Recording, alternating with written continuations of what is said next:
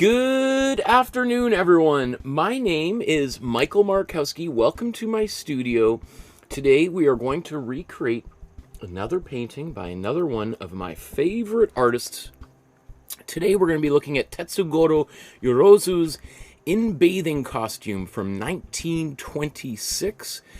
I love this painting. I love a lot of his work. We're going to see a bunch of his different, and this is maybe a little bit different than the stuff I think is my favorite work, but I love this painting as well.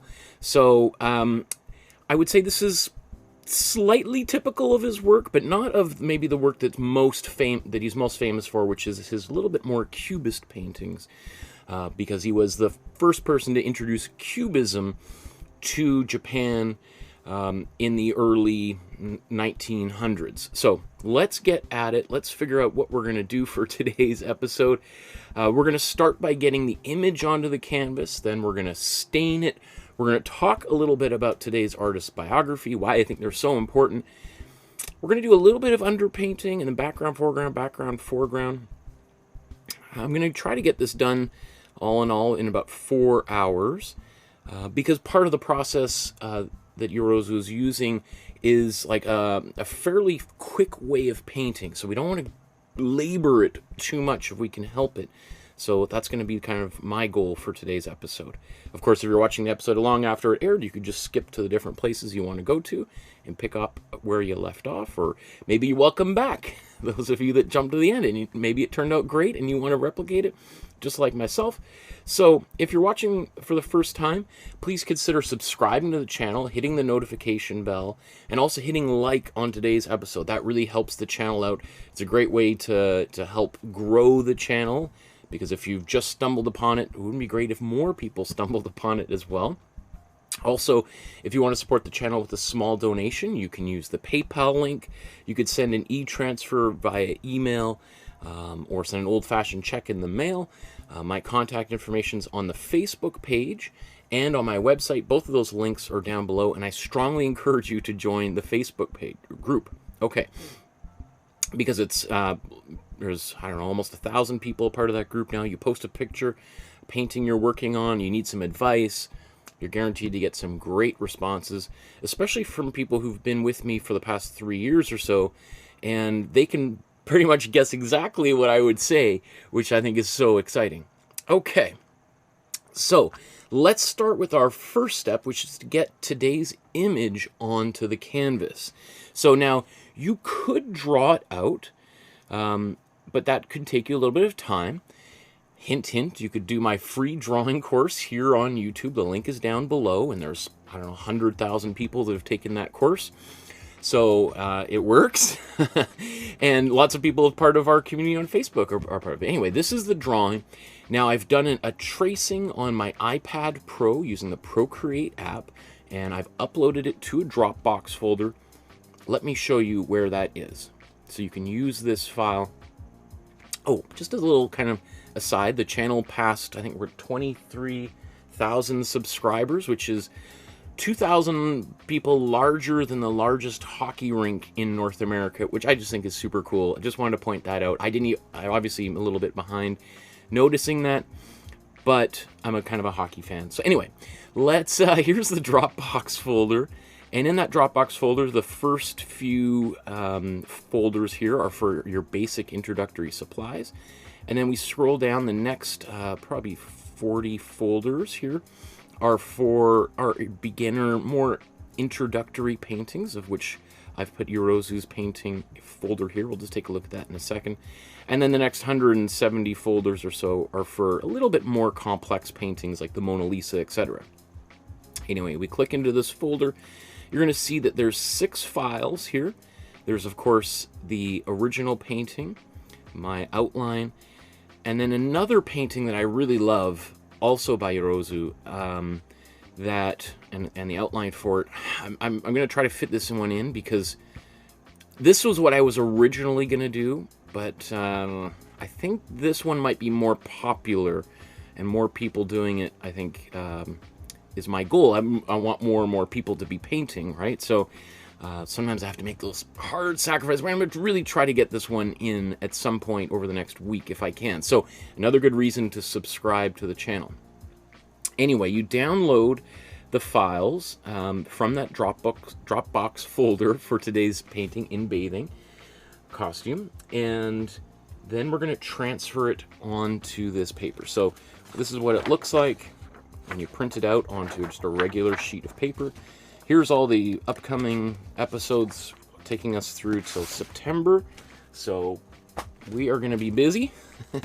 So there's my tape. Some sort of electrical problem in behind there, so that's why there's no lights in behind me. It feels a little dark and foreboding back there, but if you should see any creatures, monsters, people, vampires skulking around behind me, please let me know in the comments. Okay, so I've taped this down onto a 9x12 sized canvas board or canvas panel. So that's just canvas that's stretched over a piece of wood or really stiff cardboard.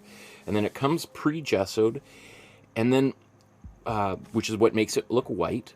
And then I take it, I sand it lightly, and then I put another coat of acrylic gesso, white gesso, on here, let that dry overnight, and then I sand it again with some like 200 grit sandpaper. And that gets me a nice smooth surface. I like smooth surfaces to paint on. Maybe you don't. Try it, see what you think. So I'm now going to use some, this is actually graphite transfer paper. I should just change this, but it's basically the exact same as carbon paper. I'm going to slide it under here, and notice one side is black and one side's gray. The black is also shiny, the gray is matte finish, and we're going to put the black side facing down, and then I'm going to quickly trace over top of these lines. I'm not going to do all of them because the goal is not to just sit here and make perfect copies of things, if that was even possible, but to have fun and to get inspired by another artist's work. And also, you should feel welcome and invited to take a little detour. And maybe you want to change the color of her bathing suit, or you want to change the time of day and make it in the middle of the night, or you want to change the color of her umbrella, or instead of an umbrella, it's a what could it be? Maybe it's a fishing rod instead, right? So, which I've seen many of you do in the past, and those are, I love those paintings when people reinterpret them and make them their own. But of course, if you want to follow along with me, then you can do so. So really, my main focus is just the outlines of her body and her bathing costume. After all, that's what the painting is called. But after that, when it comes to the water and the umbrella, that especially is where you should have some fun. I'm inviting you to have a little bit of fun.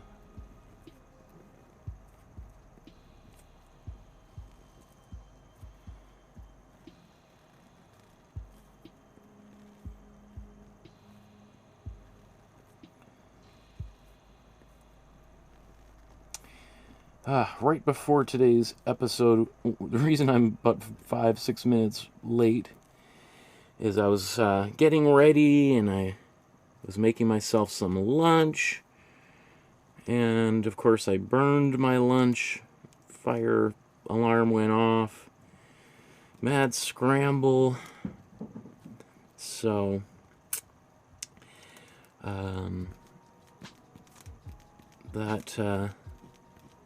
it means I don't have any lunch. Going right into this with an empty stomach. That's okay. Maybe I would have been really tired and had I eaten. So here I am, hungry to make a painting. So We'll see if that... Every painting's an experiment, right? We'll see if working on an empty stomach will make me work a little bit faster.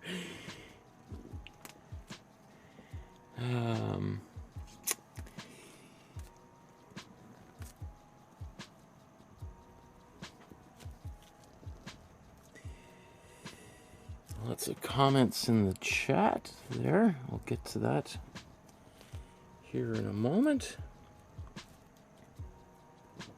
It's a good idea just to double check that your lines are in fact going across or onto the other side here.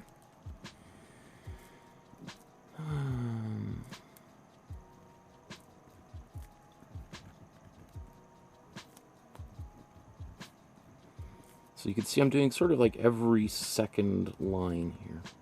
Just enough so that when I'm looking at the original, I can be like, oh, okay, that's where that is. Okay, that helps.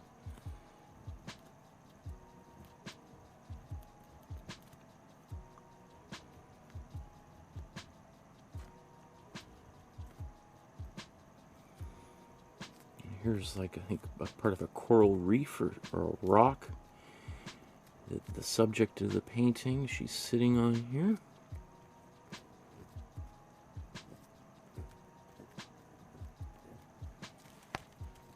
Okay.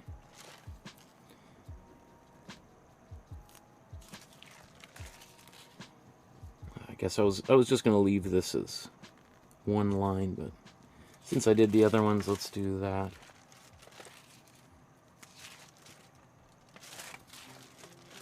Just checking to see if the lines that are most important to me are there, which are mostly the lines of the body. You know, some of these details in there, maybe that flower, that's probably good enough.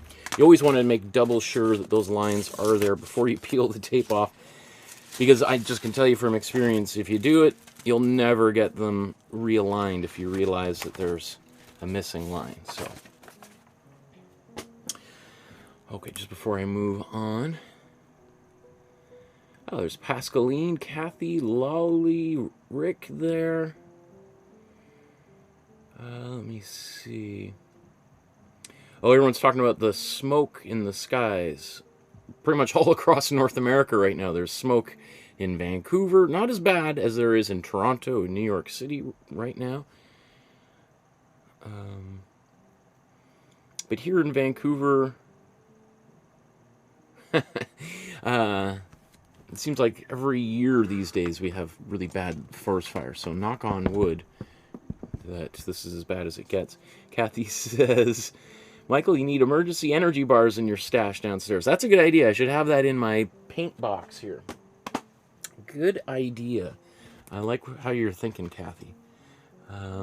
Okay, so we got that started here. Let's go on.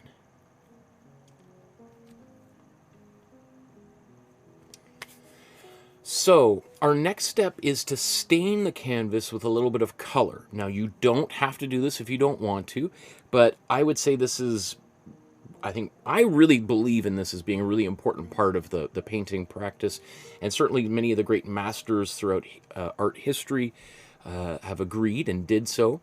And so let's, maybe even before we do this, let's just jump in and see if Yorozu did something like this or not. I'm still going to do it, but I think it's sometimes kind of good just to take a quick look. So what I'm looking for, see if I can see with my X-ray vision through the top layers of paint down to the bottom. And do we see any color there?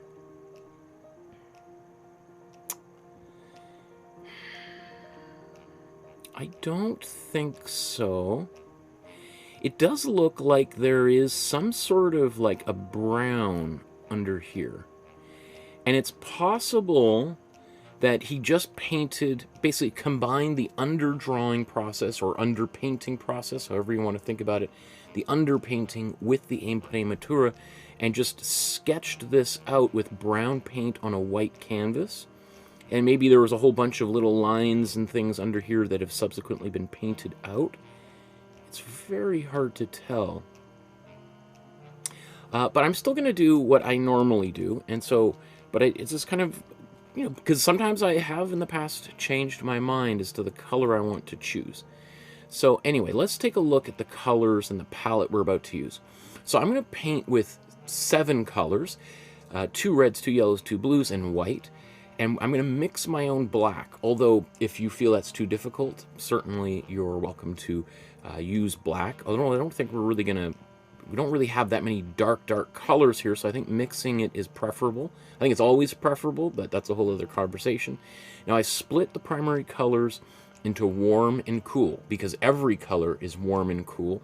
So this makes it easy to get really dynamic, bright colors if you want them. You don't necessarily always want to use them, but it's nice to have that option. So this is the paint, the brand of paint that I'm going to use here. It's these Amsterdam acrylic paints.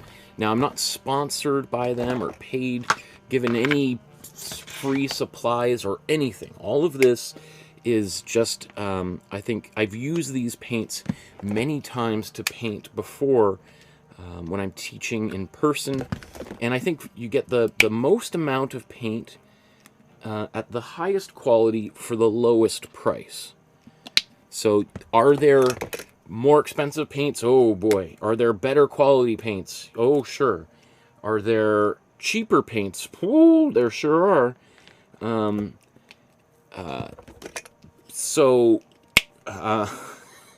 This, I think, is sort of the best of all worlds. And I think especially if you're a beginner painter, using less expensive paints is always the preferred option, because if you make mistakes, then you don't feel like you've just washed, you know, dozens of dollars down the drain. You're like, ah, this is about the price of a cup of coffee. We've all spilt a cup of coffee getting out of the car or something, or on the waiting for a bus, and it's like, oh, it's a big deal, but you know, it's like, oh, okay, well, too bad. Life goes on, right? So if you don't want to use Amsterdam paint, or you don't have it, you can use Golden. They're much more expensive. You can use Liquitex, Winsor & Newton, Artist Loft from Michael's Art Supplies, Buzz, Peebo, although I'll come back to Peebo, Holbein, Daler Rowney, Fevicryl, Nova Color, Chromacolor, but not Museum Color, and I also am not the biggest fan of Peebo either. Both of those brands, and which is very common, both of those brands mix a lot of titanium white into the paint in order to basically as like filler. And what that does is it makes it impossible to make a black, as I'll show you today. Everything always ends up like a gray color, which, hey, sometimes gray is really, really helpful. So if I know I'm going to paint a lot of gray, well, Peebo would be perfect. Same thing with the museum color, but if that's not what you want, then it can drive you absolutely bonkers. So let's move. Oh, let's let's get this here, the stain here. Just seeing all the chats. There's Pascal in the chat now. Awesome.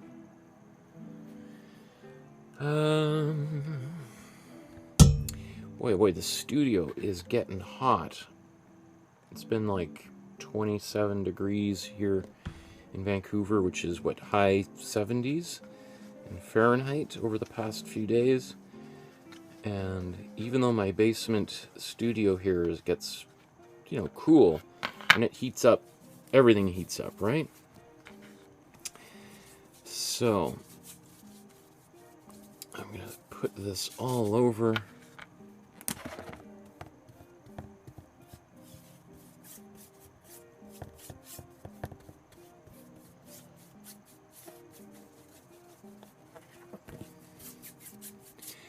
Now the question always comes,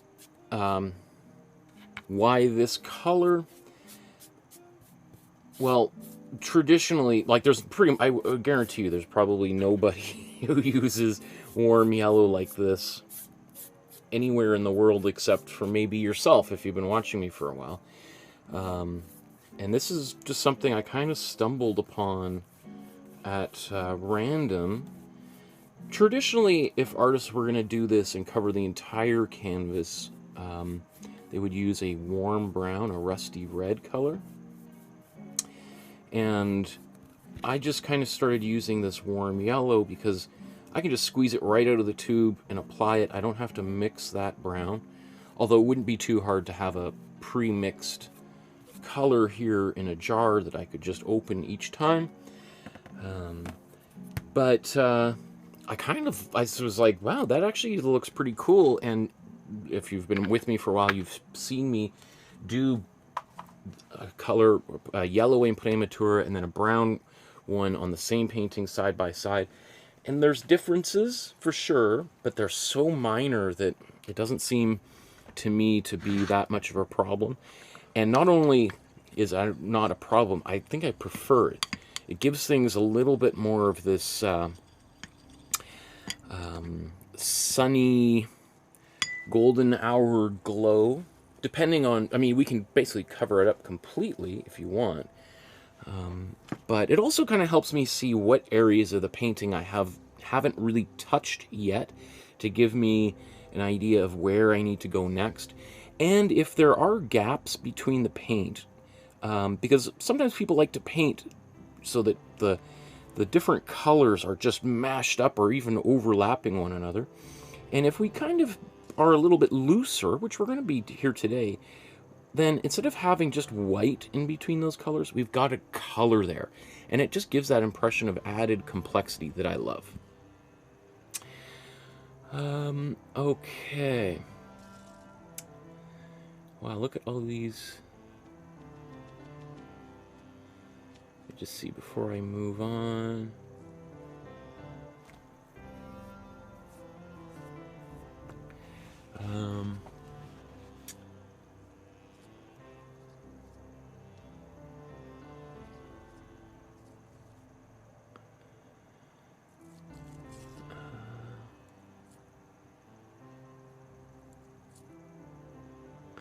Well, he says, I learned not to shove a bunch of water in my paint. I use medium instead, and I also learned you can make any color with just a few primers. I definitely do listen.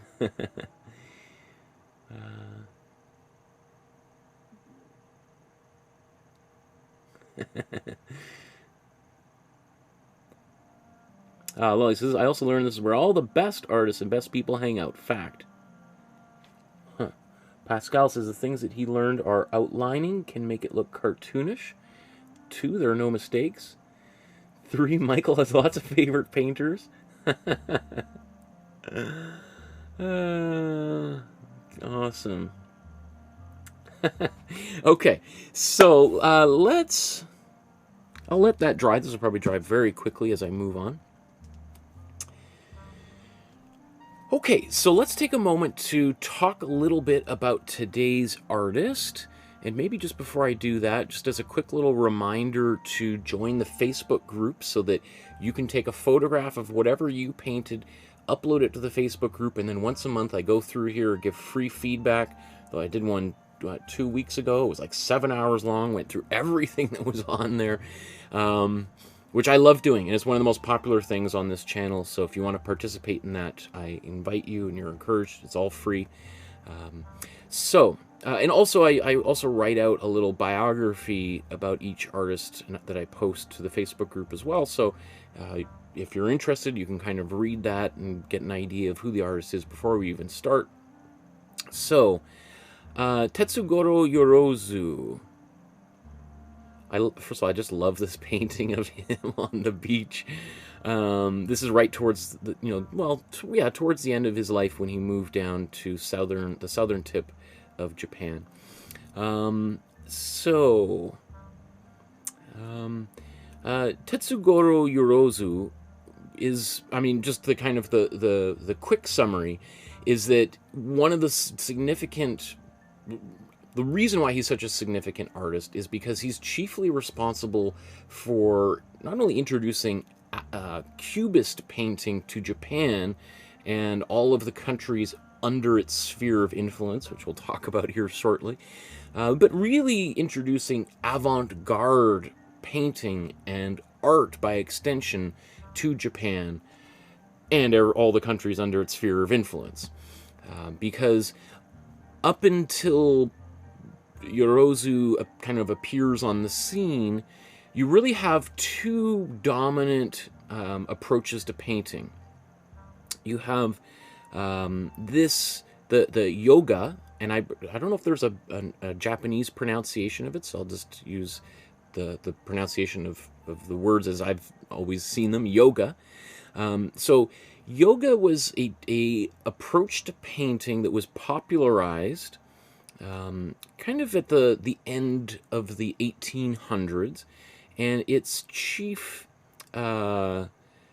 proponent or inventor, or not inventor, yeah, proponent I think is the best word, Kuroda Seki, was an artist who had studied in France and took all of, and he's working at the time of the Impressionist explosion in Europe, and so he comes back to Japan and spreads the word about all of this really cool, interesting, revolutionary painting happening in Europe, and the kind of the group of artists, the followers that embraced his Western inspired artwork, followed this kind of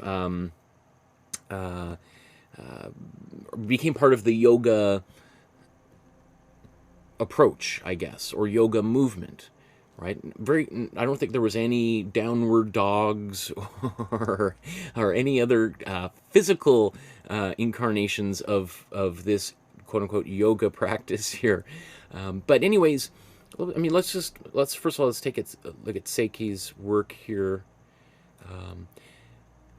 So it doesn't seem that weird or strange or innovative to us maybe today, but for a Japanese artist to be making this kind of work in the late 1800s was revolutionary to Japanese culture. We're going to look at the kind of the counter movement to this in a moment, but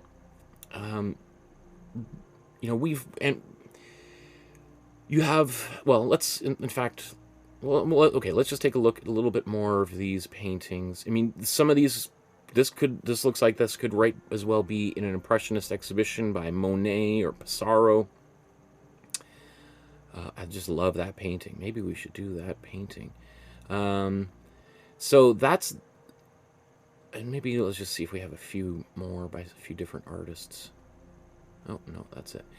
Okay, so the counter movement to that kind of sprang up, or you could say had been there for centuries all along, was the Nihonga. And Nihonga is literally translate to pictures of Japan, and it's focusing on much more traditional subject matter and technical approaches and materials to the yoga movement.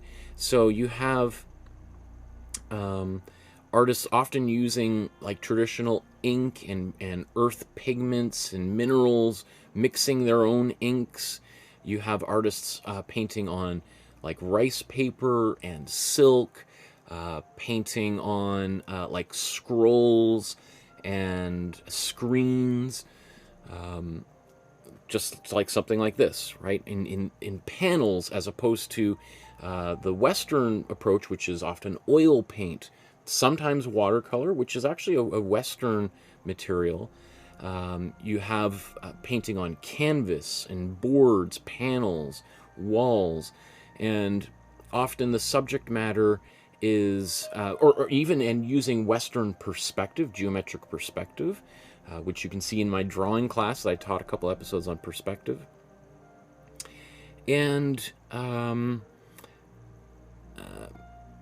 another big feature often of traditional Japanese art is a very close relationship to poetry as well, as is also very common in Chinese art as well. So, and often they're illustrating stories and themes, legends, myths that are that probably a lot of Japanese people would recognize from their youth, from school, etc. I mean, these are just gorgeous. Oh, that is awesome. Wow. So this is, again, this is the more traditional approach, the Nihonga style, which again kind of, and you can see, look at how huge this is, this long scroll. So what I think is interesting is, and I guess I haven't even really started talking about Yorozu's biography here, is that kind of in his infancy, there's two competing art methods in Japan. And what I think is really interesting is some of the earliest inspirations that Yorozu had were well, not all, but were often Western inspired. So Yorozu was born in Hanamaki, which is, let me see, it's in northern Japan here. So we'll zoom out. Oh, there go the lights. Let's keep on zooming. So you have Tokyo down here and Osaka, and you have the northern tip of Honshu Island up here. And also, by the way, this is the museum dedicated to Yorozu as well in his hometown, or home province, I guess you'd say, or prefecture. And so he's born in northern Japan, or the northern part of Honshu Island, and his father is a merchant, and so he often works with his father. He's the oldest son. I'm not sure how many siblings there were, but it's, especially, well, pretty much every culture, the oldest son is given a lot more responsibility. So what's interesting to me is how his family supported and encouraged his artistic interests. His father buys him this book, Oshita Tojiro's A Guide to Watercolors. And Tojiro is also, just like Seke, a very important artist, really spreading the gospel of Western art and Western art techniques into Japan. Again, you have to remember, Japan had been closed to the Western world for a few centuries, and so it's opening up, and you have art from Japan coming to Europe. So you have, we've done a couple of episodes looking at art by Hokusai and Hiroshige, and how artists like Claude Monet and Van Gogh were super inspired by Japanese artists. And then you also have Japanese artists being really inspired by European artists. So it's like really, this global trade that's happening here. So he teaches himself how to paint with watercolors, which, again, I mean, I think there's kind of a idea that watercolors are a Eastern material, and certainly artists in Asia have long used ink to paint with, but kind of the watercolors that we probably think about that we used in school are kind of a Western material. So, and the way that it's used is also very different.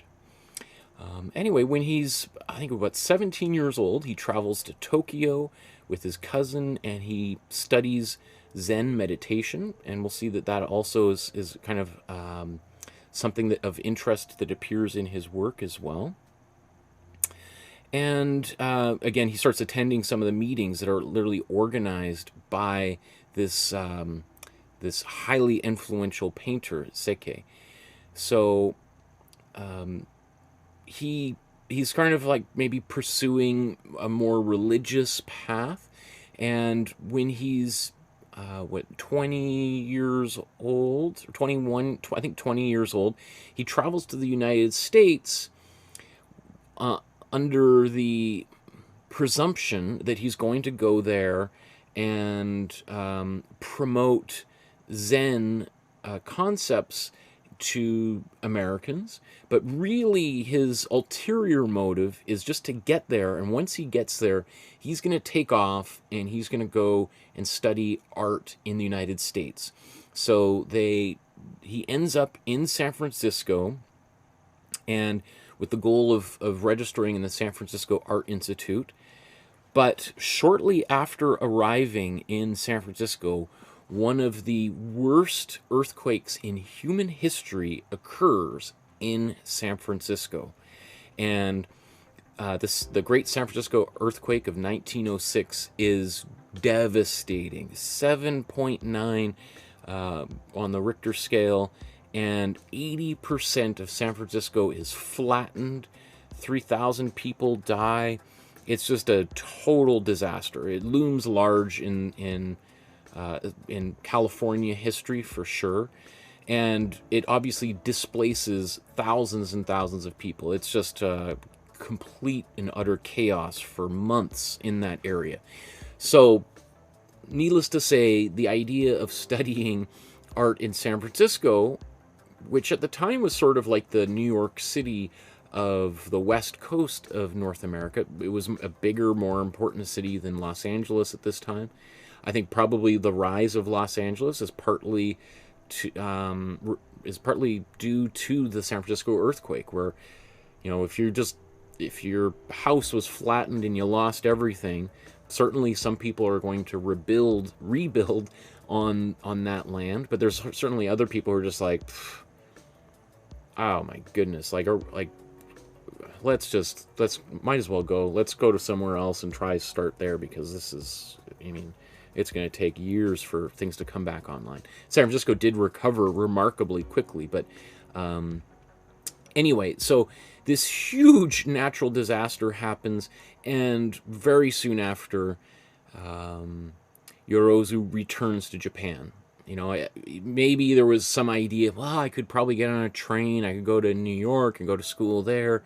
But San Francisco also had a really large Asian population, both Chinese, Japanese, and that would have made it, you know, for someone who didn't speak English, that would have made transitioning a lot easier. And when that option kind of comes off the table, you know, it was probably a little bit, he probably felt a little bit out of options, and maybe a little bit terrified about going further east. Anyway, he returns to Tokyo, and he studies at the Tokyo's Fine Art School. And if you recall, a number of the artists that we've talked about from Japan and Korea also studied at the Tokyo Fine Art School, because from 1905 to 1945, Japan basically invades and takes over Korea. So Korea, North and South Korea, fall under the sphere of influence of Japan, and Japan is spreading that influence, to point it mildly, across Asia, and dozens and dozens of countries are invaded or occupied, or, I mean, so many artists from these other countries, which are now colonies, also come to Tokyo, because that's sort of that's kind of like the capital of this new empire. And although some of the artists that we've looked at already studied after Yorozu is, you know, he becomes sort of like the famous guy that went to school at that school. You know, I think we all went to either university or high school, and there was always that one famous person that always gets brought up. It's like, this is the guy that went to school. I'm going to school at the same school Yorozu went to, right? At this point in time, he's not well known at all. But I think one thing that's interesting is, very soon after he begins school, I think it's about third year of school, he forms an art group with some of his friends, the Absinthe group, which gives you an idea. I don't know if absinthe was available in Japan at the time, but by this time, you know, it's about 30 years since since Impressionism and Post-Impressionism, and absinthe, you know, especially by the avant-garde in the early 1900s in Paris, is sort of like the drink of choice. It's this mixture that claims to have psychedelic properties that, you know, if it's not done well, can cause lots of ailments, blindness, apparently, possibly. So I think calling the group the Absinthe Group tells me, anyway, kind of some of his interests and where they come from, and maybe who some of the painters are that he wants to emulate. People like Picasso and Matisse, who are on the rise. Matisse probably more well known than Picasso at this point. So the first kind of his first big piece, and let's see, I got these queued up here. So his first big piece that he created for his graduation exhibition. Usually at art schools, an artist creates, there's usually one exhibition. It features all the students, and students are invited to put 1 or 2 works on display. This is the work he exhibits, Nude Beauty, from 1912. And this is like a huge hit. It's very different than the kind of work that, like if we look at Sekei's work here, had done, right? Like, this is the kind of, this again would fit in very nicely in any impressionist art exhibition anywhere. And yet you have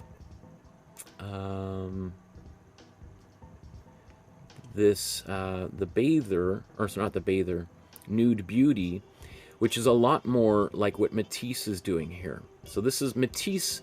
Henri Matisse was sort of like the first great avant-garde painter of the early 19th or 20th century, and very famous for using very bright, super saturated color.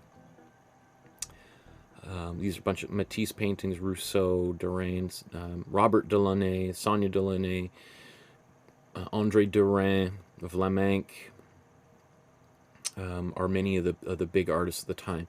So this kind of thing, by him showing this painting upon graduation, is a big statement, because he's saying, not only am I not interested in traditional Japanese materials and styles, approaches, I'm also not really into the kind of yoga approach that had been spread by kind of one of my mentors, Sekei, which was kind of more traditional, more impressionist in its nature, more traditional European. So he's saying, not only am I not interested in traditional Japanese art, I'm not even interested in traditional Western art that is being promoted by the school. I am on the tip of the spear of the avant-garde. I am interested in the latest stuff that my generation of painters are making in Europe, and that is Fauvism. And that immediately just places him, like, in front of all of the rest of his peers. Whether people like it or not, he becomes sort of like the symbol of avant-garde art in Japan. And, he's, 22 years old, literally just finishing art school.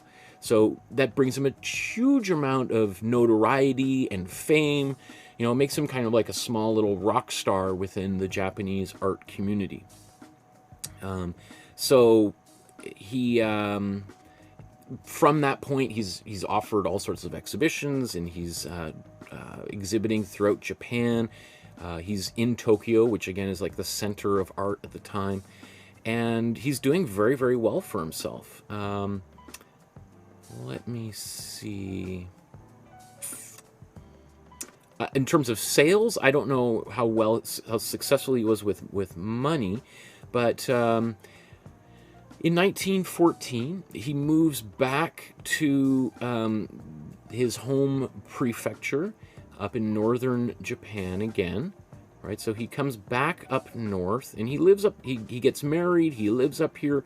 I'm not sure what his wife did for a living, but she had money, or at least her family had money, a dowry perhaps, and so he's sort of living off of her, essentially, because probably the work that Yorozu's doing is probably not the most popular work that one might have seen at that time. Let me see. I got a whole bunch, all these tabs.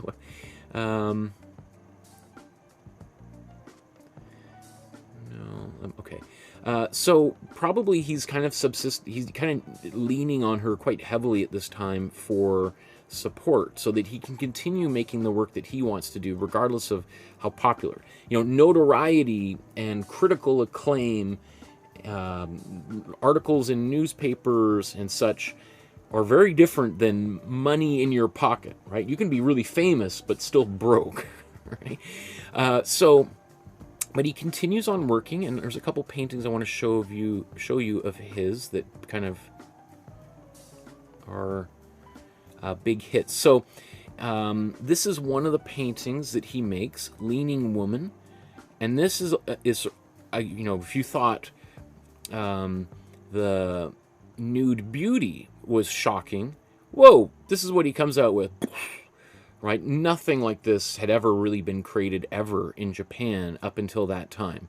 So this is just like a mind bomb going off in that in these annual exhibitions. These Nikkei exhibitions we've talked about before were kind of like the great salons that they had in Europe, where artists would submit work and they'd be on display. You know, hung salon style in these big gymnasiums, and if you didn't get your work into that exhibition, it was really difficult to be a professional artist. Well, these Nikkei exhibitions that Yorozu participates in are very similar. So you have really every major artist in Japan exhibiting simultaneously in a really big space. And so when you make a painting like this, and there's nothing anywhere near that also on display, it raises the eyebrows, right? This is another one of the paintings that he exhibited in 1917.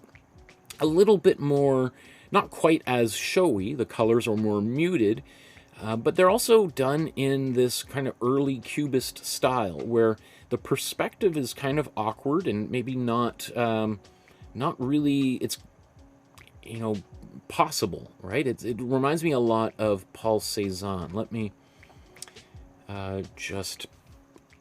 we did a Cézanne. Did we do two or just one? I think we did just one.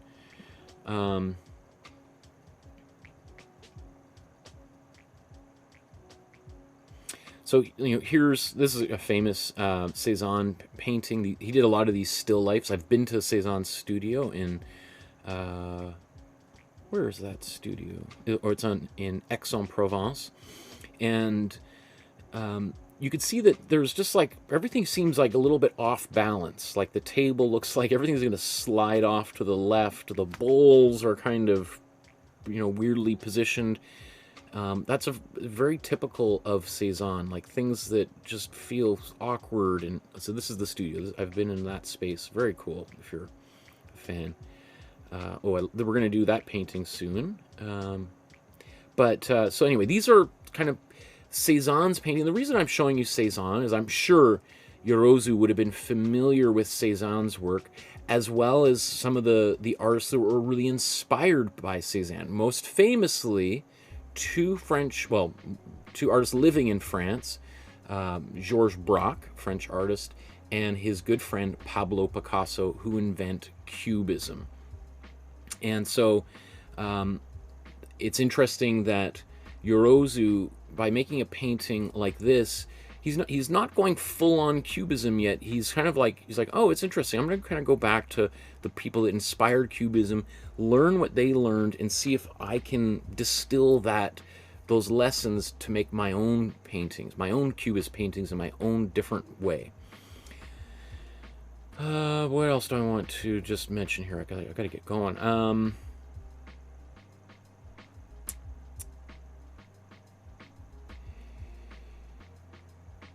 So another major exhibition. Oh, so I should say that. So he's still up in northern Japan, and then in 1919 moves down to Chigasaki, which is, let's just.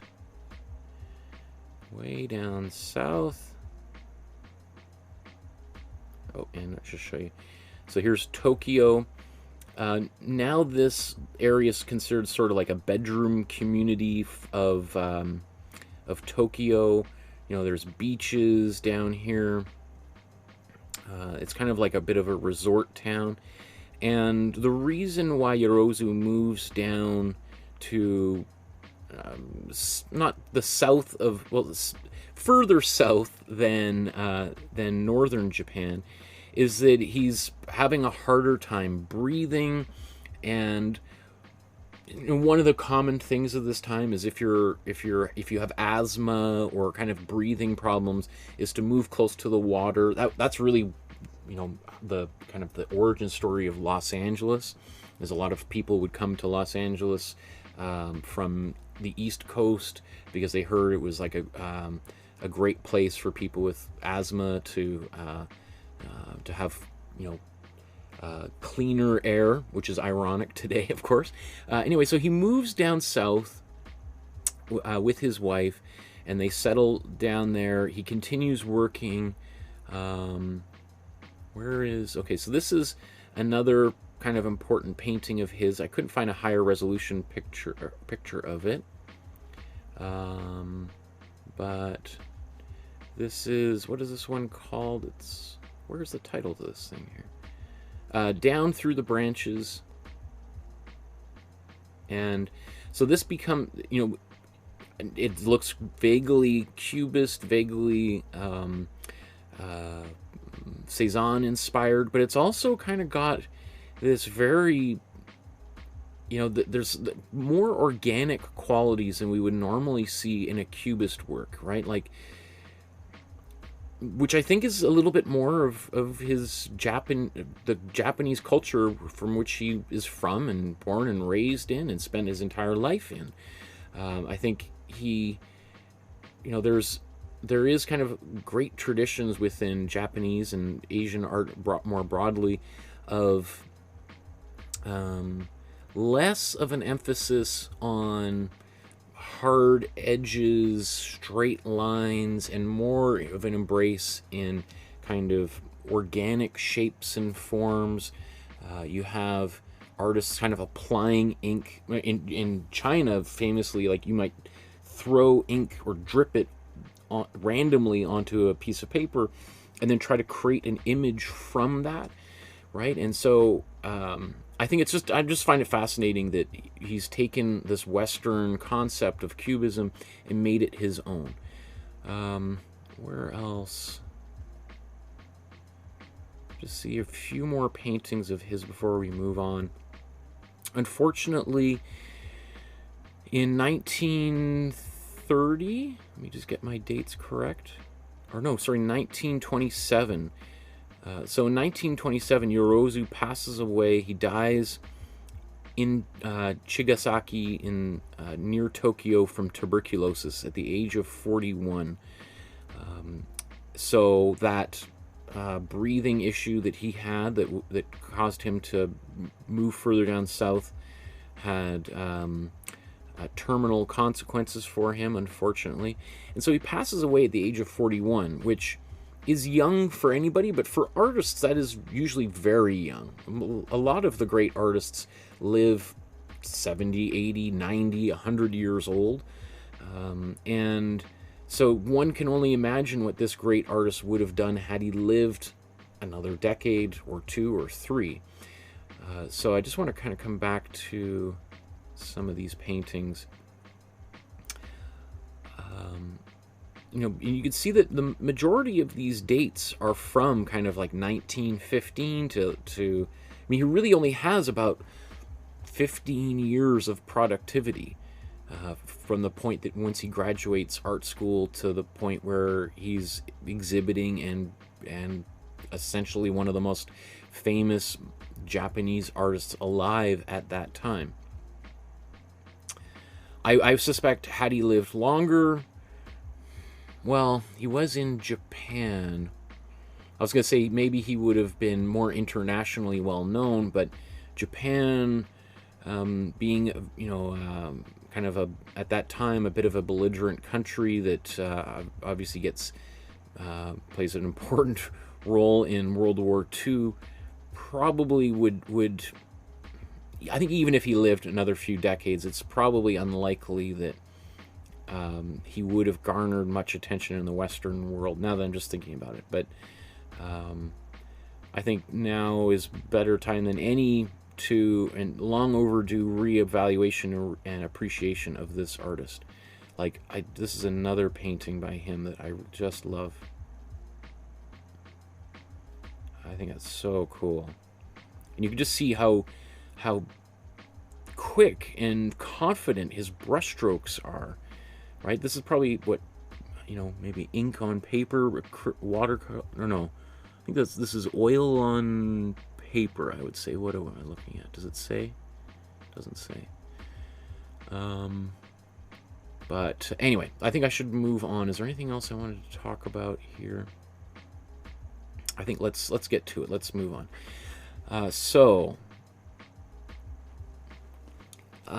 Our next step here is to do a little bit of underpainting. Potentially just a little bit on her face and her body, so that as we progress, we don't lose too much detail. So maybe before I do that, let's just take another quick look at the original painting. And instead of using black, what I think I'm going to do is mix a brown and apply that brown in a few places, a really dark brown that could potentially stay through to the very, very end of the painting. And I'm probably going to paint it throughout the background as well. So let's look at our options here.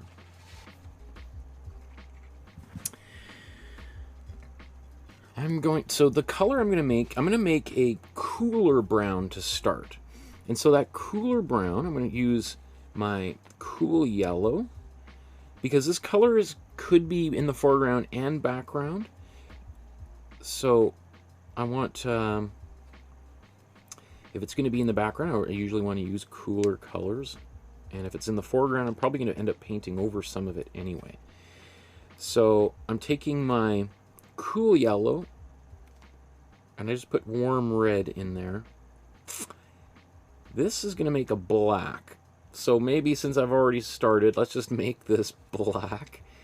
Okay. Maybe, well, yeah, let's do this so that we can see the difference between, if we just alternate between one color. Didn't plan on doing this, but since I find myself here, let's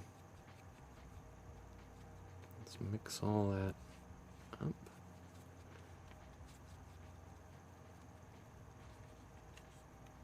Still a little bit.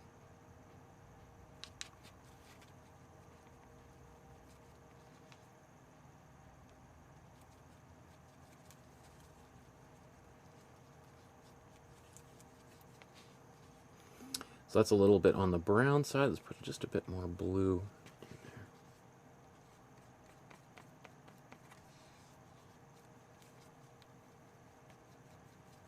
Okay. Well, if you want to use black, that's how we get a black. That's pretty close to a black. I'm just going to wipe this off, and let's start this again. Let's take some cool yellow, cool blue, mix that together, and some warm red here.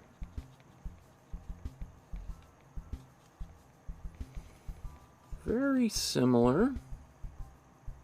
Put a bit more yellow in there. I'm actually surprised at how similar it actually is. It does look a little bit cooler than this one. This one still has a bit more of a warmer quality, because maybe I put a little bit more red in there. Now that I got that kind of blackish color, I'm just going to turn this into a dark brown. So I'm just that's why I added more yellow and red there.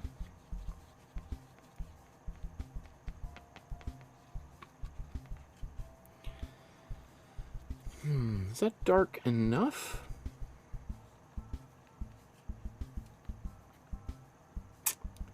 Let's add just a little bit more blue.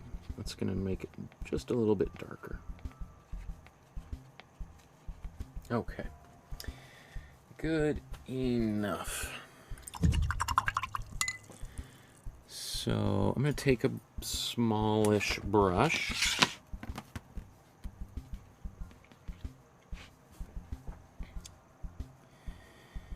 And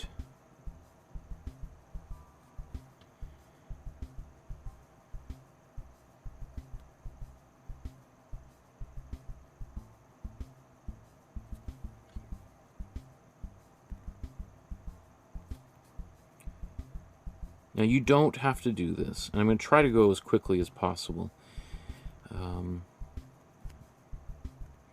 But I do think that this might have been what he did in a few places here, especially in the, you can see it in the water. Oops.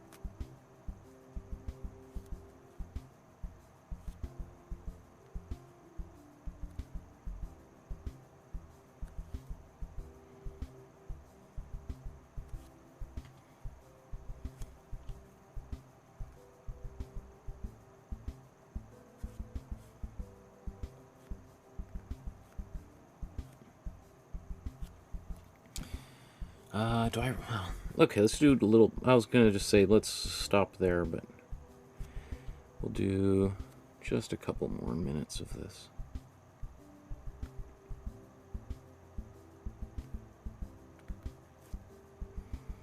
It is helpful. It seems to kind of take a little bit of time at the start of a painting, but the one benefit of doing this is, I think, you know, once you've got that done, then you don't have to be so worried about, you know, where you're painting, let's say, your background lines, because these are going to kind of help you find those lines later on.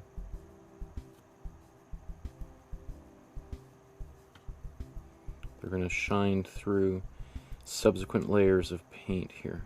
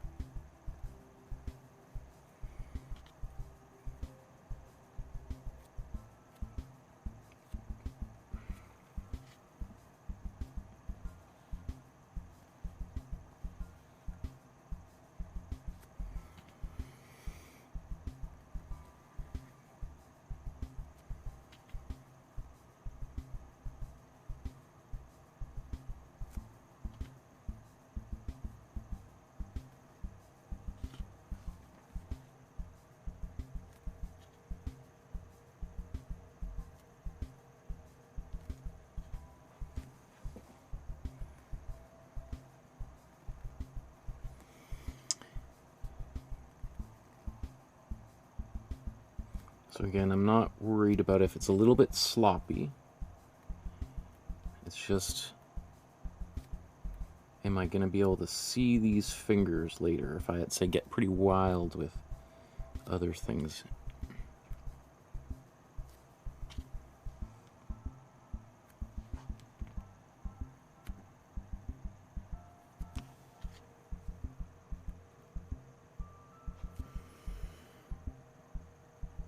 So boating shoes, let's see, if that's her knee there, that's her other knee, that tells me that foot, so this isn't in the outline because it goes off the outline, but I'll put this other shoe down here. Now I would say that that is a, you know, a little bit unusual to cut the foot off in a painting like that. I guess at least well, I guess now I look at that foot is in the water. So, you know, it's okay. But that is, you know, probably something that an artist is discouraged from doing. And you know, when I see things like that, I think that is either a quote-unquote mistake, or it's the artist saying, I wonder if I can do this. Can I make a painting where part of the body is cut off at the edge of the canvas? Because artists love to do things like that. When somebody tells them you're not supposed to do this or that, it's supposed to be this way or that way, and no other way, you know, artists are always, that sticks in our minds when we think, really? So you're telling me there's no way to pull that off? Okay, well, let's just see. Let's see about that then.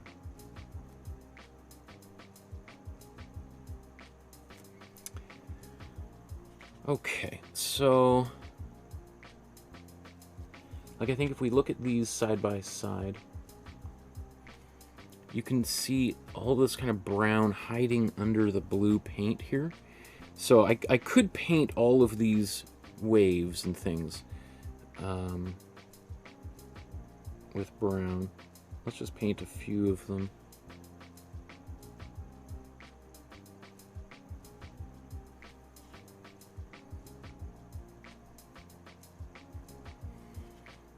Because this is probably what he did to draw it out. Probably didn't use a pencil, probably may have done some sketches, and then probably painted this quite quickly onto the canvas, you know, just like this, onto a white canvas like that.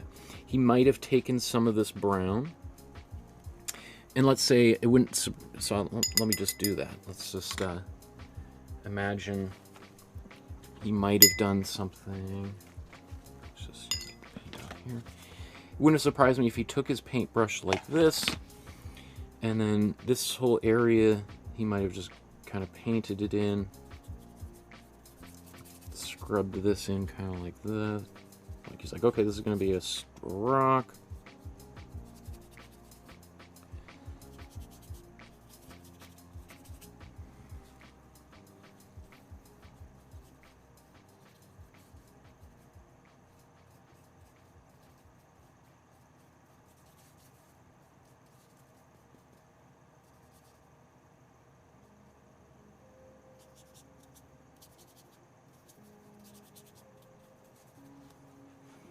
Right, and then if he felt he went too far, he might just wipe a bit off.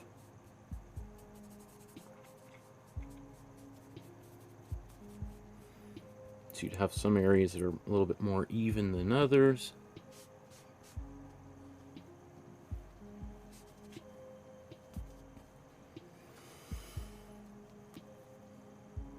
Okay. Perfect.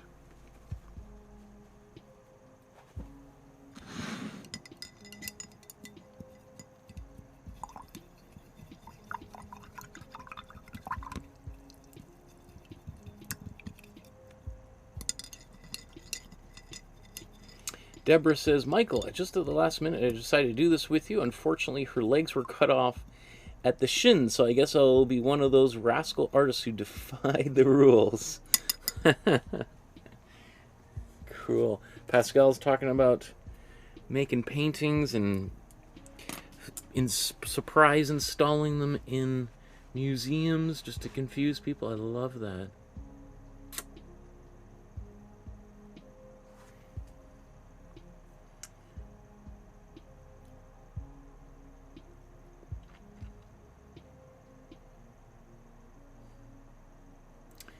Well, looks like you guys are having great conversations about traveling and margaritas and stuff. Okay, so I'm just gonna move on. That sounds good though. Okay, let's have a sip of tea.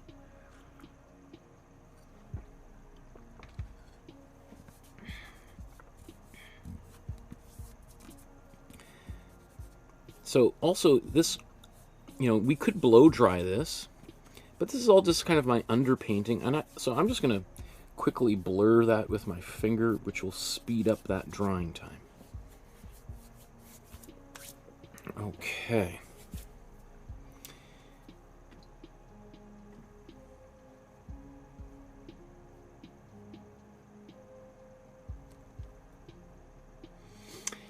So our next step here is to start painting the background. And that, for our purpose, the background's going to include the sky, and probably we'll do the water, and maybe even this rock. Maybe. Well, let's think about it. But we'll start with the sky and the water and get a little bit of that established. So let's just take a look at the original and think about what colors Yorozu's using here.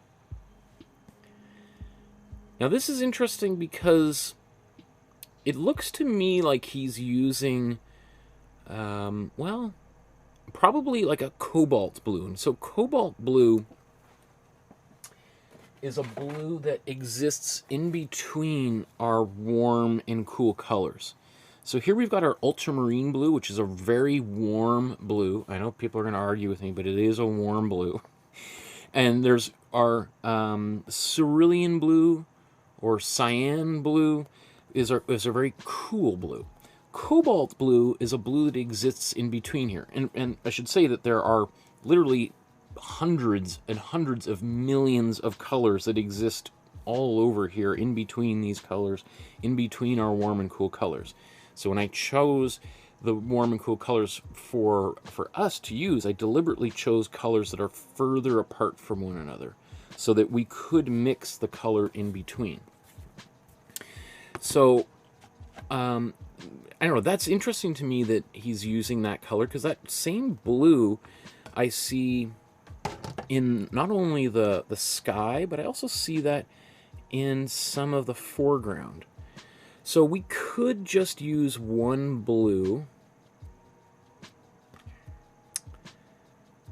Although, you know what, it does look like he is using, well, because he's got some warmer blues on the bottom. He does have a little bit of that warm blue. I think he's probably, what he's probably painting with is a cobalt blue, for sure. And maybe an ultramarine blue as well. Or he could be modifying that cobalt blue with red. It's hard to know. Obviously, he's probably not using the same palette that I'm using, the same 6-7 colors that I'm using. Anyway, I digress. Let's start painting here. So, in order to mix this color up here, probably the first thing I'm going to do is use a little bit of white.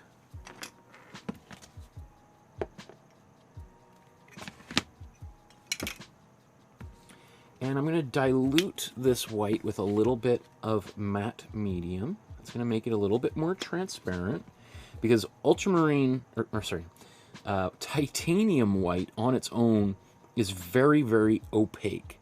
It's literally, you know, if you make a mistake, you can cover it up and hide it with white.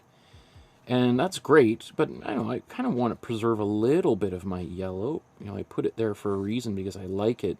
So I don't want it to be totally gone. I just want maybe 5% of that white to stay, or of this yellow here to kind of shine through. So now I'm going to take a little bit of my cool blue. I'm going to mix a bit of that in here. Maybe not a lot to start out with. Very kind of light like that. And then I'm going to paint this in here relatively quickly. And I'm not worried about going over any lines.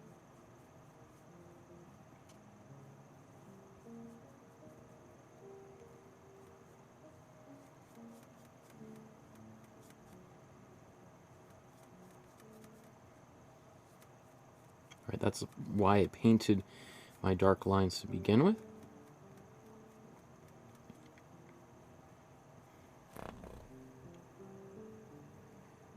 Okay, let's let that dry for a few moments. And while that's drying, I'm going to come around and paint a little bit of white or this kind of slightly bluish transparent white.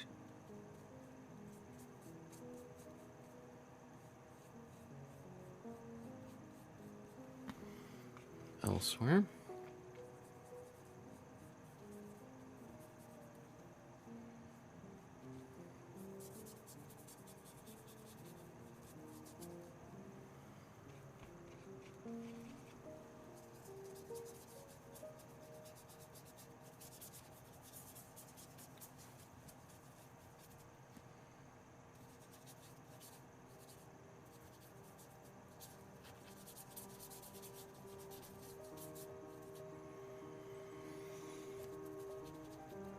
Okay, so I'm just kind of brushing that in pretty quick and brusquely.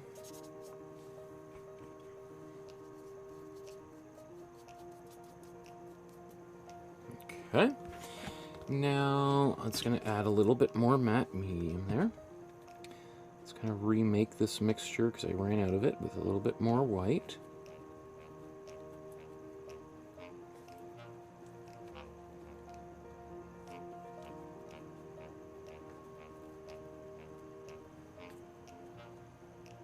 Take a little bit more blue. You see, I'm not adding much to it, but that's a radically more blue color.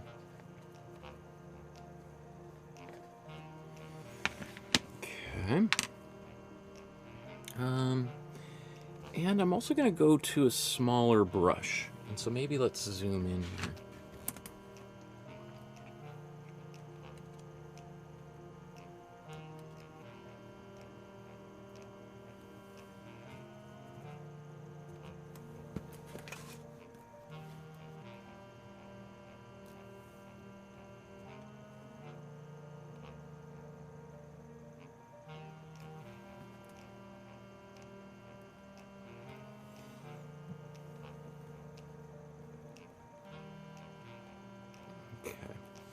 So I'm going to take this blue that I just mixed, and now I want to try to paint a little bit of these same sort of brush strokes.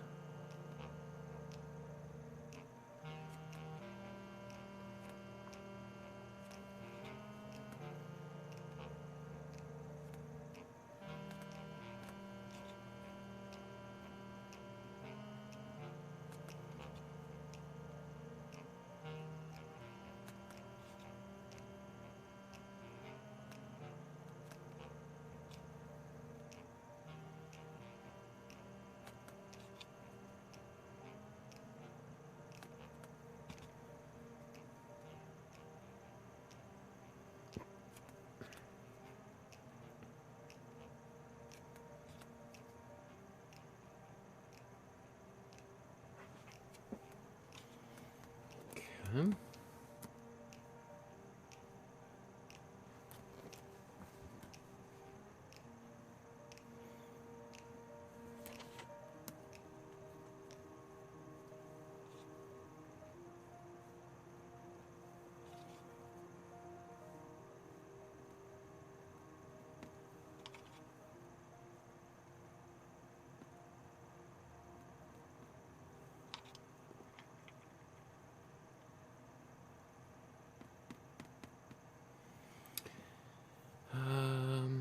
Let's let that dry a little bit. As I'm letting that dry, let's just go down into the water.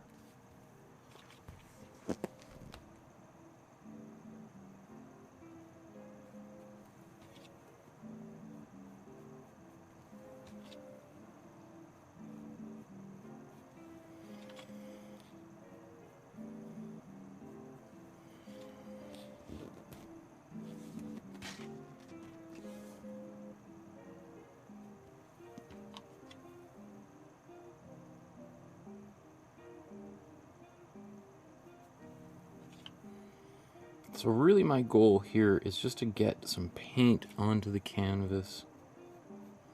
Not to worry so much about accuracy or anything. Just trying to fill it up, really.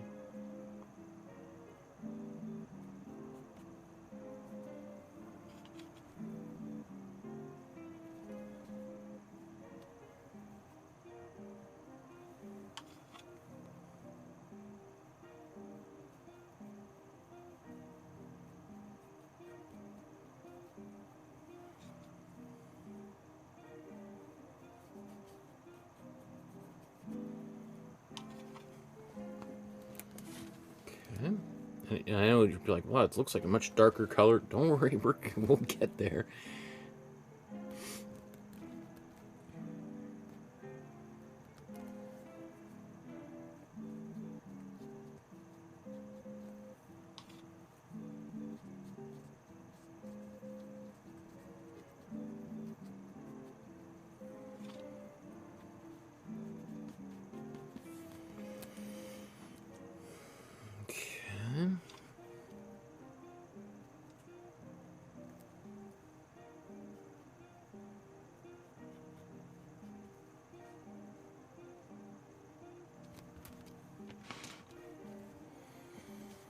There's definitely less and less cool blue the further we get down here.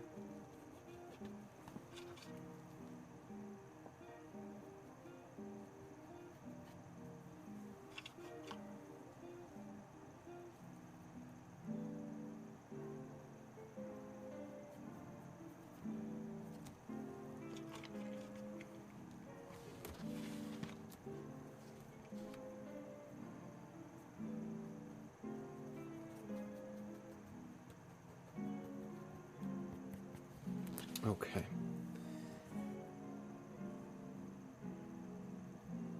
So there's the beginning. Let's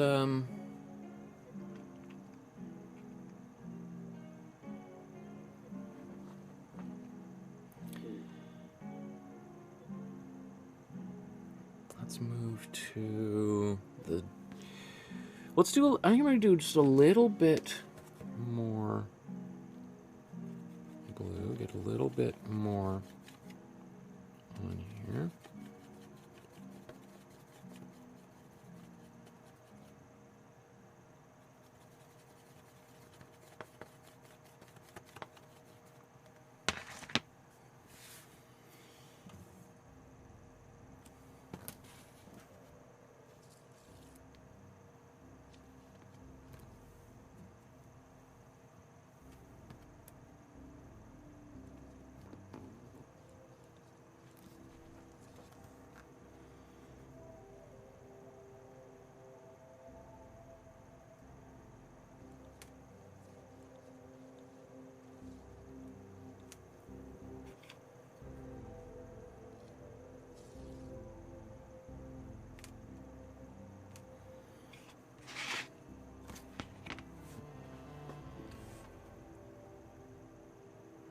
So I like how he's using these vertical lines here in the sky to really contrast with the vertical or the horizontal lines in the water. You know, it makes it a very distinct color, or not even color, very distinct areas of the painting. I don't know if you can notice, but sometimes as I'm painting, because all of this is still a little bit wet, especially these thicker brush strokes, I'm actually kind of peeling some of the paint that was there before away. And that's just because I'm kind of I'm painting pretty quick for an acrylic painting. I mean, it is acrylic paint, and yet it's still quite wet, right? Now, a lot of the stuff in the top right corner of this painting isn't actually there. It's stuff that I added when I was photoshopping, enlarging, widening this picture out. So, you know, I'm going to kind of maybe try to keep it kind of continuous. I like how his brushstrokes, though, in the sky kind of contour the umbrella. They're similar to the curve of the umbrella, so I'm going to keep that kind of approach here in my own painting.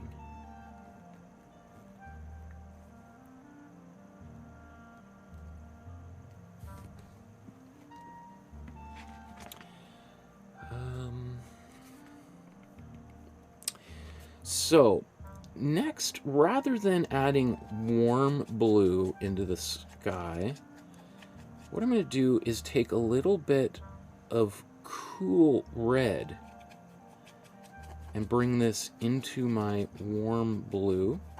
You might think, well, it's going to make it like a purple. Well, maybe a little bit, but what it's going to do is also make this darker. It's going to turn it into a darker, cool blue, which is different than our ultramarine blue, which looks much warmer and will be kind of similar to this.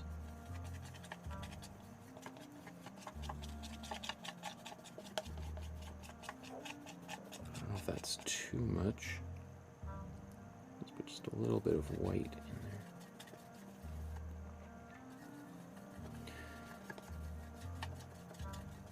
Adding white to this color is going to take it'll still stay dark, but it just takes some of the darker colors want to also move forward, even if they're cool. So just pushing it back a little bit.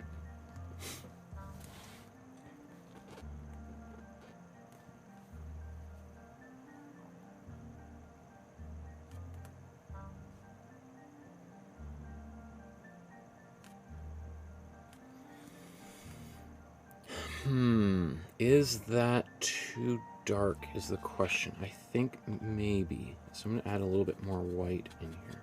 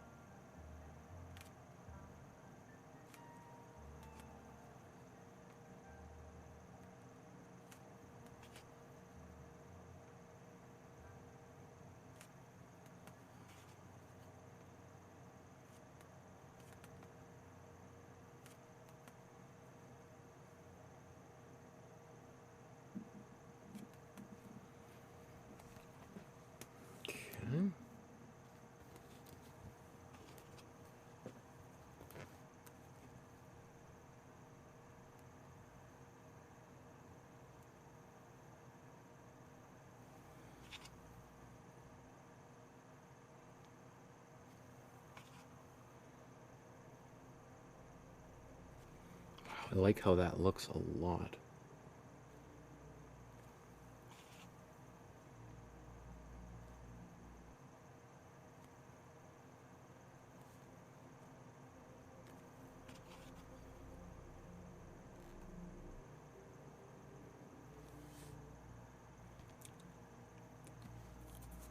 Okay.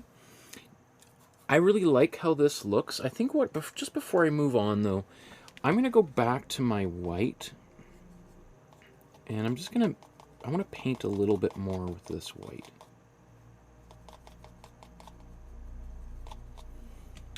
Add just a little bit of, I mean, you can see it's not perfectly white. It's still got a little bit of that cool blue in there. But now that I see how this is developed, I feel like, you know, maybe I do want to get a little bit more opacity here.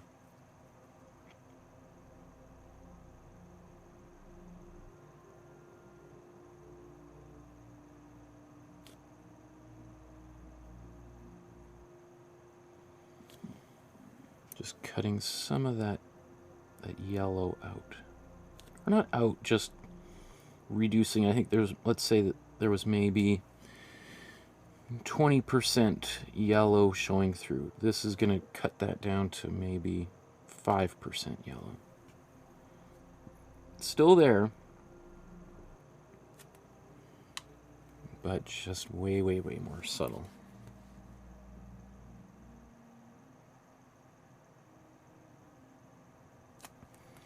And, you know, I've deliberately not painted every brush stroke out. I want to preserve some of that. I think that's good. And there's Sanju joined us in the chat. Hello, Mikey.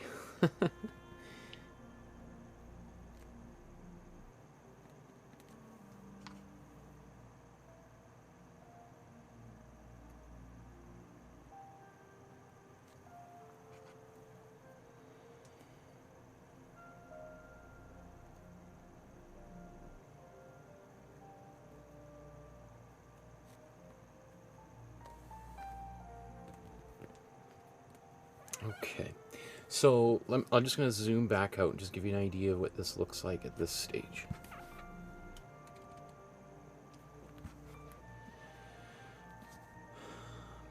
So, you know, definitely he's got some darker brushstrokes here. It's not quite as white as that.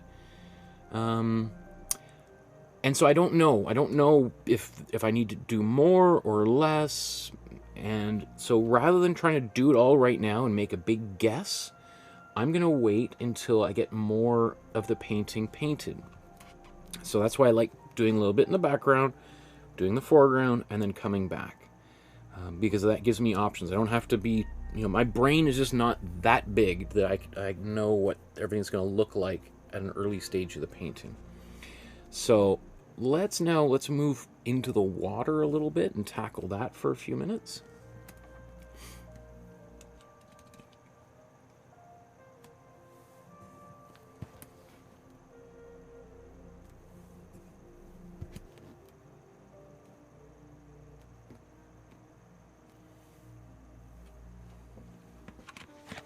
So I'm going to do the same sort of thing. I'm just going to take a little bit of cool blue.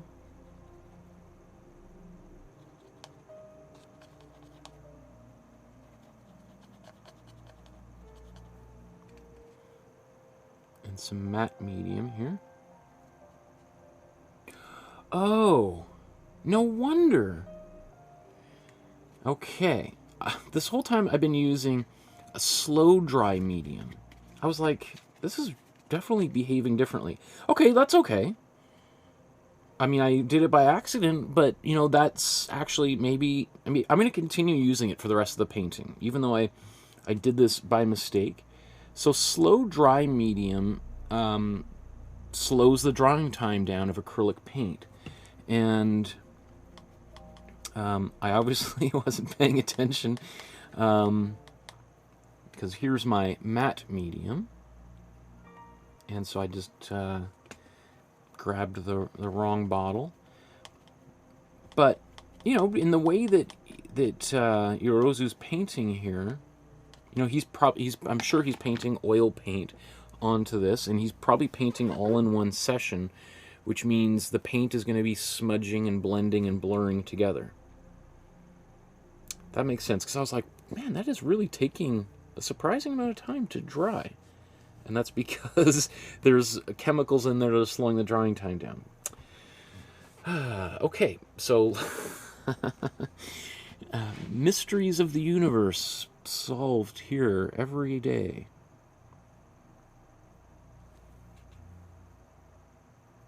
But that slow dry medium also behaves a lot like matte medium in that it thins the color out a little bit. And so we can use that to our advantage to make a little bit more transparent areas of paint.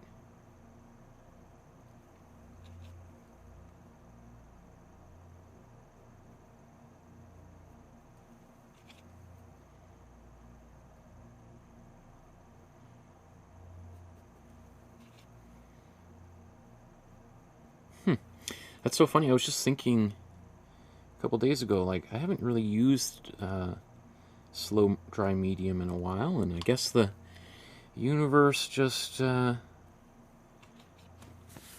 made it happen for me. So that's interesting to me.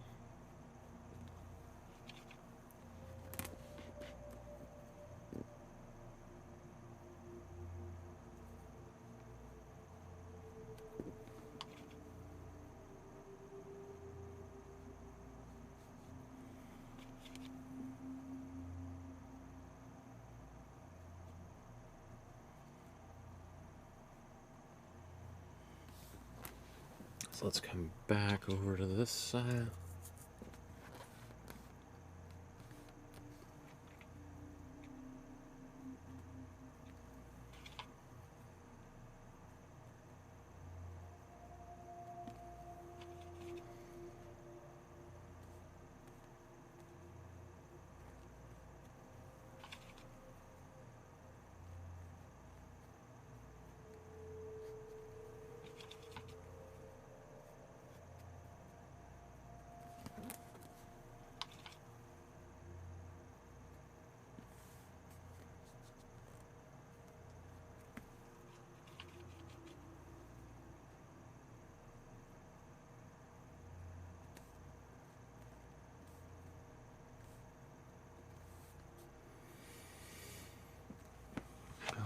Okay, let's continue here. Basically remix this darker color that I had earlier. So let's take some more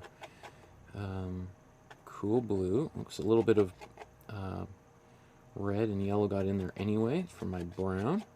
Accidentally scooped a bit of that in there. That's okay. So again, that's maybe a little bit too dark. So let's just add some more white in there. And then this time let's purposefully put the slow dry medium into that paint.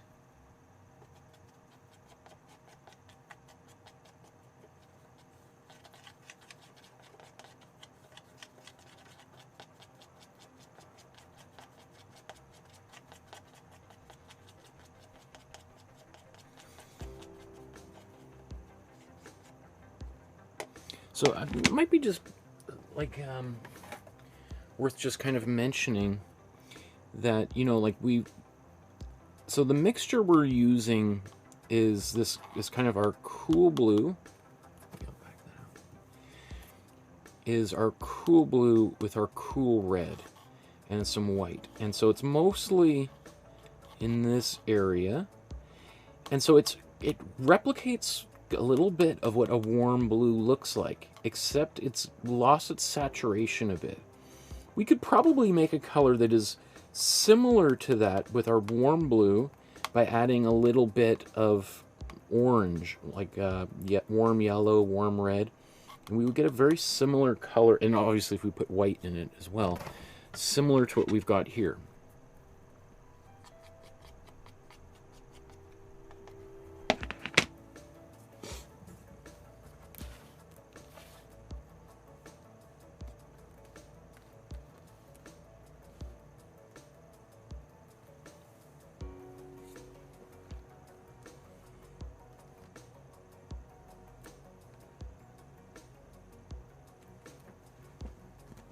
Is this going to be too dark? Well, we'll see.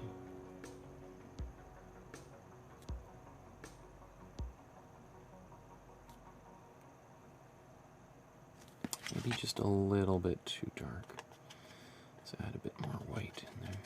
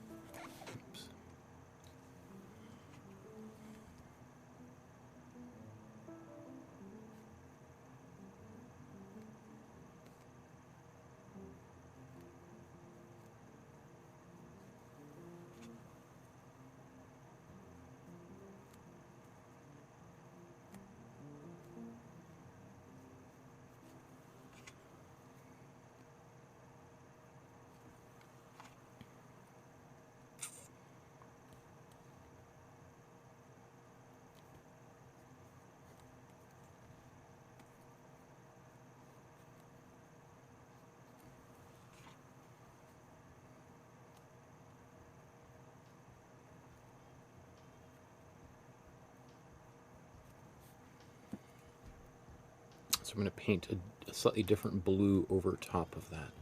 Just laying the foundations here.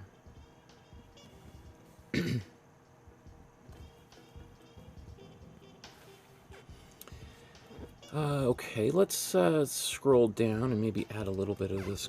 Well, do we want to add any more color down here? Of this, or not, we want more color, but do we want to use this color, I mean?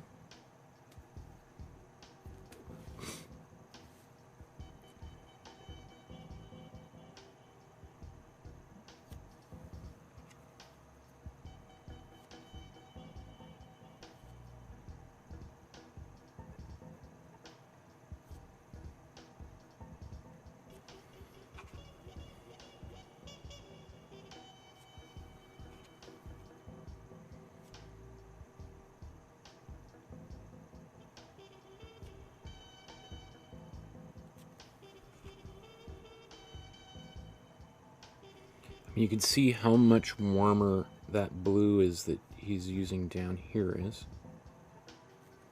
So I won't use too much more of this down here, except maybe just to kind of emulate probably some little bit of the sketching that he probably would have done with that color.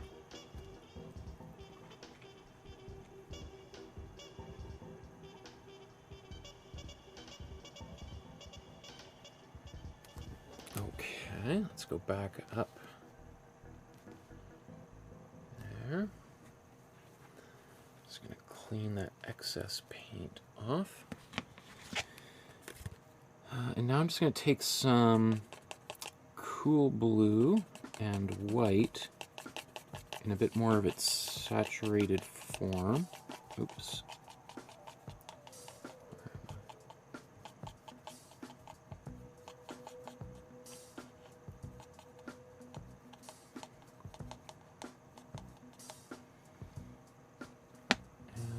Yeah, let's put a bit of slow dry medium in there.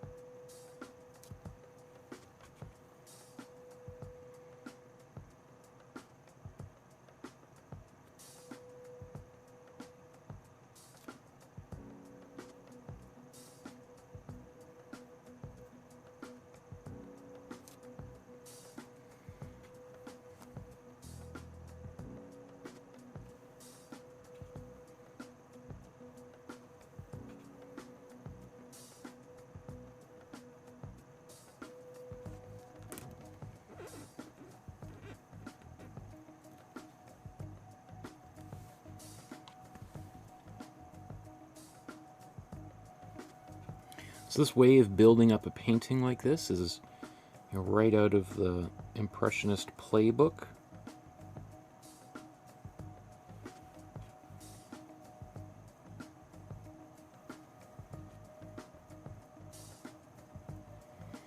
So sort of like, the idea is to kind of place contrasting colors next to one another, which is, you know, kind of pretty much the exact opposite of the way that artists painted in the West for thousands of years, in which you're deliberately, well, maybe not 1,000 years, like 500 years, where you're painting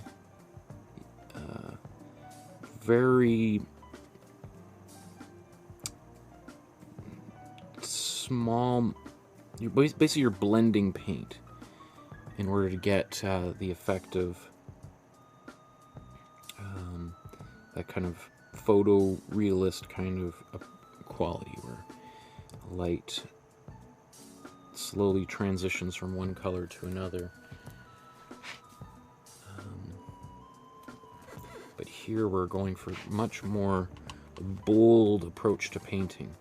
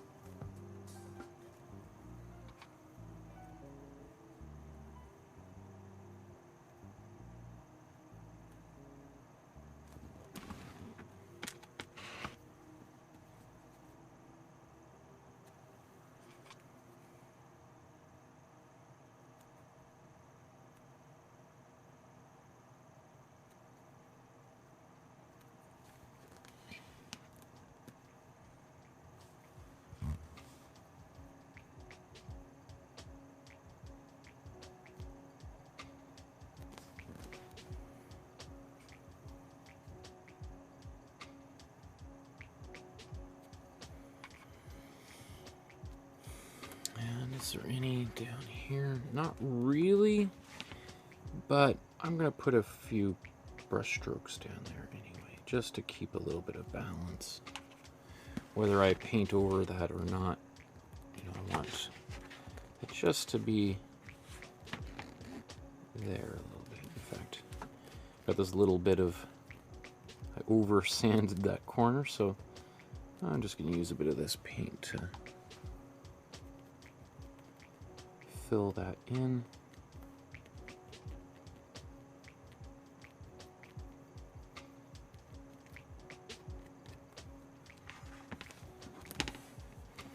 Okay.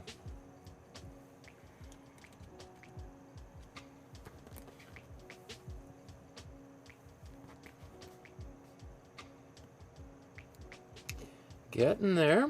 Little steps, baby steps so far, right?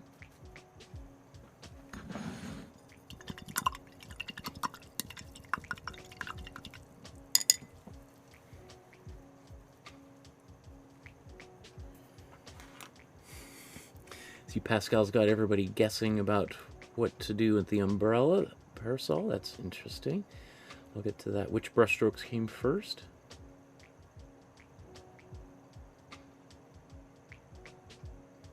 Lolly's going to bed. Good night, Lolly. Okay.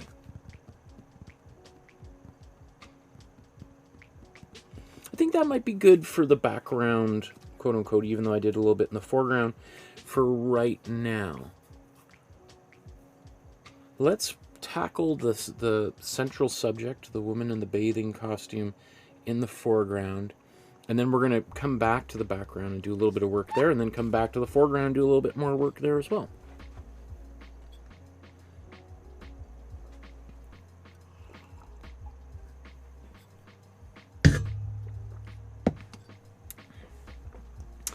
So, yeah, let's get another.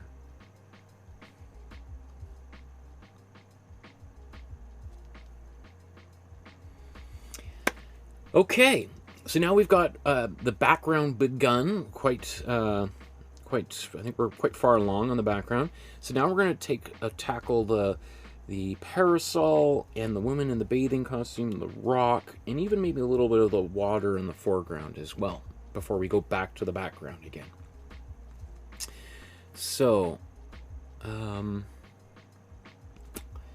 let's just think a little bit about how we want to approach this. Well, oops, let's put that there. I think I might do a little bit of what color should I paint that parasol there? I mean, it's very similar to the Imprimatura we have here. Maybe a slight bit more on the orange side of things. So it's possible that we can get away with just our warm yellow. So we'll do a little bit of a test with just warm yellow, and then if we need it to be a little bit more orangey, we'll add a bit more warm red in there. I could see someone using a cool orange by mixing cool yellow and cool red, because it is in behind her, but I think since they are in front of the background, I would consider this in the same sort of plane as the figure. So again, we'll start out with just our warm yellow and just see if this is adequate. Oops, zoomed in a bit too much.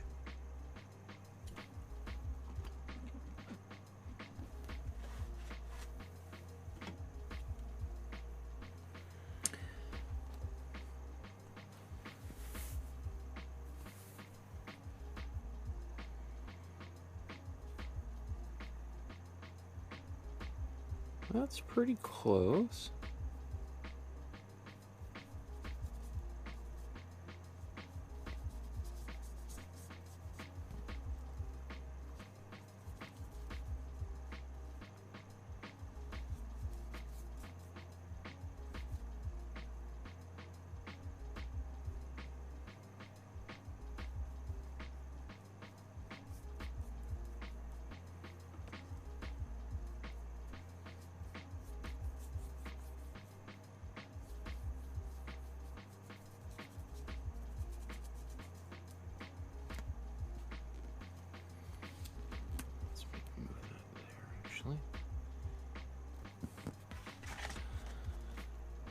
I'm going to take just a little bit. Oops, it's a lot of red.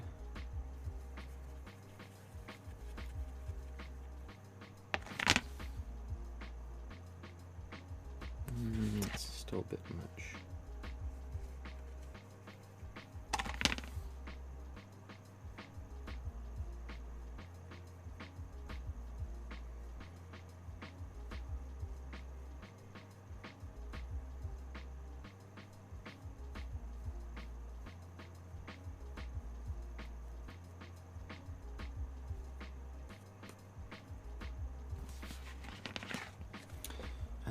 Let's get a little bit of white on here.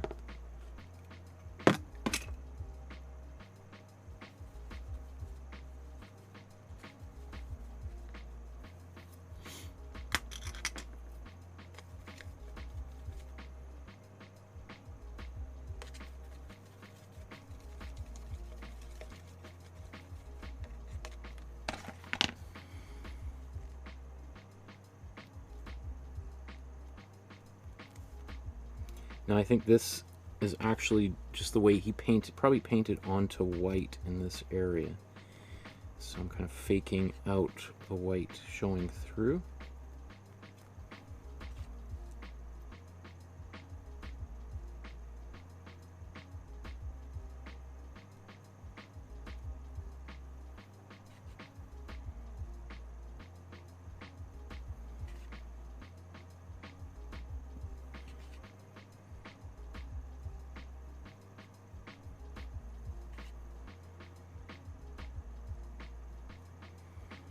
I'm kind of overdoing it a little bit, but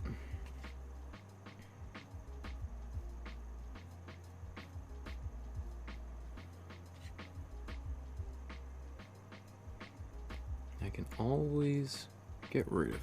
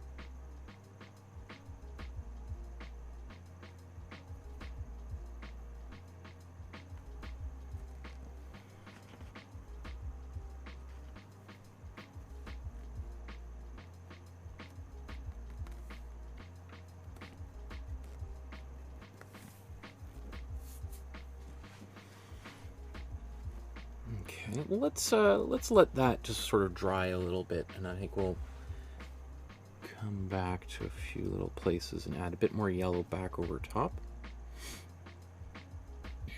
Okay, let's mix a skin tone.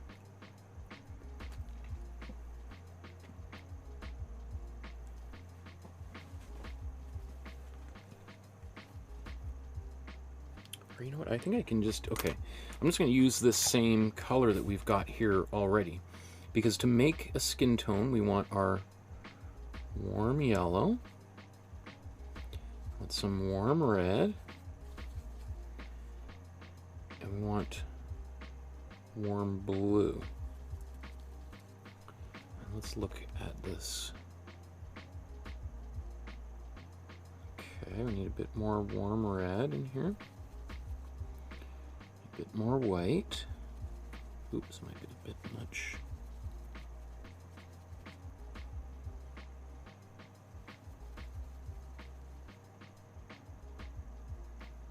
Tiny bit more red.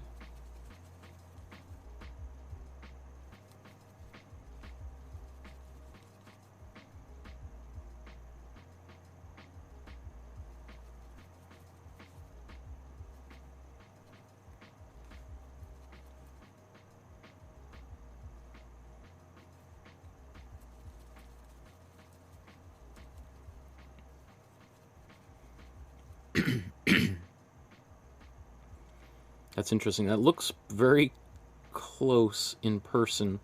It looks a little bit more orangey on camera, but I'll put a little bit more red in here, but I don't think I want to go too much further than that. So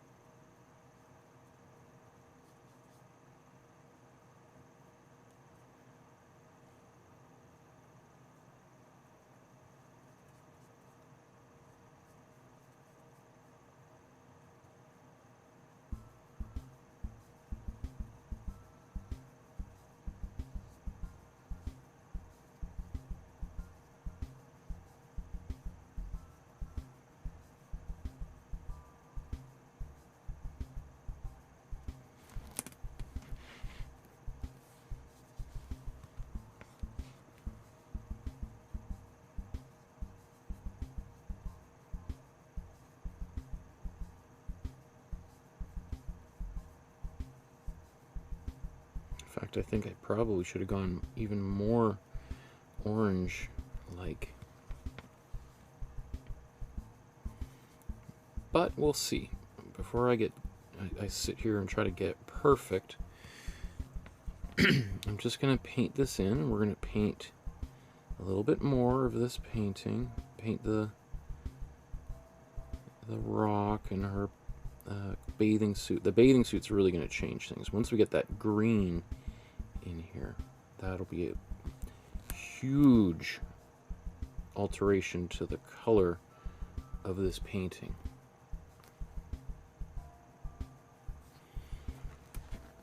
Okay, you can also see that how beneficial it is to do a little bit of underpainting like that, because now I have my lines underneath that were hidden.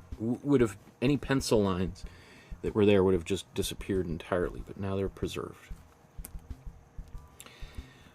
So let's paint her outfit now. Just clean off a couple of brushes.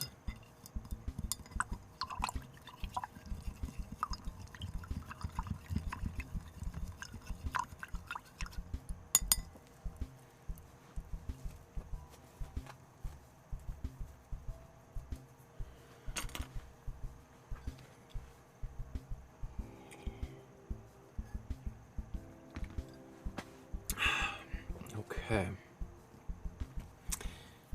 So this green is a challenge.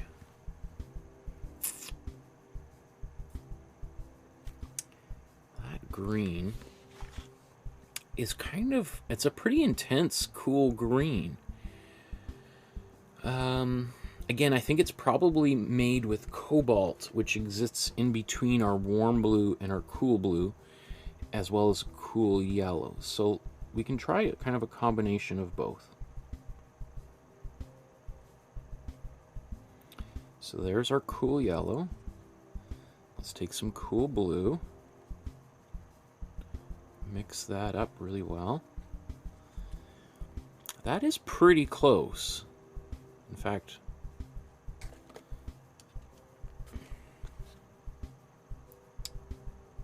I mean, that is pretty much exactly the right color. I think it has maybe a little bit of warm blue in there, but I think what I want to do, and if I try painting, well, I was going to say that, well, you know what, that actually is, yeah, okay, never mind. I'm not even going to say what I was going to say maybe that yellow underneath would really affect this.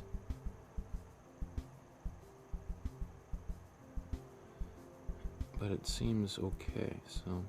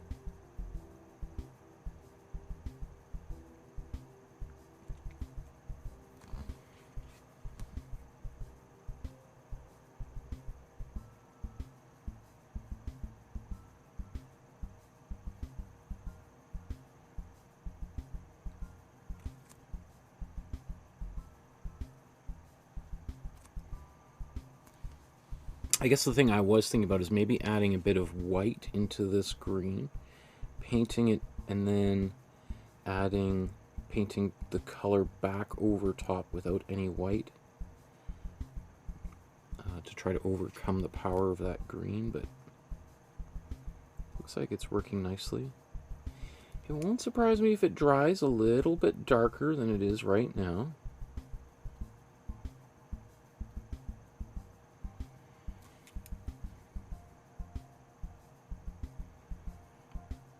There's a little bit of green in the rock, and let's paint that rock first, because that green's over top.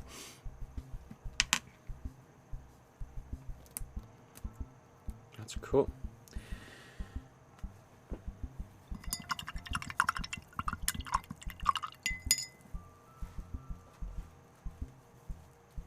There is slight variations in this green that we'll come back to.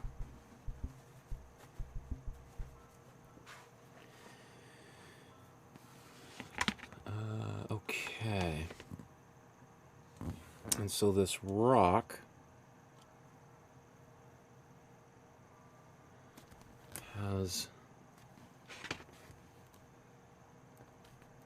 is a very warm brown.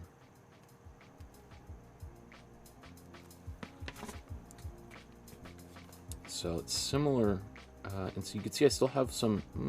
Actually, you know what? This is. I was gonna use that green, but it is a cool green. So let's just do it right. Let's wash our brush. We'll take our warm red and our warm yellow.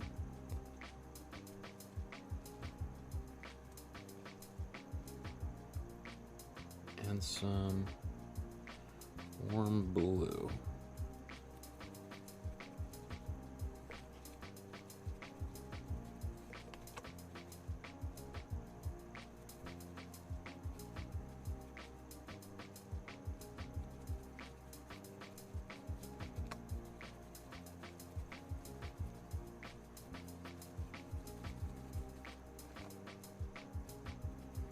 So that's pretty close. Looks, yeah, I think that's the color we want. I'm gonna take this and I'm gonna do a little make a different mixture with a bit of white in here. I'm just gonna put a little bit of yellow back in.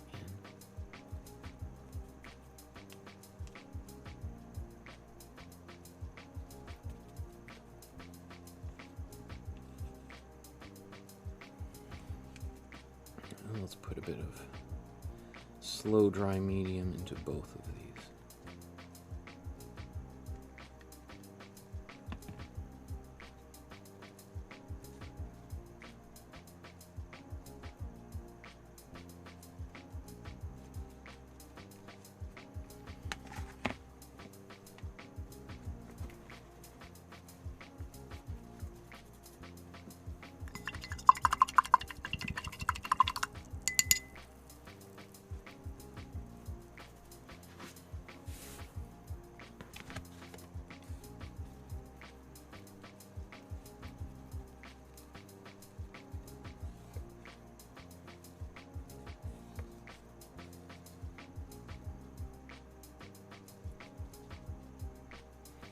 I'm just going to make a separate mixture here that's a little bit more red.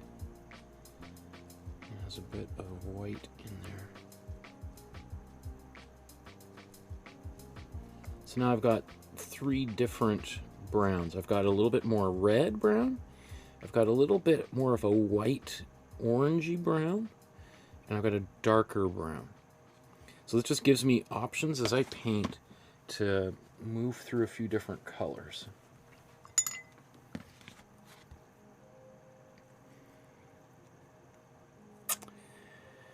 Where should we start? Let's start with this a little bit more reddish brown.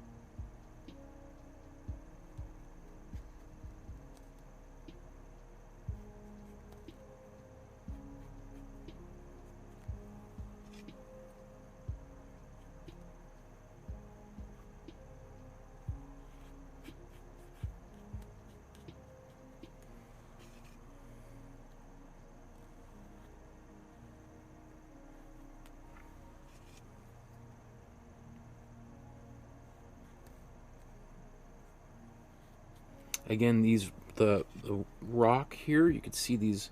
I really like how he's using these vertical lines to contrast with the water.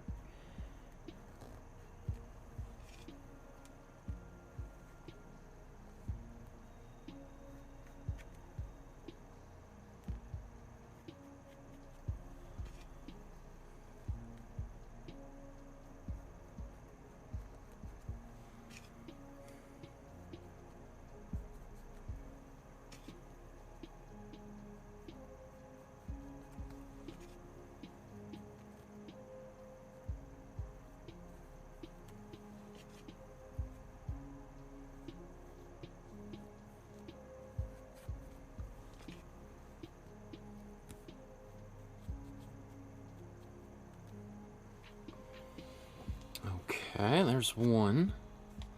Let's move into this other brown.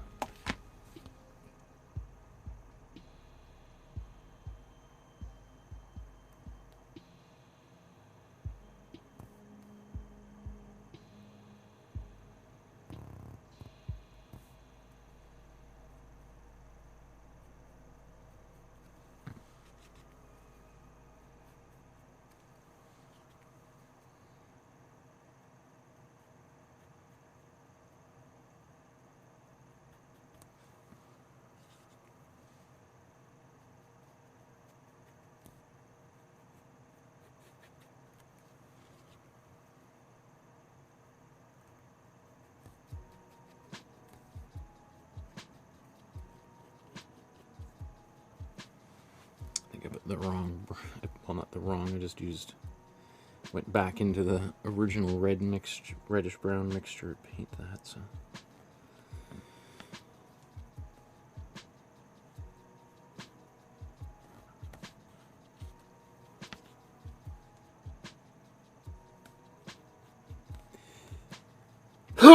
Gosh, sorry. I was racing to try to get the camera, or the audio muted before I sneezed there. Clearly didn't get there. Snuck up on me the last second.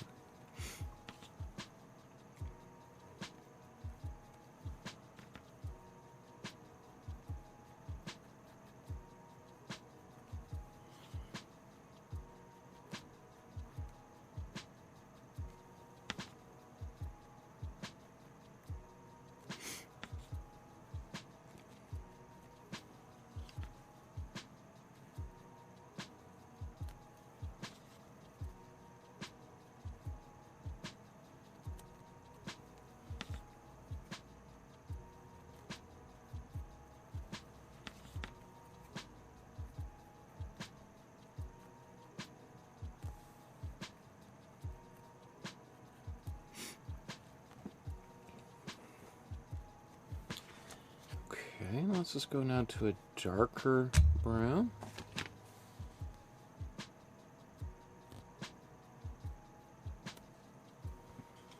Looks like I can go much, much darker, but...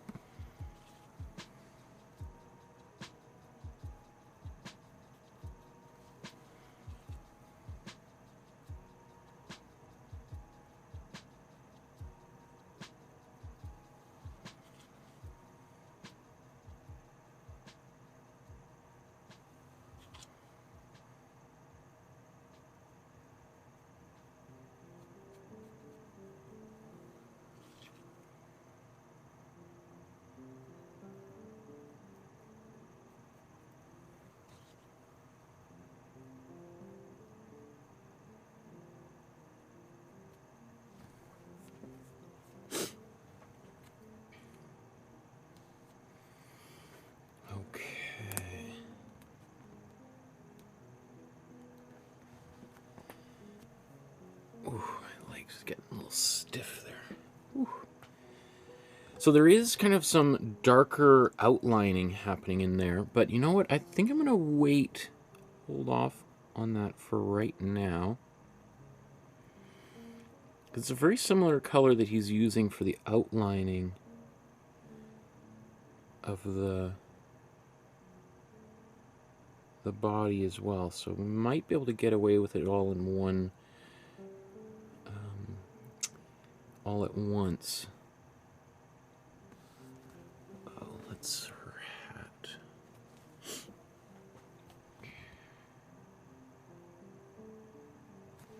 So maybe what I'm going to do here is I'm going to take some white and my red.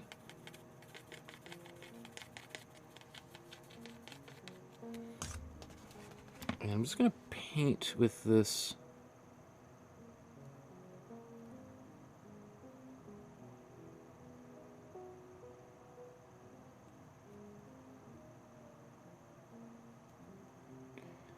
over top of the areas that I'm about to paint red.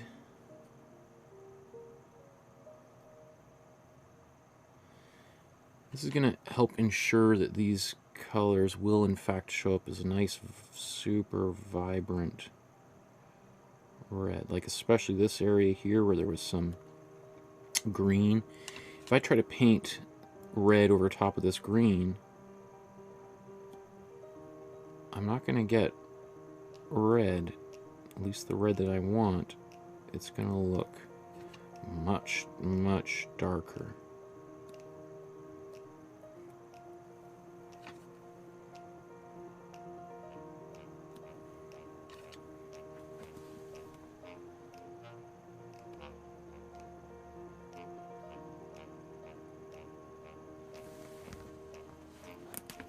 So yeah, it goes on pink like that.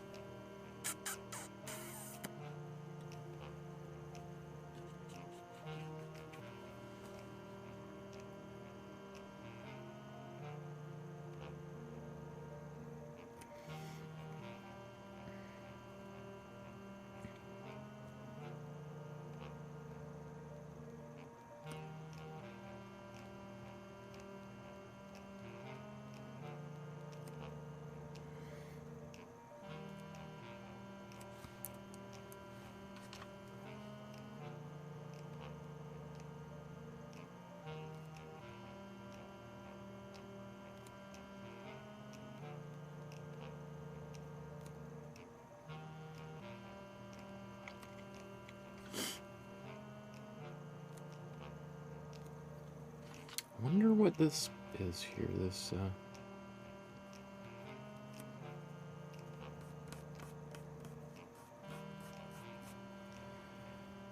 M in her hair here.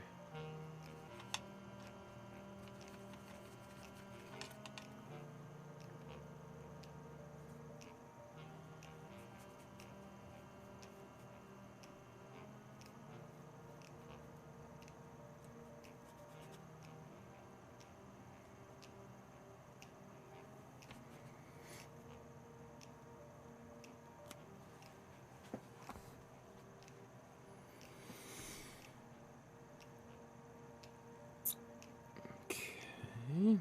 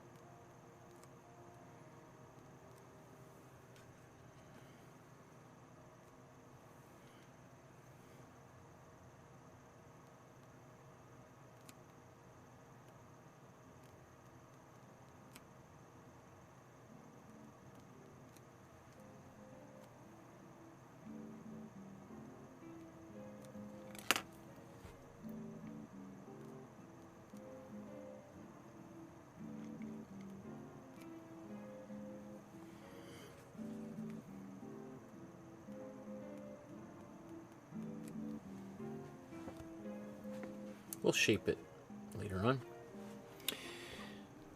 Okay. Maybe her blanket that she's sitting on. That's probably next. Let's just clean up a few brushes.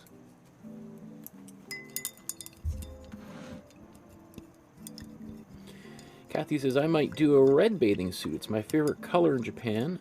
Gotta go water my garden and eat. Bye. Oh. Cool.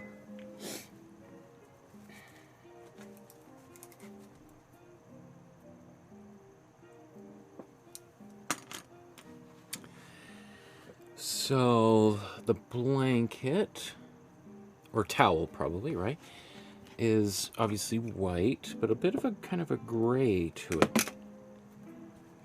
And it's even got a tiny bit of brown. So I think we got this white. I'm going to take a little bit of warm yellow, mix that in here. You know what, maybe, well, let's take a little bit of brown. I think that's actually probably good enough.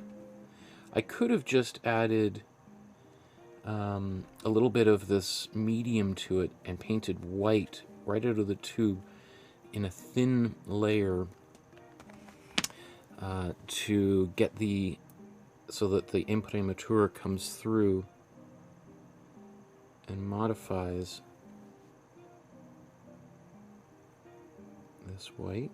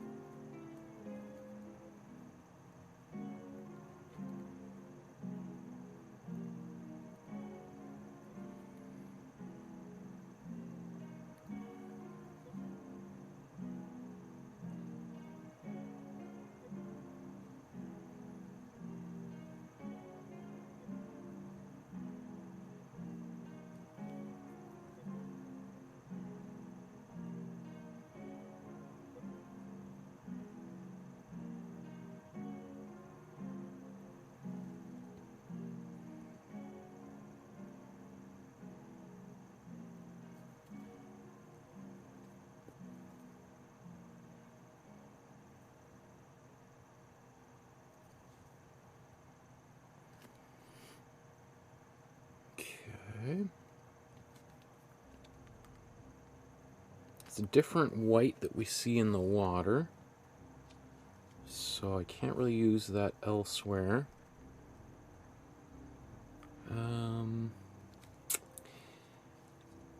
Except potentially,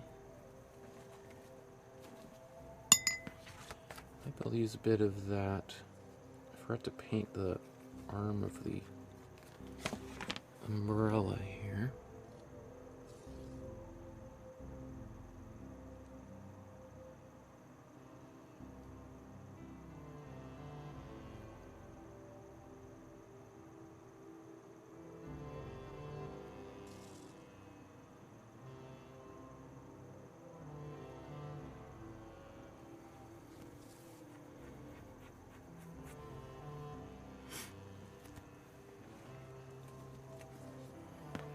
Okay, well maybe let's take a little bit of our black that I had from before. Mix that in with some white. Remember I made this is like the first thing I mixed, right? Paint is still nice and wet because it's nice and cool down here in my studio.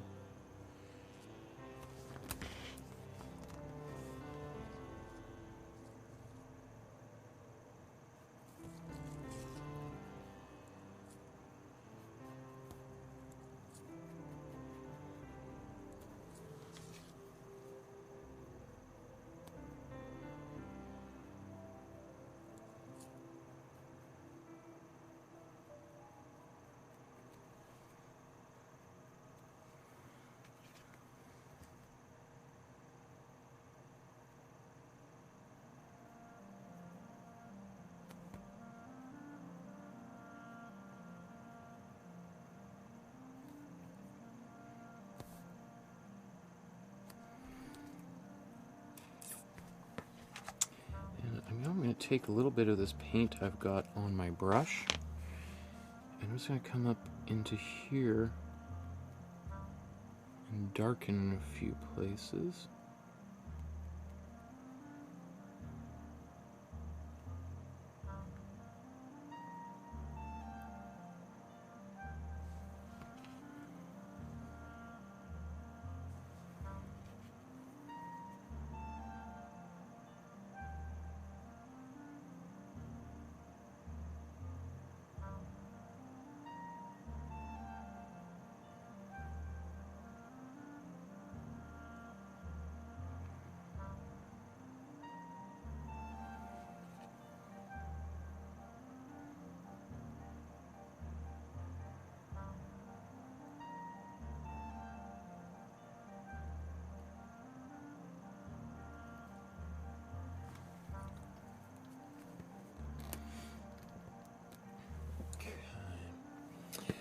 Maybe let's do some water in the foreground now.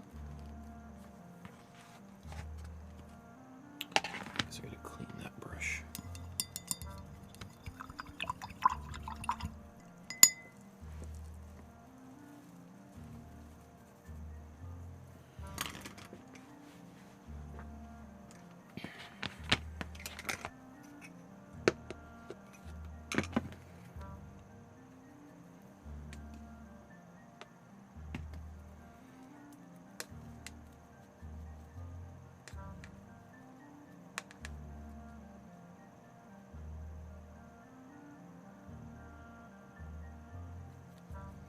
So now just taking, I mean, literally a very small amount of warm blue to mix into this water here.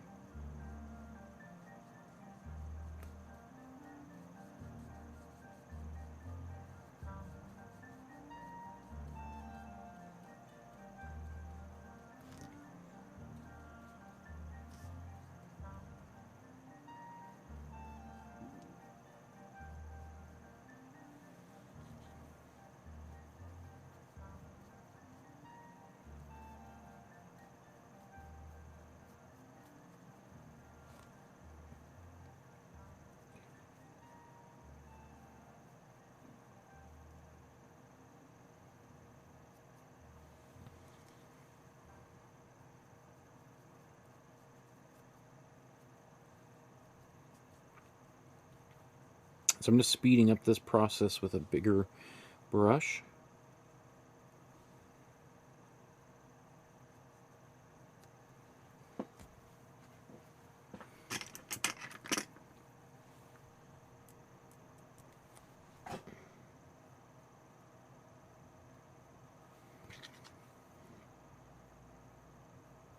And now coming in and refining it.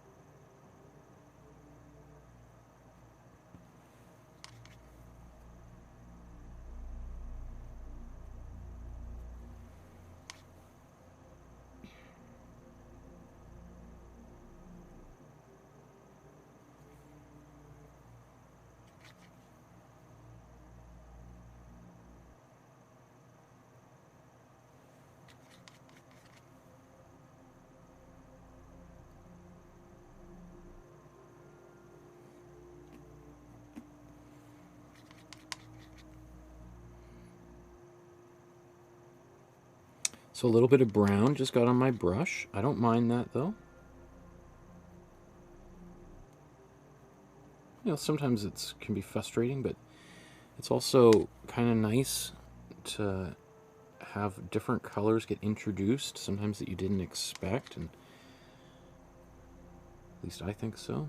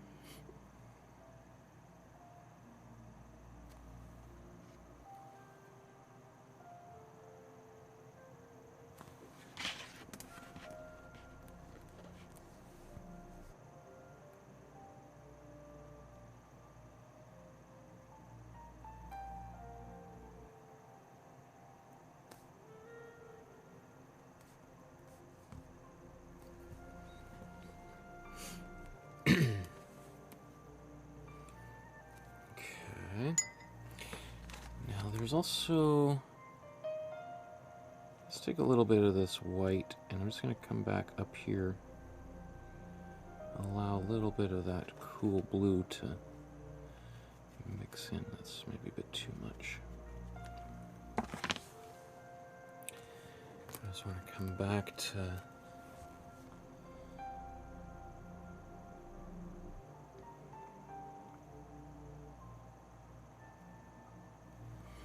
a little bit of the background here.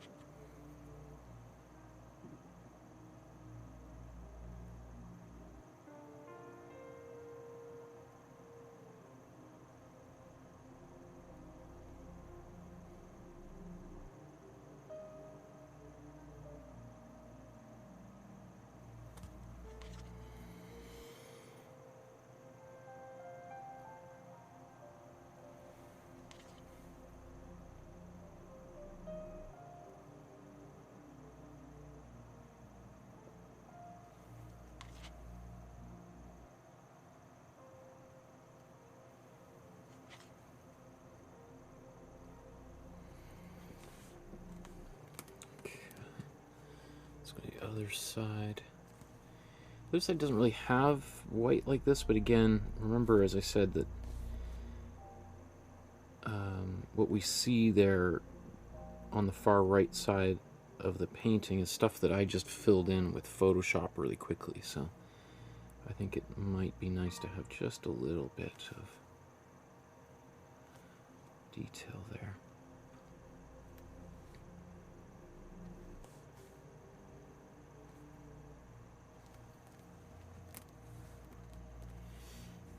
Okay.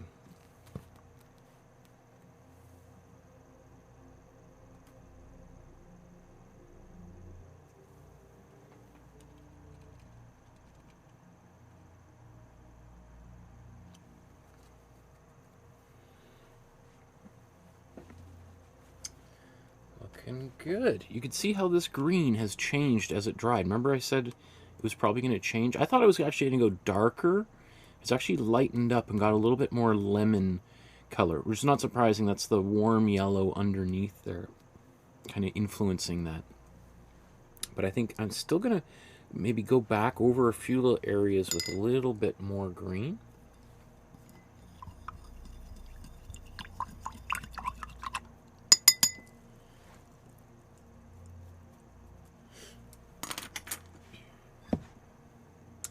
The White Wasabi says, it looks awesome so far. Thank you very much. Awesome. Great to have you tune in. Okay. I really like how this turns out. And because I've been painting for decades now, I have a pretty clear idea of how it's going to look when it's finished.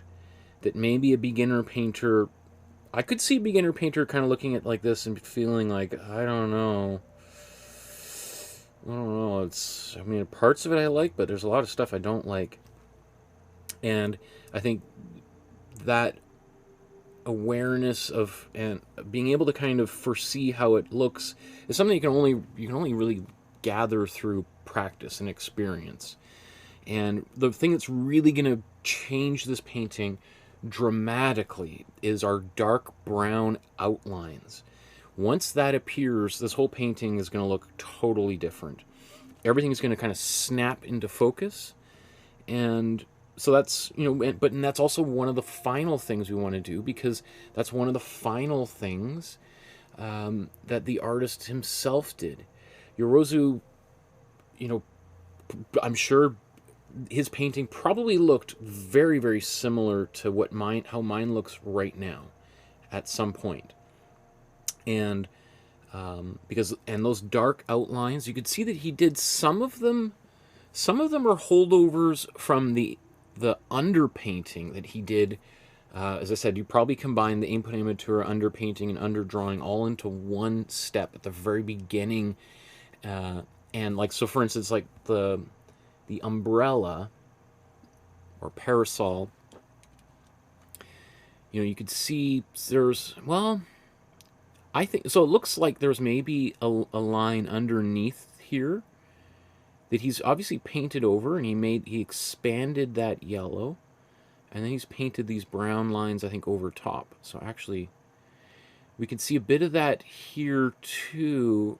He's kind of painted some brown lines and then painted over them, and then painted brown lines back over top. We see that in a few places. So some might be the, I think most of these outlines though are the final brush strokes.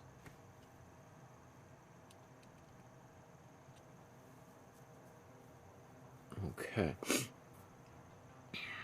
Do I want to do anything else in the foreground while I'm here?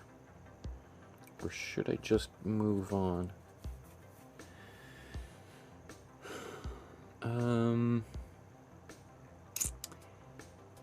What I'm thinking to myself is, do I have enough material in the foreground to help me finish the background, or do I need to, or is more information required? I think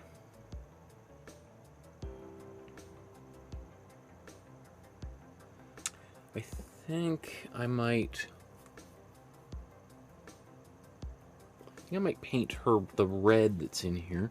In fact, I might blow dry this just to kind of, well, I guess that red, I didn't have any slow dry medium.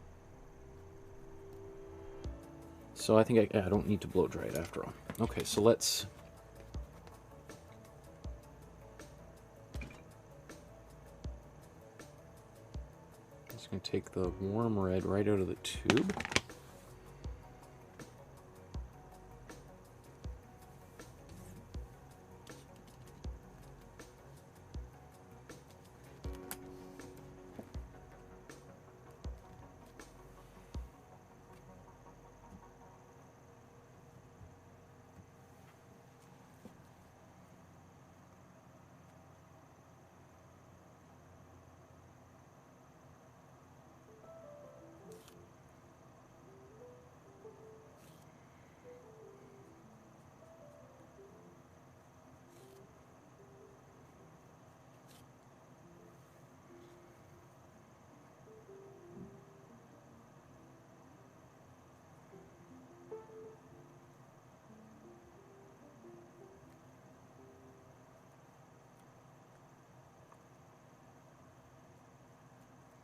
Yeah, I'm glad I did this, because this red is like, you know, is really bold. And again, without it, you know, the painting looks one way. With it, it looks a totally different way.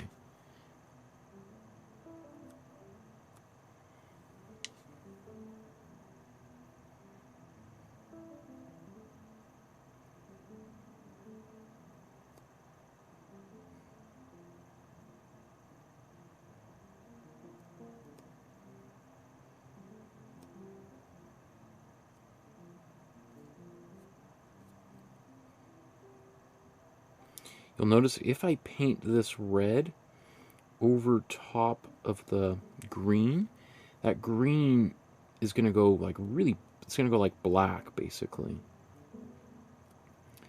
So just want to be a bit careful there.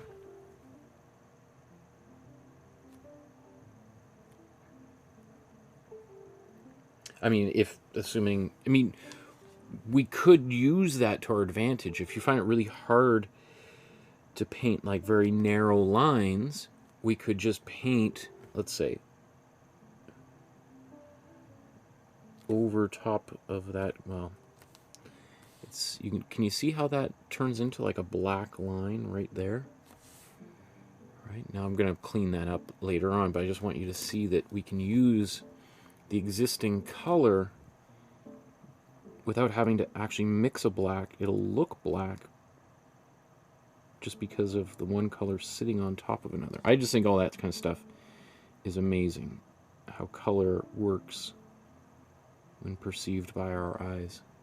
So that red looks so bright. It's because I've got that white underneath, it just glows. I don't know how apparent that is on camera, but in person it's just like, ooh. And another reason that it really vibrates and gets really bright is that it's also right next to a green, right? Which is basically exactly the opposite of red on the color wheel or color spectrum.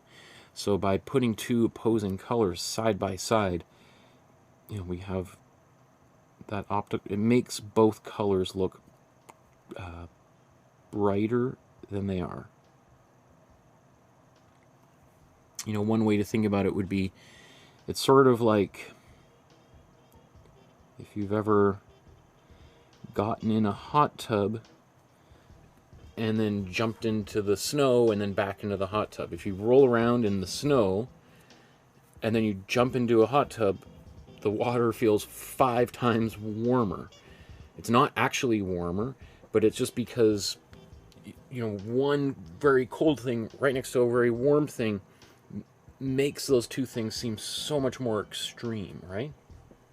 And that's one of the guiding principles of Impressionism, is color contrasts. Even more so than value contrasts, which is the contrast between light and dark that artists had been using in the Western world for, I don't know, 2,000 years or so, right? Because of how limited the color selection was for so long. Oh, there's Lisa says hello. Hi, Lisa. Lisa looks great. Thank you, Lisa.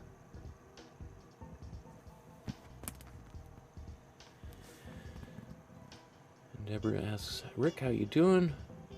Rick is in the basement painting while I'm in my studio upstairs painting. I could yell downstairs and ask him, but this is way more fun. That's great. I love that. You guys are in the same house, different floors, and you're using the chat to communicate. That is hilarious. Very funny.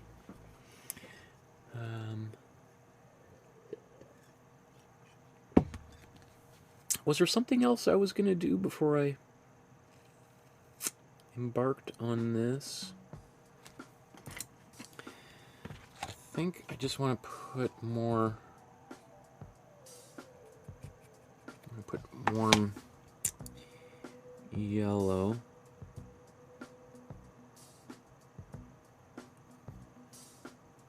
Here.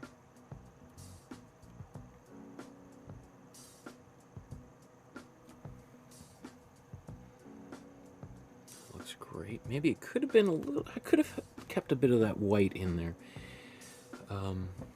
This looks a little bit paler than that, but that's okay.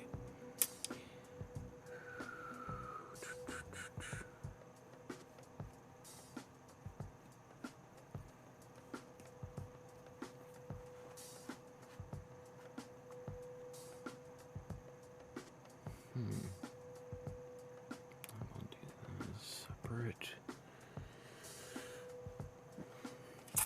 Yeah, okay, I want to do a bit of the water outlining with a bit of the warmer blue. I think that would feel satisfying. We've done a bit of that in the background. I think we need a bit of that in the foreground. So, let's take our warm blue.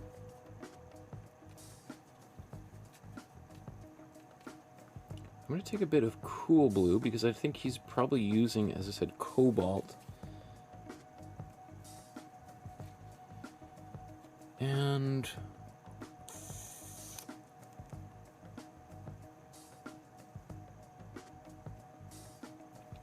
I'm going to take a little bit of warm red. You can see, like, boom, all of a sudden, that is midnight blue there. But I don't want it to be just, that's a little bit too dark. So I'm just going to take a bit of this. Yeah. I think we'll come back to that color and put it in a few places, but we're not there yet. So, in fact, even that might be a bit dark. So instead of adding more white to it, I'm just going to make it a little bit more transparent by adding the slow dry medium in here.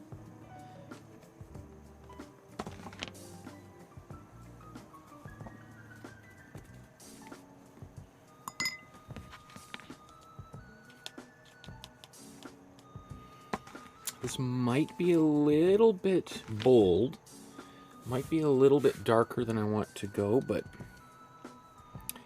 I think I like being a little bit bold with my colors, so we'll see. If it's obviously if it's too much, we'll just take it away, but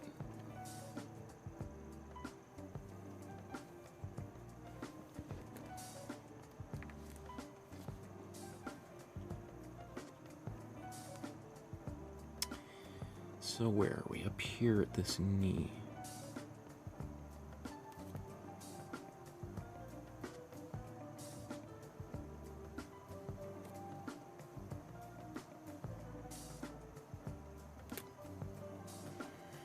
That's not bad. Actually, well, I think his painting has got a bit more gray in it.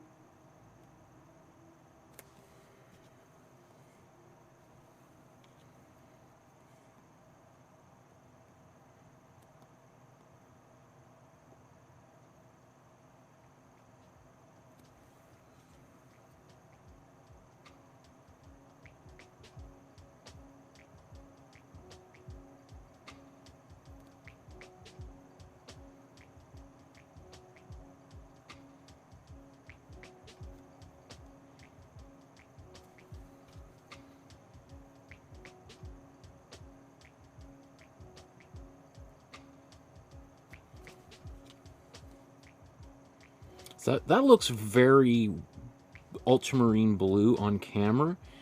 It's not nearly that bright in person. So that's actually very surprising that it looks like that on camera, but you know, the power of cinema, I guess. A lot of scrubbing and stuff going on here.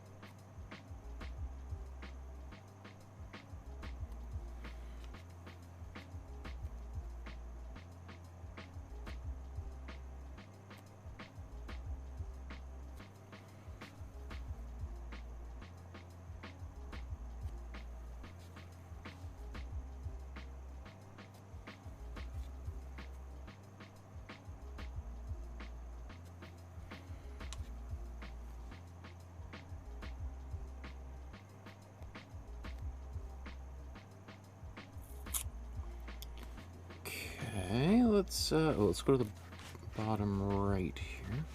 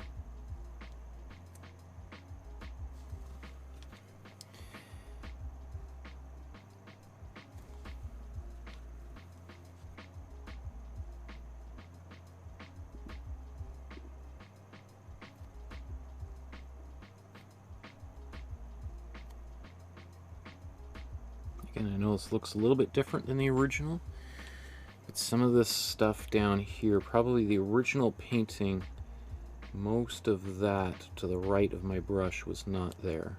And also that, you can see the painting kind of cuts off down there. So we're using our imagination, right?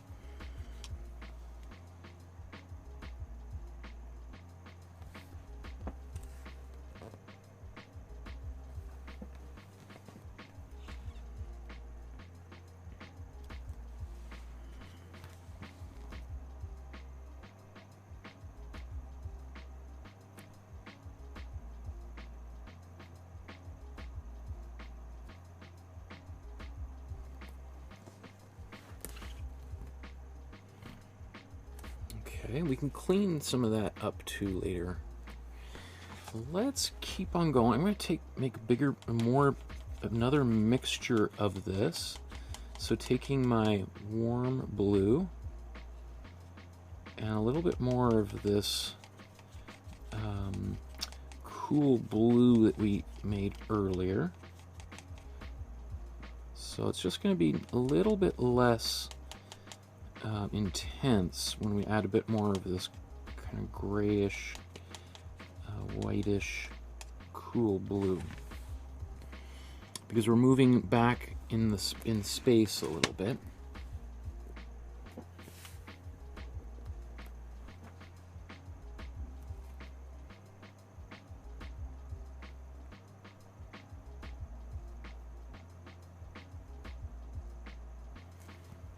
It's almost, you know, I almost wonder, is this too light?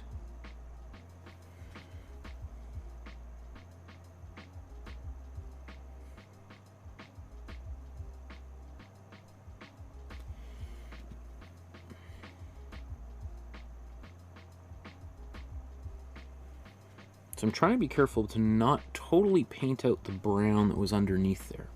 Just because I kind of like how that looks, so...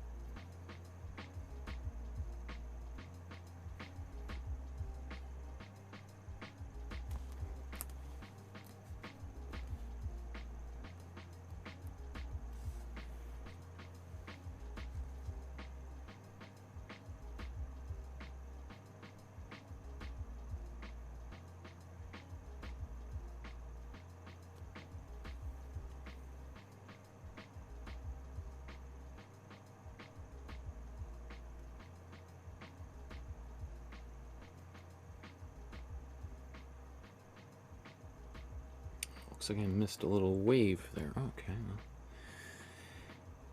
That's alright. Now that might be as high as my warm blue should go into that background. There are other areas there, but I've got to be careful.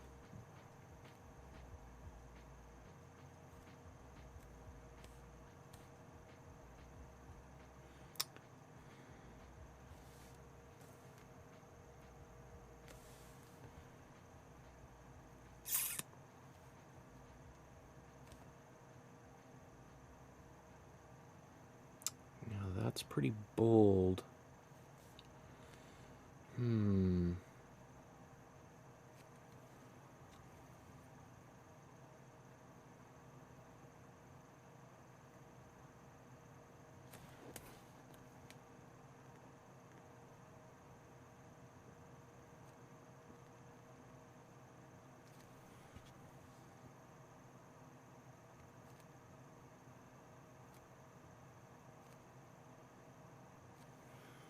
I know this thing is not in the original, but neither is this entire... The original painting kind of trims off there, so all of that is brand new. Anyway...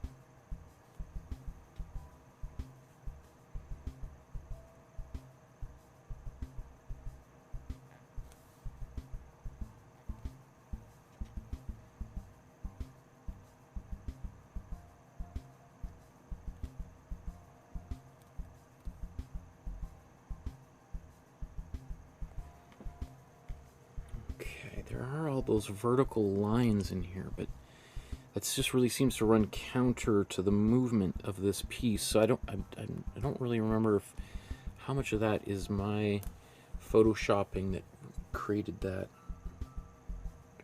So I'm just going to hold off, and maybe we'll add that back later.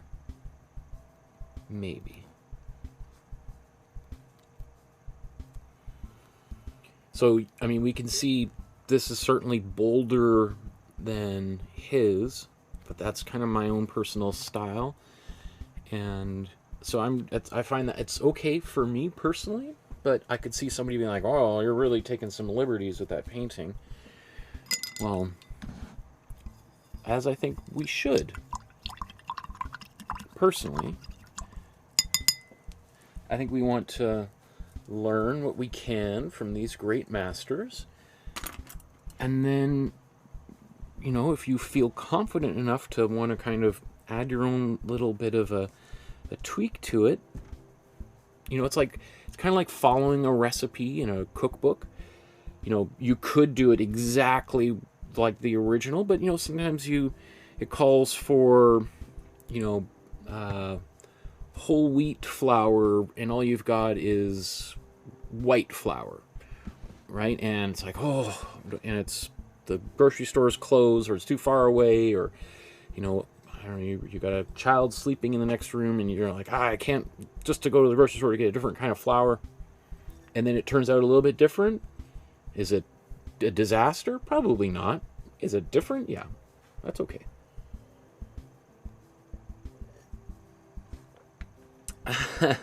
White Wasabi says, how long does one of these paintings usually take? Good question. Usually somewhere between 2 to 6 hours, which is, I try to keep them into the 3 to 4 hour range. We're at now 3 hours. After I spoke for 45 minutes. So we've really only been painting for about 2 hours and change, right? I would imagine Yorozu probably... I think he was probably moving faster than I'm painting. I don't know if he would have painted this on location. It's possible. I would imagine if he painted it on location, I bet you what he would have done is maybe this might be his wife. Maybe they're sitting down on the water, or like maybe, you know, not on the water, but like on a rock near the shore. And then he probably either drew in his sketchbook a couple sketches and then decided, you know, okay, I've got my canvas. I'm going to quickly transfer that sketch just by drawing another version directly onto the canvas. Maybe applied a little bit of color, you know, maybe the green here, maybe a few brush strokes in the background, and then probably took it home to paint. Because to me, this doesn't seem like he's observing the water directly. This seems a little bit like his imagination is filling in some of those details. Like there's not a high degree of specificity, I think, in those details. And I don't mean that in a negative way. I mean, he's using his imagination to kind of fill in some of those details. I don't really know about the history of plein air painting, drawing in Japan or anywhere in Asia for that matter. So I don't know. It wouldn't surprise me if that was something that was very common to do, but it also wouldn't surprise me if it was something nobody did up until learning about the Impressionists. I haven't, but it is interesting just to think about how those changes could arise. Okay, so I think let's go back into the background now.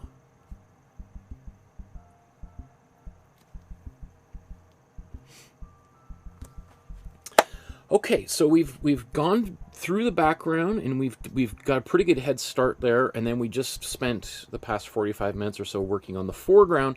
Let's go back to the background and let's finish the background, ideally, or we'll get very, very close to it, so that then we can work on the figure, outlining the figure.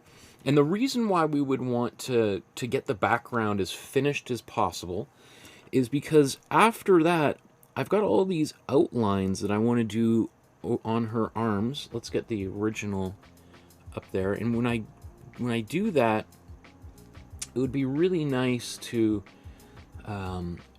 for the outlines of her body to overlap any brushstrokes in the background, which is going to push those areas in the background backwards.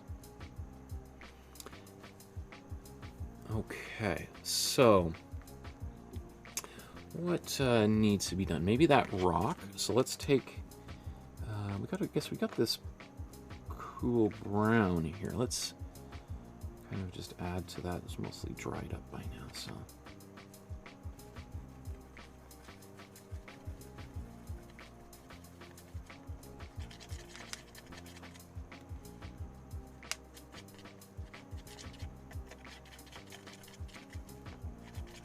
need much of it. Let's take one with some white.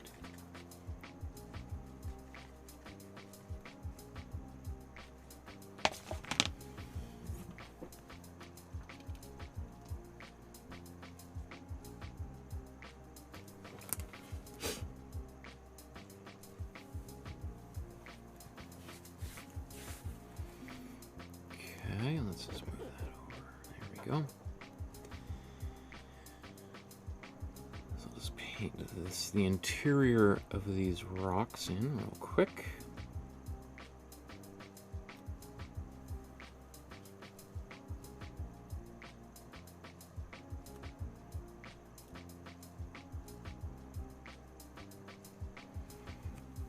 Okay, now let's just go to add a little bit more of a darker brown around that.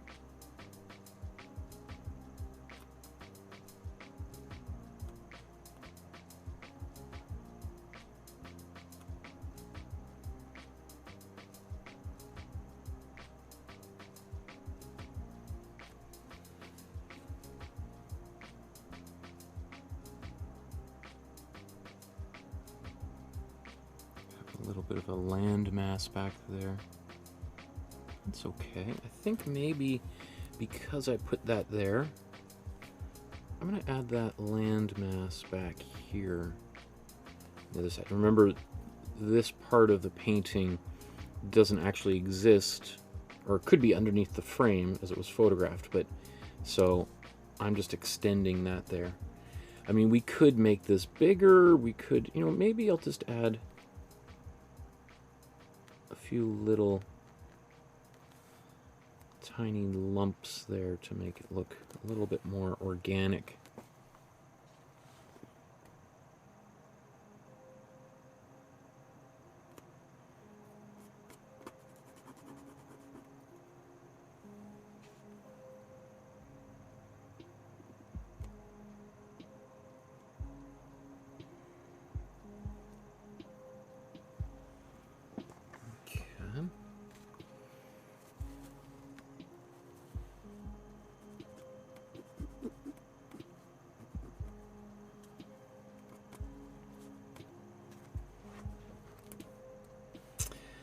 So, I think I can do a bit more. I can do a little bit of outlining here. Let's take any of that paint. Still good? Okay, cool. Mostly dried up. We don't want it to be too black anyway, so we can mix it into that color. And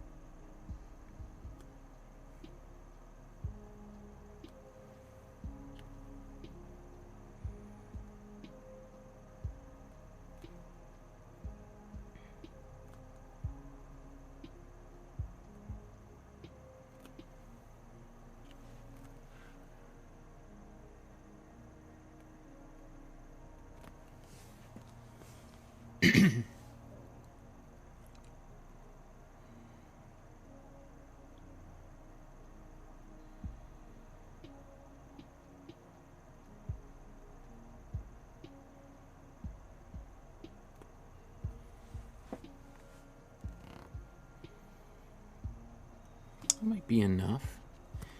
I'm just going to take that color, mix it, lighten it up a little bit, dilute it a little bit. And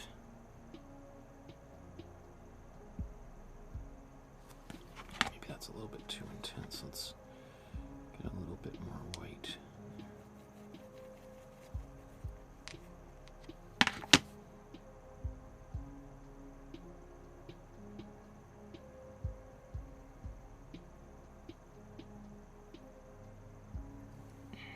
Maybe it was okay. Man, went a bit too far in the opposite direction. I think it was okay being a bit darker, but not quite. A little bit too light.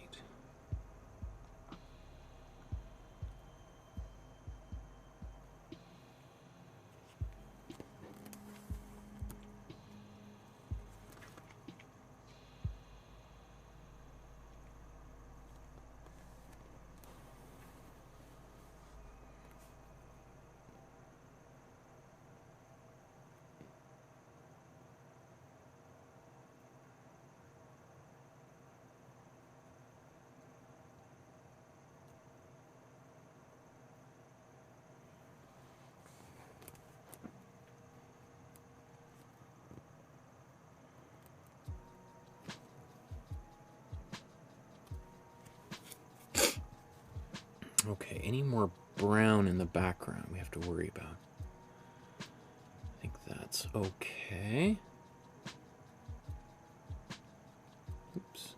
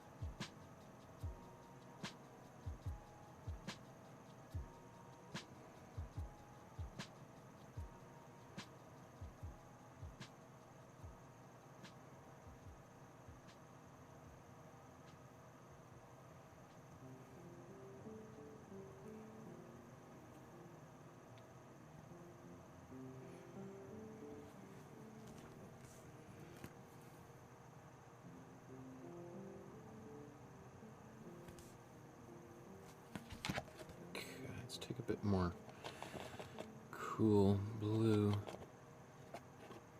Any more white around here?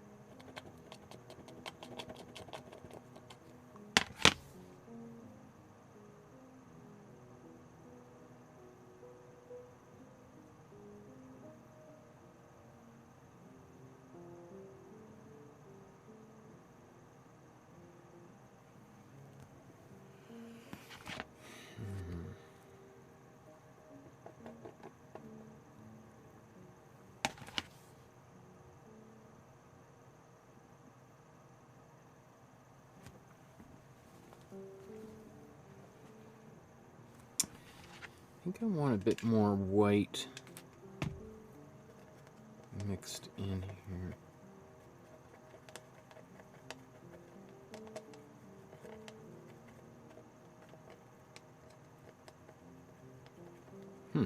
Interesting, went a little bit teal. I think there was a bit of brown accidentally mixed in there, but you know what? I kind of like that.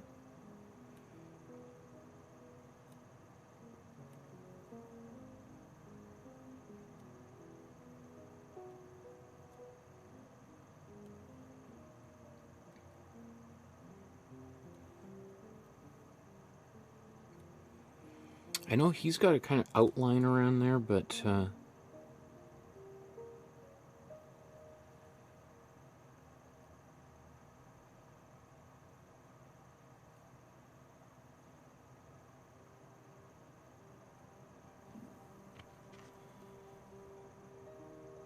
oops.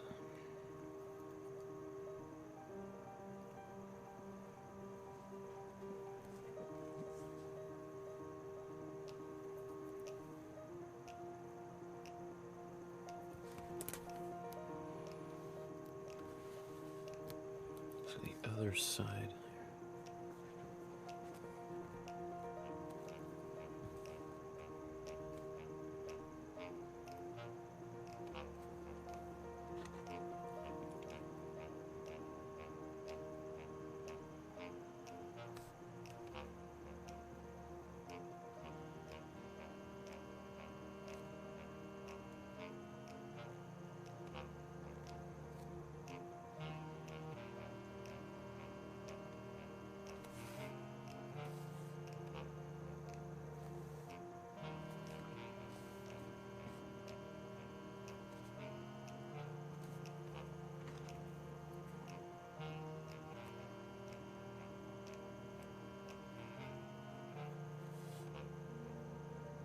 That feels better. That it seemed like a little bit too warm on the right-hand side of that painting, so I'm kind of just...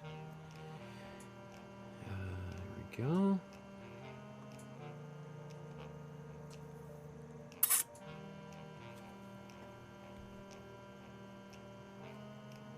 Okay.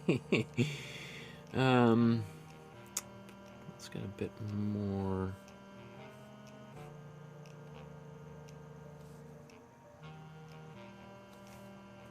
cool blue.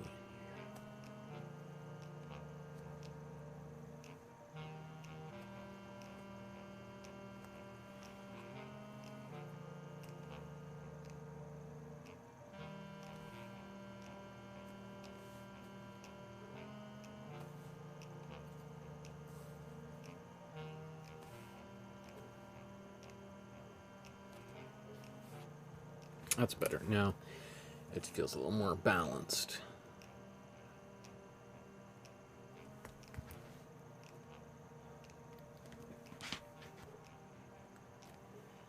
Let's just take a look here. Ah, there's Nikki says, "Hi, Michael." Awesome. Good to see you, Nikki. Let's look at these two side by side.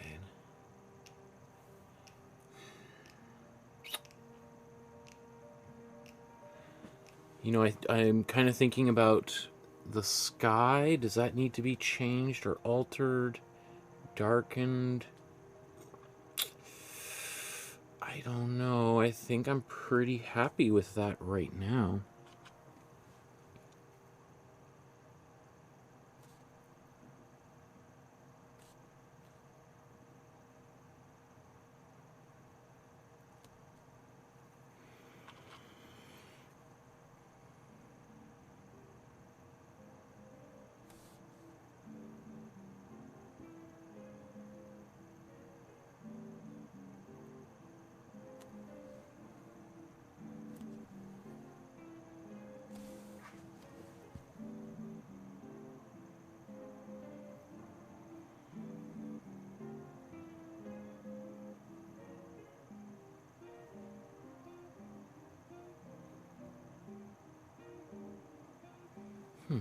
Okay, I think I might...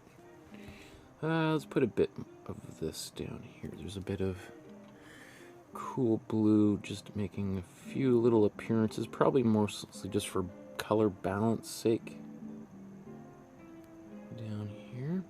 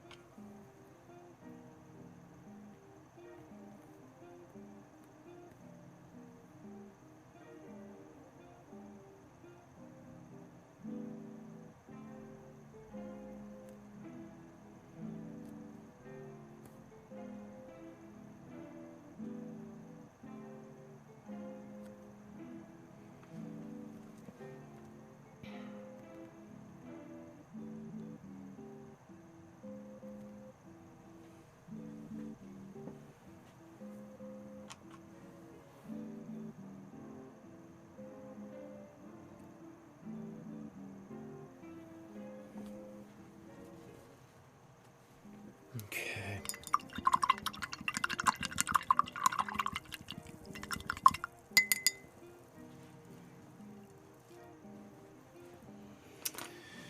Ooh, I'm getting excited because again, I have a fairly strong understanding of how this painting is going to develop over the next hour. That I feel like the foundations are in place.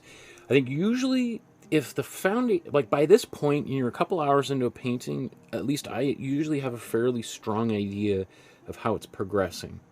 Again, and that comes just from experience. And even though there's major areas that are unfinished, like all that outlining, I've done enough outlining that I can look at it and feel like, okay, I can see how this is going to play out. Perfect.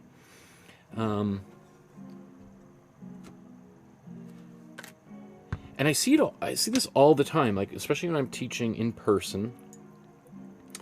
I'll come around and I'll be looking at people's work, and there's always a few people that are very vocal, and you can hear like, right?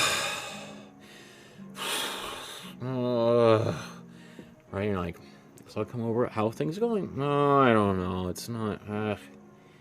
And I'll say, I think it looks great. You're on track. You're not there yet, but it's turning out great. Just keep moving forward. And they're like, really? I don't know. Think about maybe going home. I just like don't really not feeling it. And it's like, okay, well, I understand how you might feel, but from an objective point of view, as someone who's got another 20 years of experience looking at this, I am 100% sure you are on the right track. Just keep on moving forward, and you're gonna have a really great painting. And I think it's just because people just don't have enough experience to know how it's working. And the same sort of thing, I always use the example of like cooking, because that might be familiar to some people. Everybody has to eat, not everybody has to paint, right? So there's times where you're cooking a dinner, and you've got maybe a stir fry going on, and maybe somebody else comes up and tastes it and is like, kind of a little bit bland, don't you think? You're like, hey, step away, get out of the kitchen. I'm not done. I know what I'm doing. I still have to plate it and season it and all that stuff. Just get out, right? Whereas some people are like, oh, this doesn't taste right. It's, you just have to stay with the process, keep moving forward.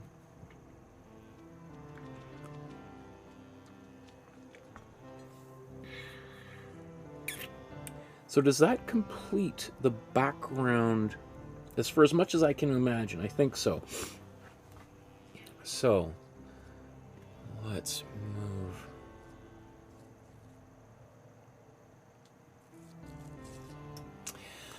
So I think the background is 95% complete.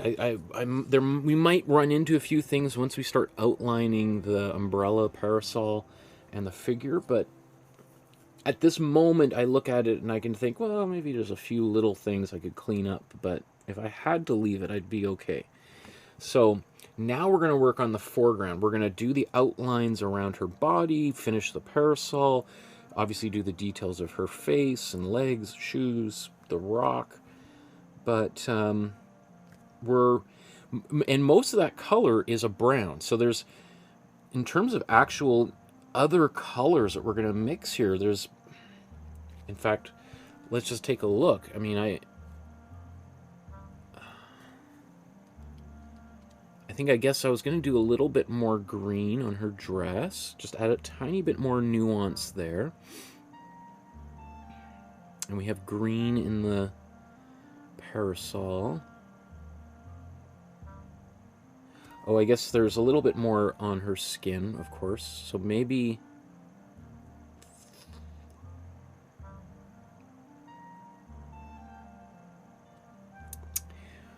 what makes the most sense right now?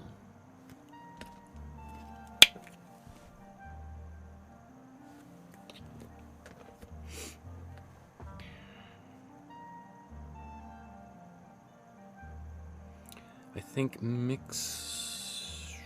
probably painting her skin. The little bit of, there's some darker and lighter areas of her skin. I think we can paint that. And then we do the outlines on her face. So yeah, let's do all that right now. So let's continue mixing our skin tone, or remix it. So we take let's mix a bunch of that. Take our warm yellow. Some warm red. Let's mix that in here. We're gonna need some white in a moment. Just a little bit of blue. That little bit of blue alters the orange into a brown. So let's just take...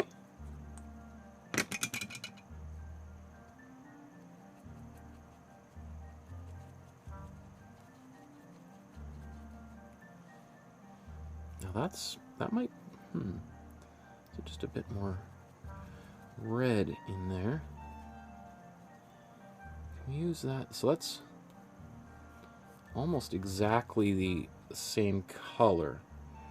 So let's do a version of it that's got a bit more white in there.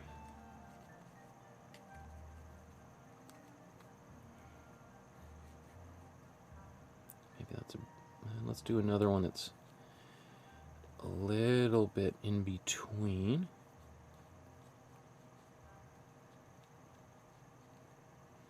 All right. And then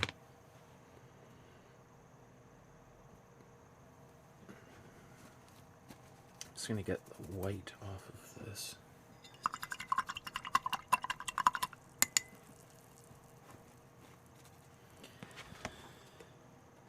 And then let's mix. Actually, let's do this right here.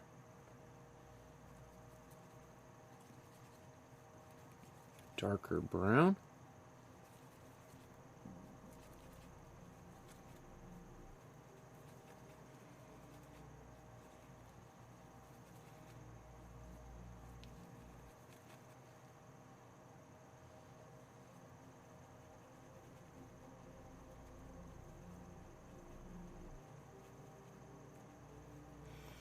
Okay, so you see I've got 5 different browns really quickly mixed here. I've got a darker one, I've got a little bit lighter one, a little bit lighter one, a little bit lighter, and even more light. And this right here is my middle value. That's basically exactly what we have here. Right, so one thing I often see people do when they're beginning is they just mix up one big batch of one color. Now I've got a few different options here. So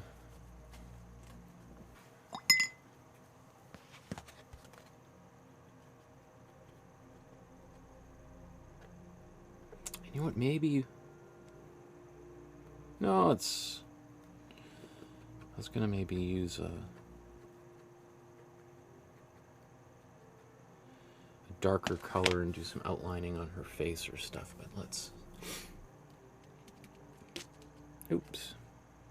Whoa, what happened there? Where did my image go? Okay, that's odd.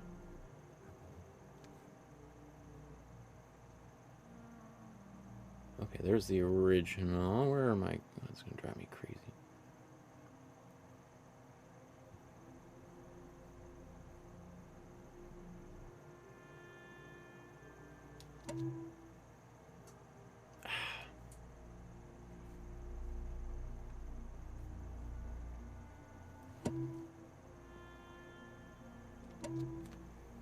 Okay, I'm trying to do this on my left hand here. Somehow I just threw it in the trash. Okay.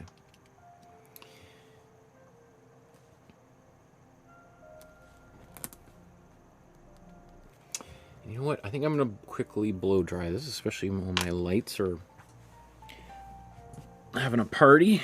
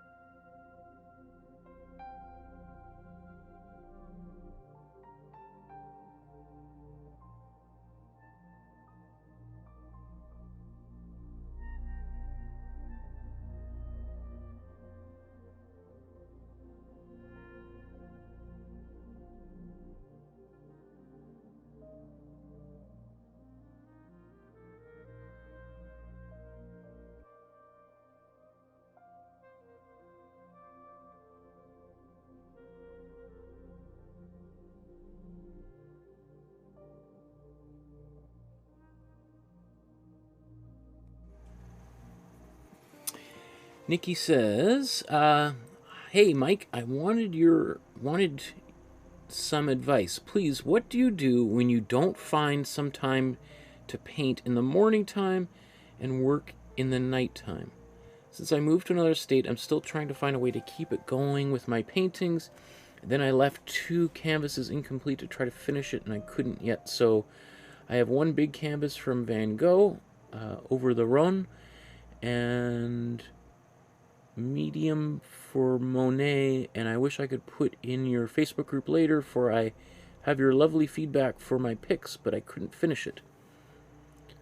I'm not sure I understand what you mean here. I wanted some advice, please. What do you do when you don't find time to paint in the morning and you work in the nighttime?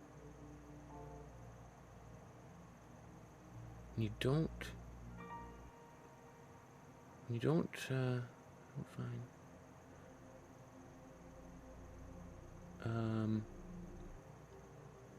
I'm not really sure what the question is, Nikki. There, sounds like, so your schedule has changed. You've physically moved, and your schedule's changed, and you're finding it difficult to paint at a different. What do you do when you don't have a time to paint? Huh. Oh, so what? Yeah, what do you do when you don't have time to paint? Well, it's very hard to paint when you don't have time to paint, isn't it? Good question. I guess you got to make time, I guess, is the answer. And the other thing too is every artist I know takes some time off. Not every artist. I don't think any artist. There's a few maybe pretty hardcore people who are like every day, 9 to 5, painting and painting and painting, or drawing. But that's really hard. Most artists I know take a week or 2 or months or years off of work. Sometimes you run into little patches where life gets in the way and things get busy, and you just have to do other things. You have to take care of family. You go back to school, or you take on a different job, or you're traveling, or you have, a sick parent, or, whatever it might be. We don't always have time to work. And that's not just, people who are beginning with art, but people who've been painting for 20 years. Like, I'm working on a graphic novel, and most of that is drawing, and there's a little bit of painting involved, but most of it's, so what I'm doing here is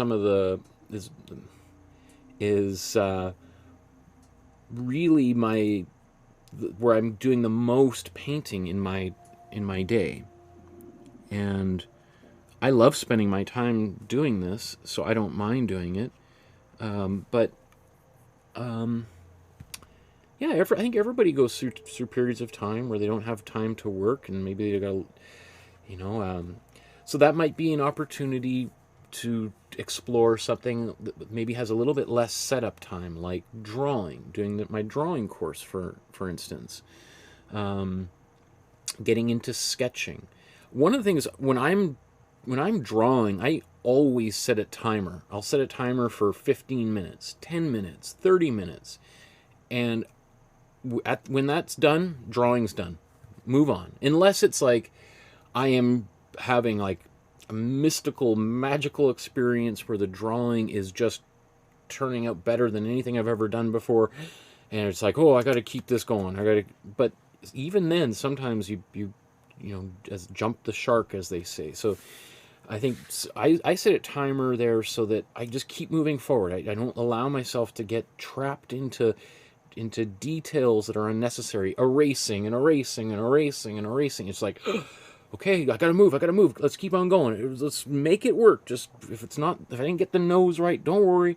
Let's get the drawing done, and then if we want, we'll go back and fix those things. But I wouldn't be too hard on yourself. I think you sound like you're it's a very similar situation to the majority of artists who have to kind of do other things in order to make a living. And but I think, watching, movies, videos, watching other people painting, reading, looking at books, magazines, getting inspired, sometimes that will get you so excited that then you'll just be like, well, okay, I'm going to carve out some time on my schedule to make this fit because I don't, because I'm so excited to do it. All right. I mean, I know for myself, I spend way too much time, watching YouTube videos late at night when I could be working. But sometimes we need that time or we go crazy. Sometimes you need a little bit more time to recharge the batteries, and so that's okay.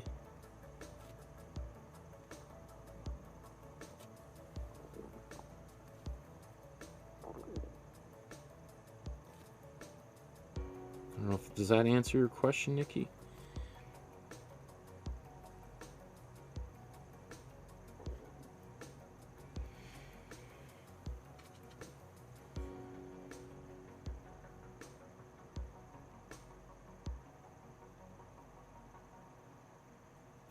I mean, there are some artists who are super diligent about working every day.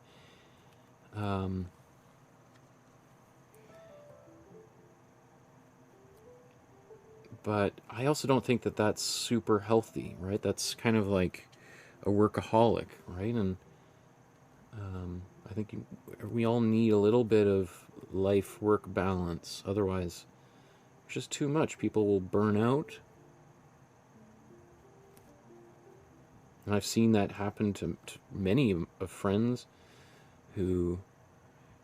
and, it's also very typical. Like, for me, I often find right after I've had a big exhibition that I've been working on for a while, I often get a cold. I get sick afterwards because it's just like it's like a spaceship. Every available bit of energy in the system is going towards production, and as soon as that's no longer required anymore, everything shuts down, right?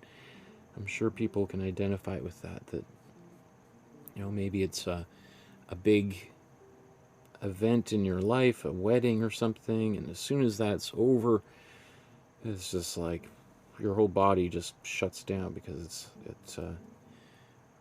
was so preoccupied with that one thing that now that that's not there,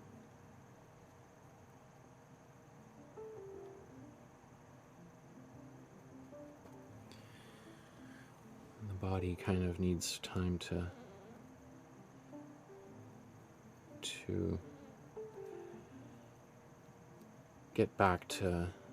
get into a healthy zone again.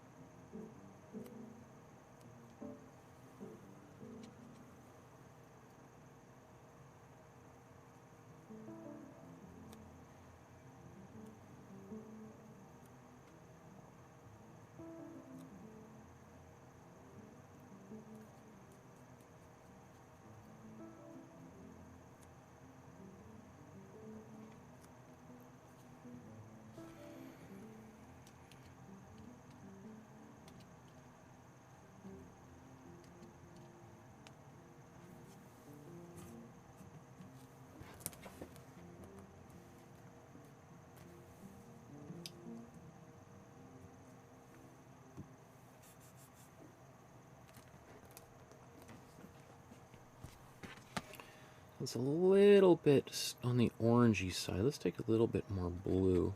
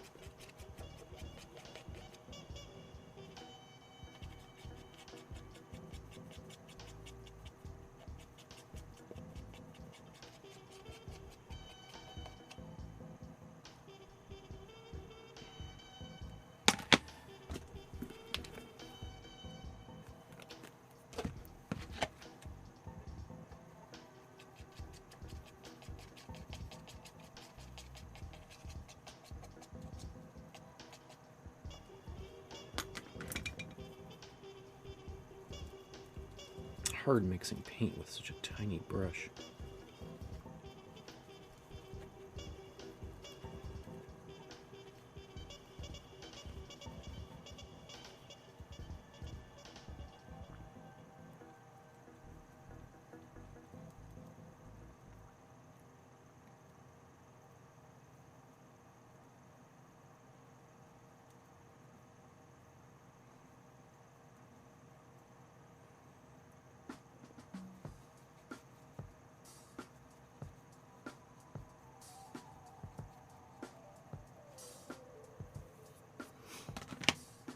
A few different darker browns.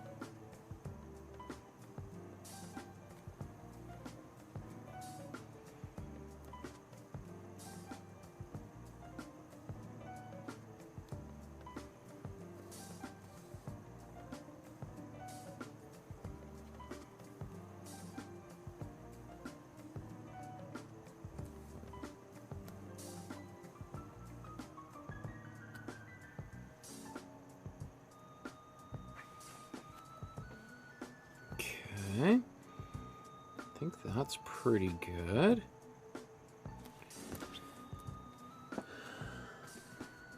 So,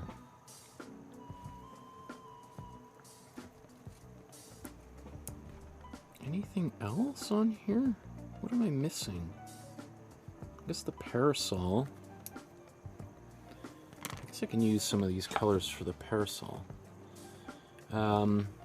I remember there was a debate I saw earlier with Pascal was asking, what do you think? Is it the green of the flowers that were painted first or the brown?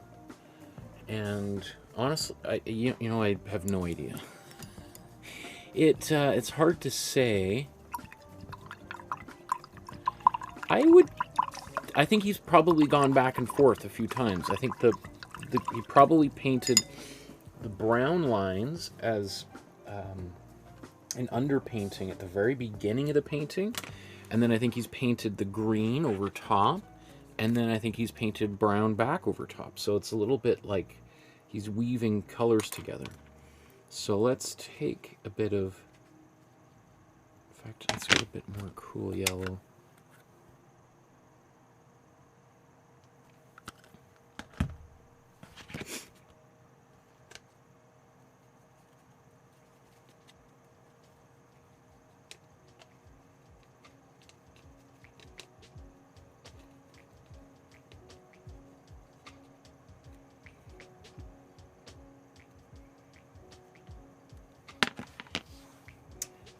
Actually, maybe now that I just mixed this, since I got a paintbrush with paint on it, it's always, I like using that color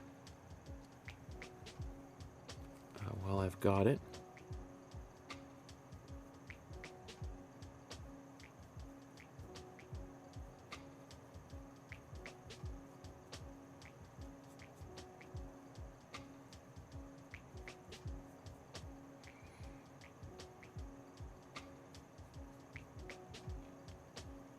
And I'm being careful not to paint everything.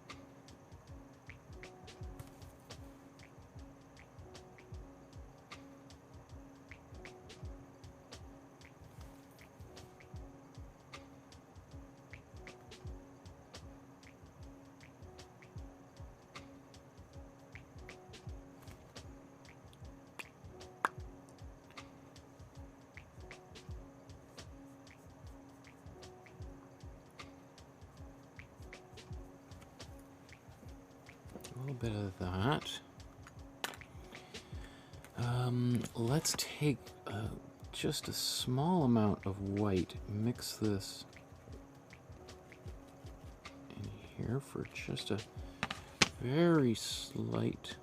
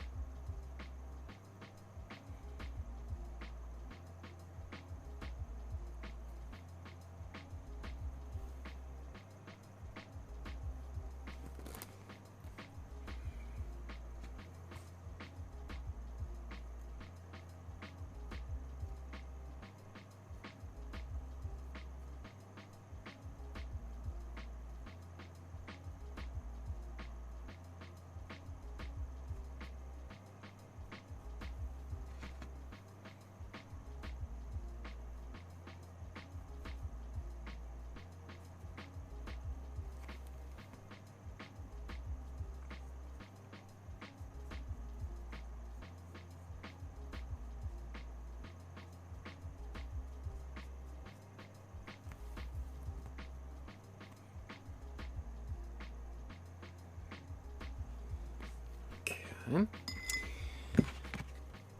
then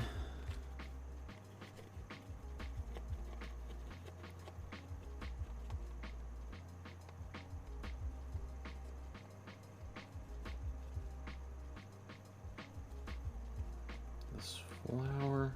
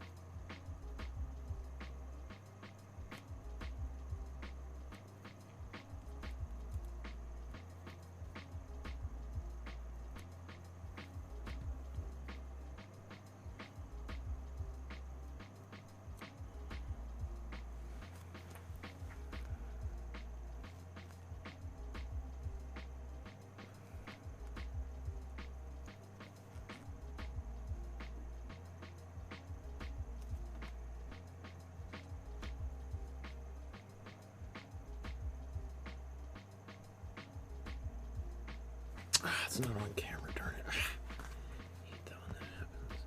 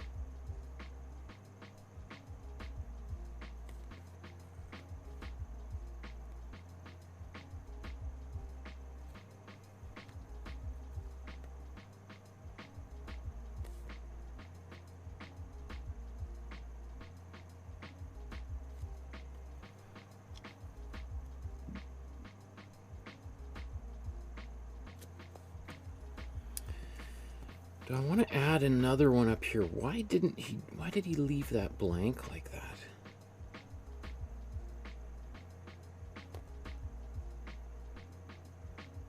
Maybe I'm gonna leave it like that. I'm gonna give him the benefit of the doubt.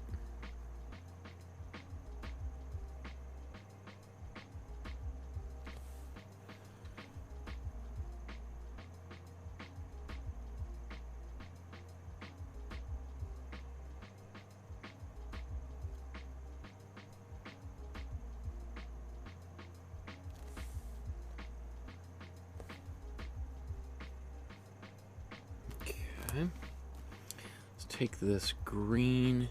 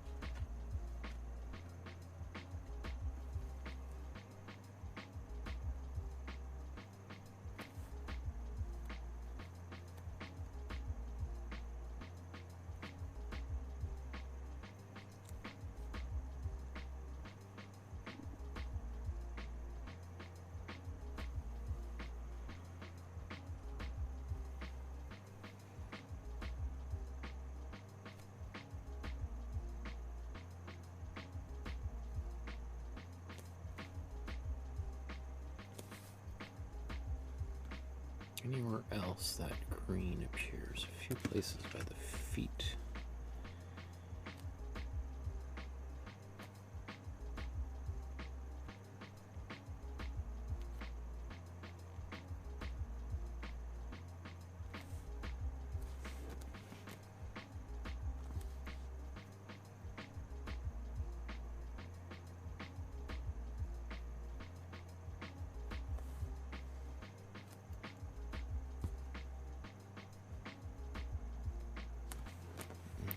Okay. Oh, we're getting close.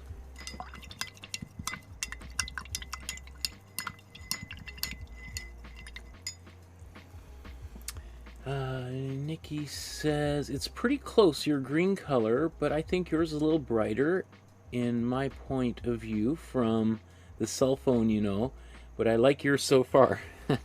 Thanks. Yeah, it's tricky, trying, because I've got two monitors here. This is the one that, as it goes out to YouTube, it's on a TV, which isn't calibrated or anything, and it looks different than my computer screen, and those look different than the painting I'm doing. So there's always a little bit in my mind, do I make it look like the TV screen? Do I make it look like the computer screen? Or do I just worry about how my painting is turning out?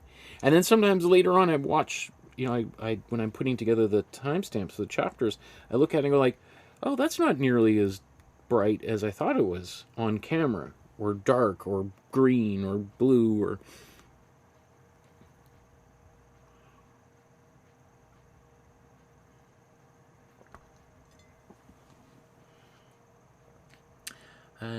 Nikki says, teacher, I didn't see these risk on the other side from the original, just some fine layers. Or maybe rocks, is that what you mean? Didn't see the rocks? Not sure.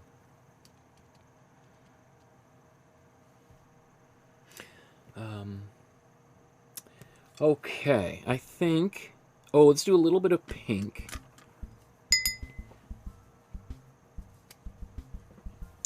This brush is getting pretty beaten up. I don't know how much more life it's got left in it.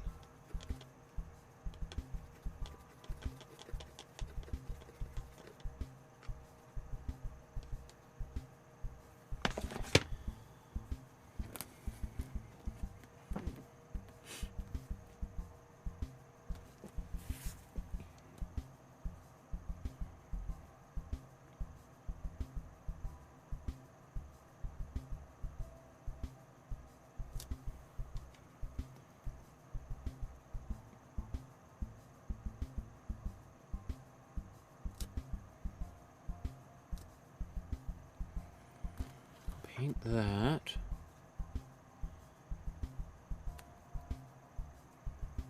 And this one.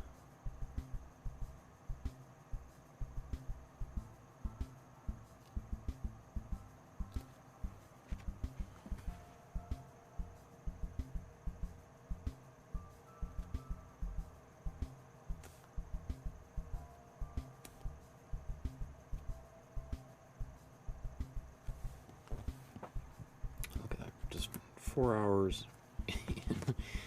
Time just flies, my goodness.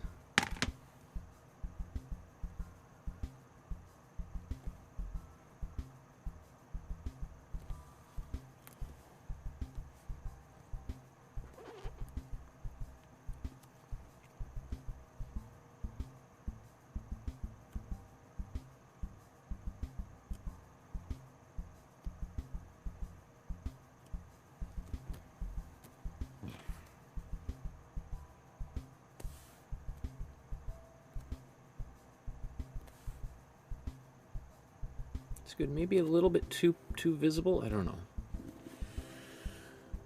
It's always hard to say.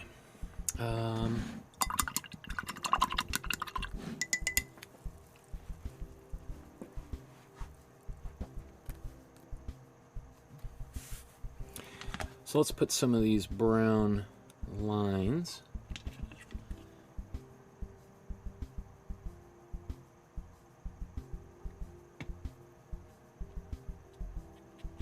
I'll just put some slow dry medium in here to thin the paint out a little bit.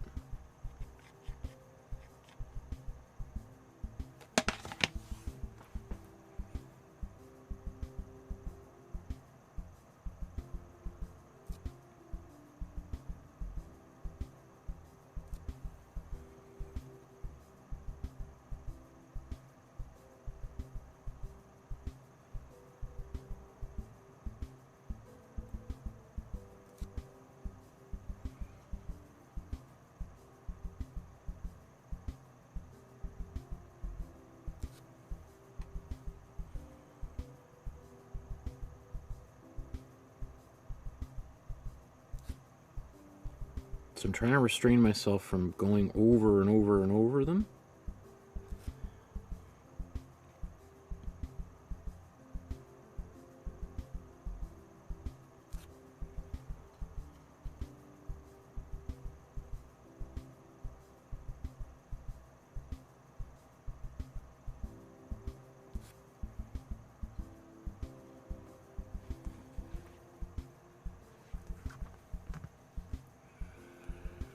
Now, he kept this pretty absent of outline up here, but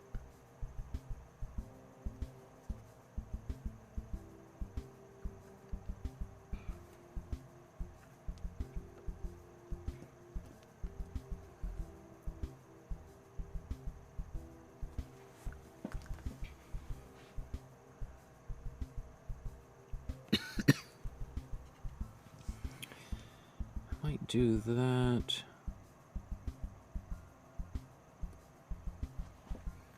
And that. Let's move along.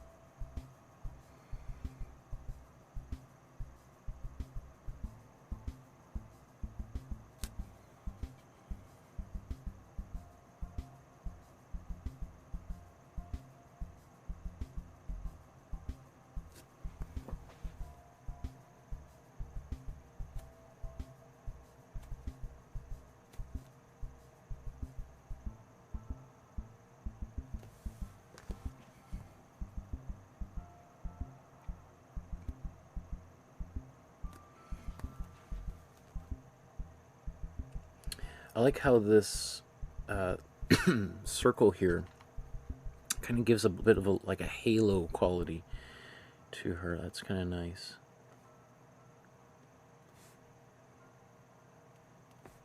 And it's probably not by accident either, obviously. Excuse me.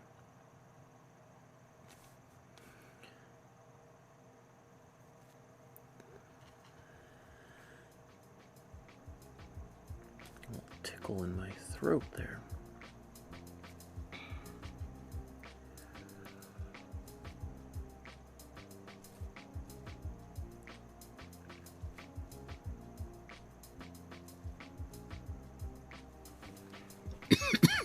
Ah.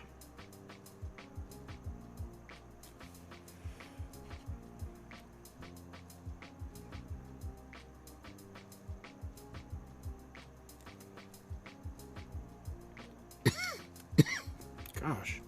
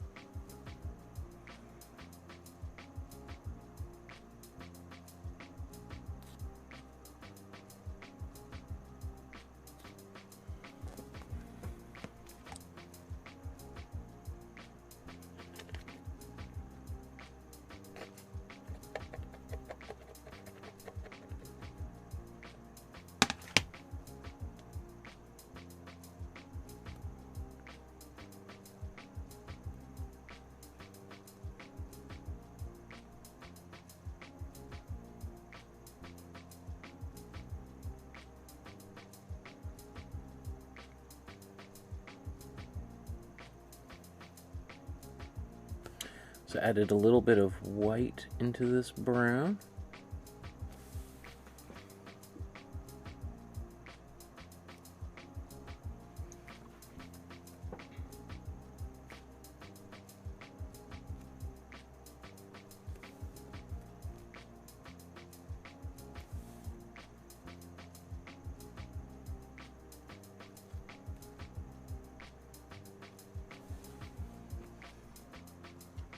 just going to go back over parts of this.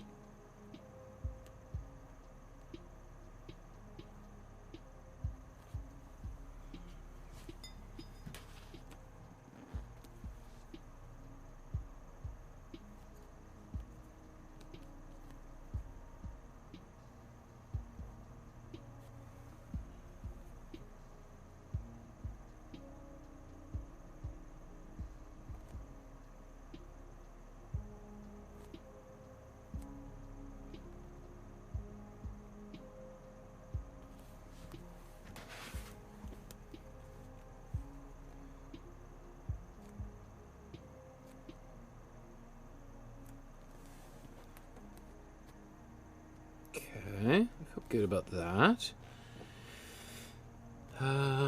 Let's just back out just so we can see how things are progressing at this stage.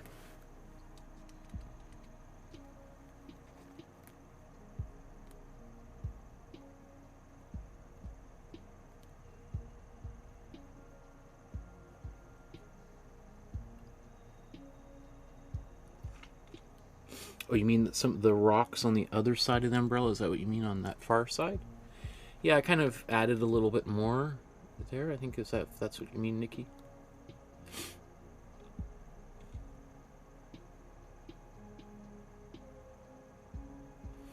I will say that this sky does look, lighter or brighter than his, but let's just continue. I mean, that won't change right yet, unless I, obviously, again, most of that there, pretty much in the original painting doesn't exist. So all of this right here is my own invention. So this is the original painting. You can see how a lot of it I've kind of, added that edge to the side of the parasol. I also did make a change here where you could see this kind of goes in one direction and then it pops out down here. Whereas on mine, I've just tried to keep it kind of one consistent thing. Just because that kind of thing drives me crazy. I know that's, depending on who you ask, that could be sacrilegious alteration of the original.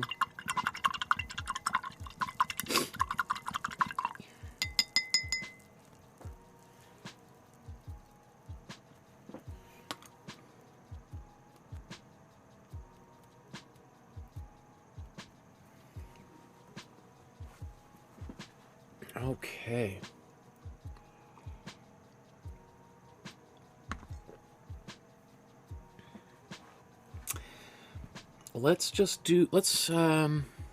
I think we're just at outlines now, really. Were we there? So, since we're at that stage, let's...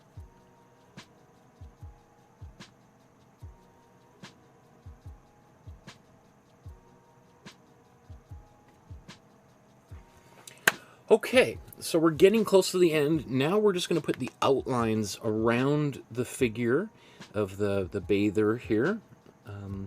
And then we'll be, I think, very close to being done, if not entirely done. So in order to get those outlines, we're going to mix another brown, and I think I've got to make a much bigger batch of it, so that, because I keep using little bits of paint and it dries very quickly, so it's so much easier just to do this with more paint. Get a bigger mix with some, more paint, fresh paint. So let's mix a dark brown. So brown is an orange. So we're gonna make, but we want a very, very, very dark orange. So we're gonna be using mostly red, a large quantity of blue, probably about almost equal amounts of blue and yellow in here. Maybe even a little bit more blue. You can see, like, compared to the color that was there, that looks almost like a black. I think let's make it even darker. But it's not black, it's brown, right? So here's, there's my, well, it's almost black. Here's my brown. Let's just mix that in nice and good. I even wonder, is that going to be dark enough? I think I'm going to make an even darker brown as well.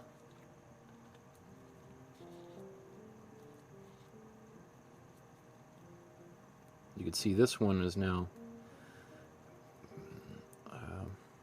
maybe even more blue. We're very close to half and half without any yellow at all. Except maybe a bit of residual yellow that was on my brush. So we'll see which one works best. I'm also just going to put a little bit of medium. Oh, that's a bit much.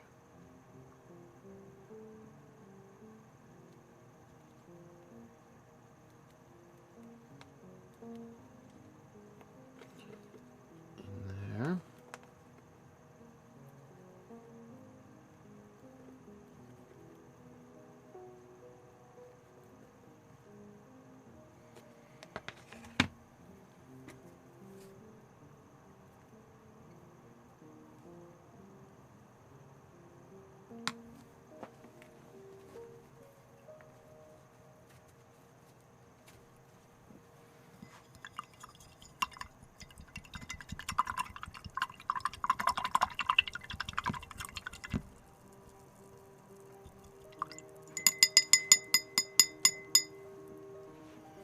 Sorry, just got the nanny here.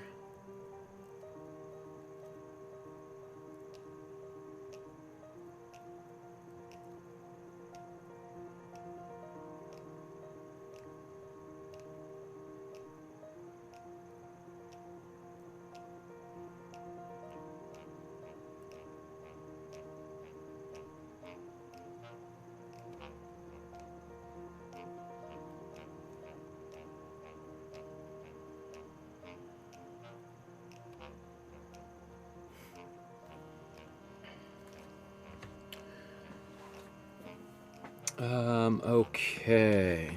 You know what? Maybe I'm just going to quickly blow dry this too.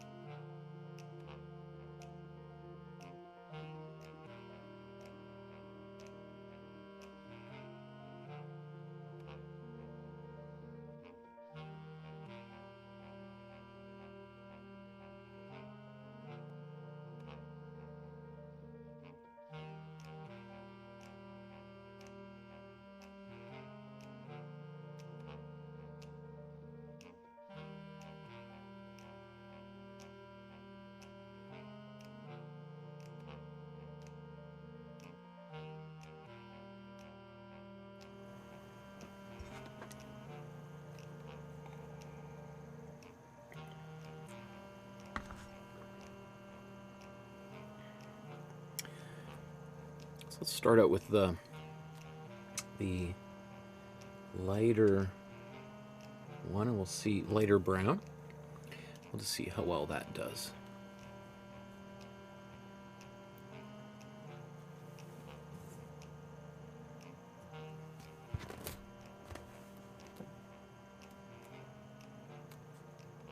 Where are you going?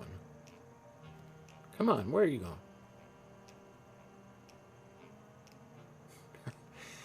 Drifting off.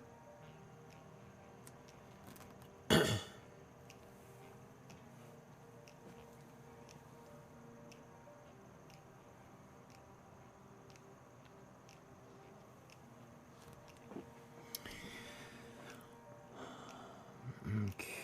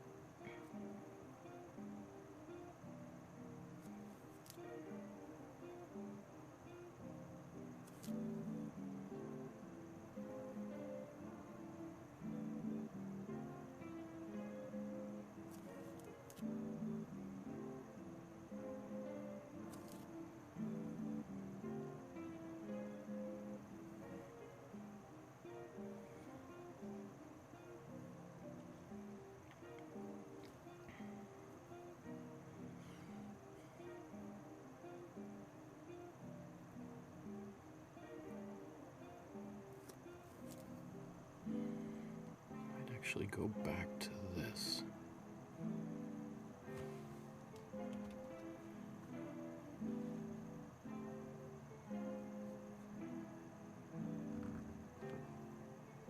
Ah, come on.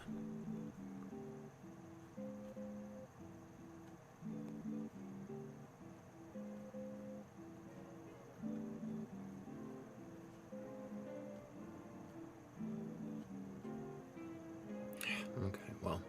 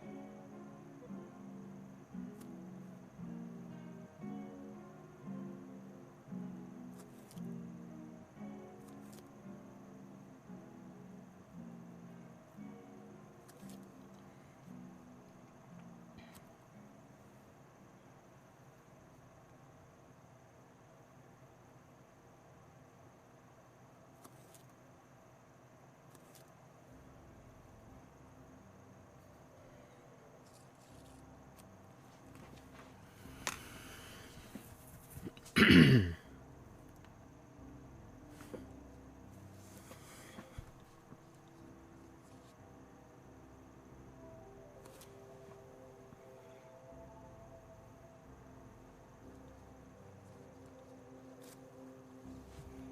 paintbrush is getting kind of gloppy.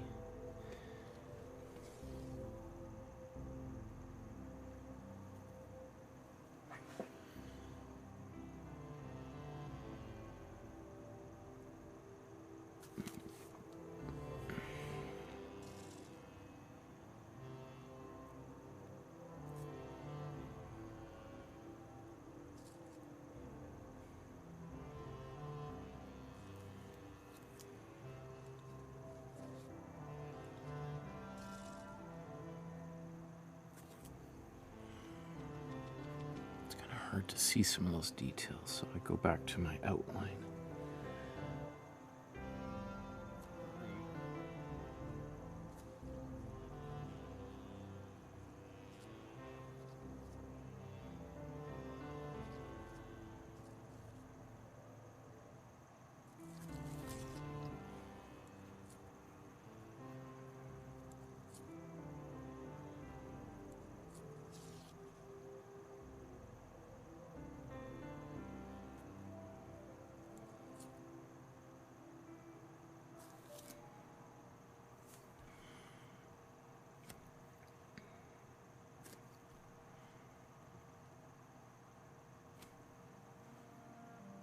I think I made her nose a little bit smaller.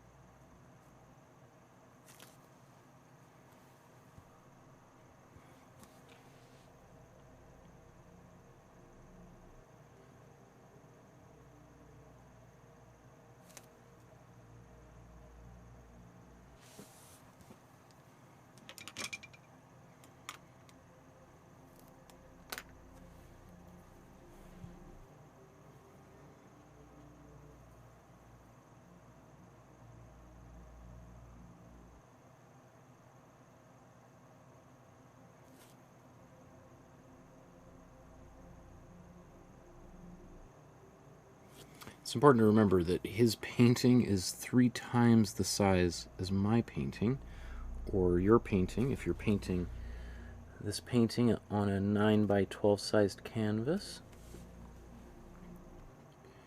So all these little details, they don't have to be perfect. We're always just doing the best we can. We don't beat ourselves up for not doing perfect job. I don't even really know what that would mean anyway, to do something perfectly. And I'm certainly not convinced that it would be a good thing.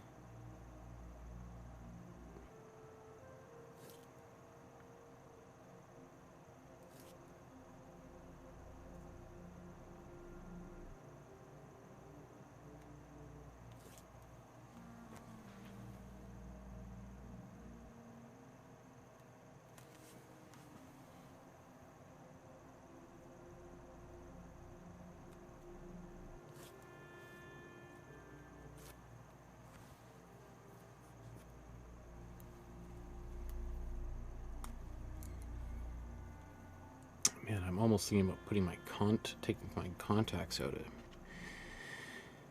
Having a bit of a hard time seeing these details up close. I just ordered a new pair of glasses and contacts because I got my eyes checked.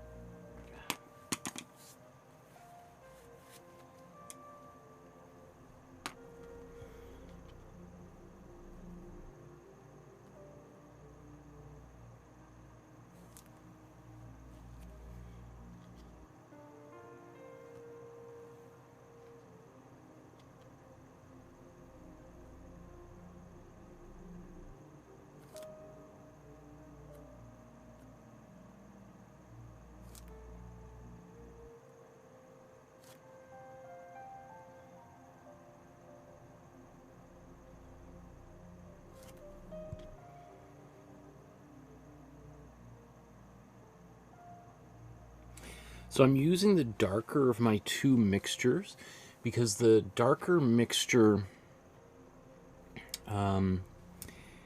also has slow dry medium in it, so it makes it a bit more transparent. So I found, like, when I was using the lighter color, slightly lighter brown with the slow dry medium in it, which makes it a little bit more fluid-like, it was just so it was too transparent.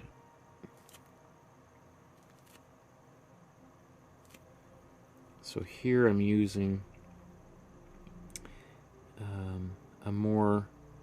a darker color that's probably equally as transparent, but because it's darker, its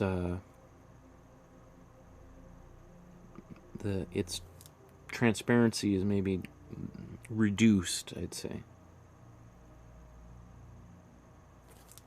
Especially when you're looking at it from a little bit further away. Up close, maybe on camera like this, it's more evident, but we're talking about something that's very small, like this painting. Like, most people are never going to look at this painting that I'm working on right now at the size that it's at on the screen right now. That's just the maybe sad reality of the artist's face, is that most people don't look at things all that close.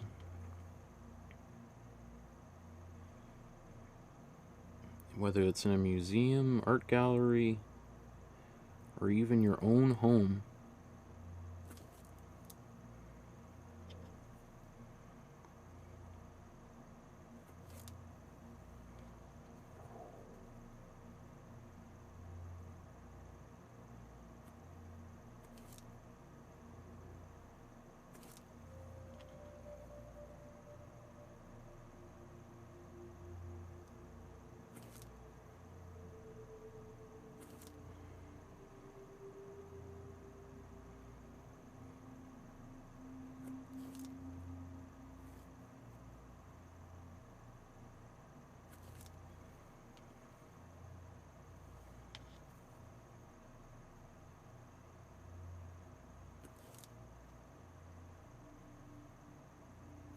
Oof, this brush is just on its last legs here.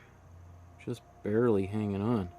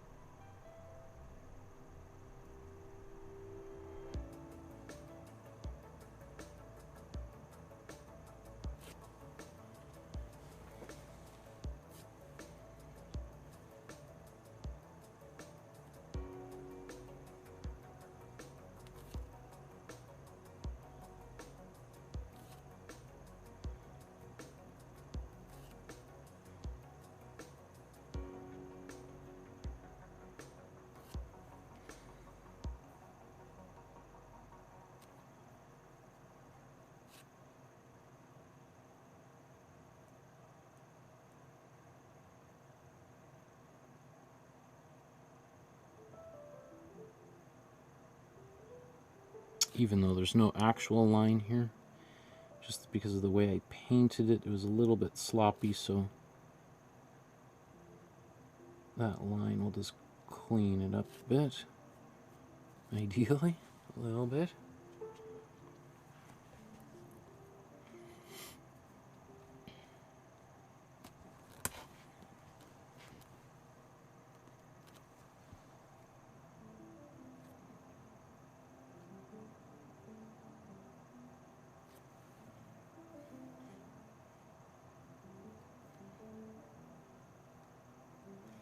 Again, there's no outline here, but because I've got a little bit of white here, I'm going to paint one where one doesn't exist.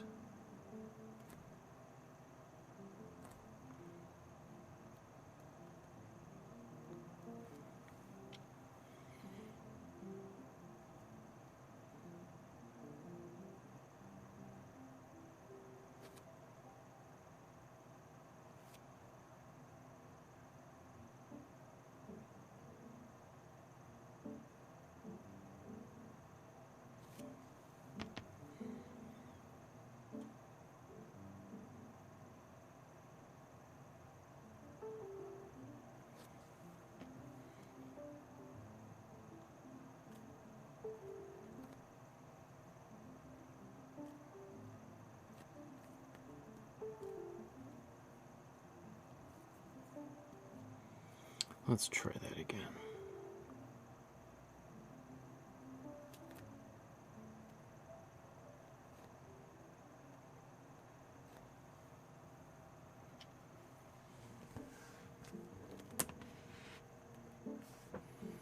I'll come back to her shoes in a little bit. I'm just going to work my way back up the body here.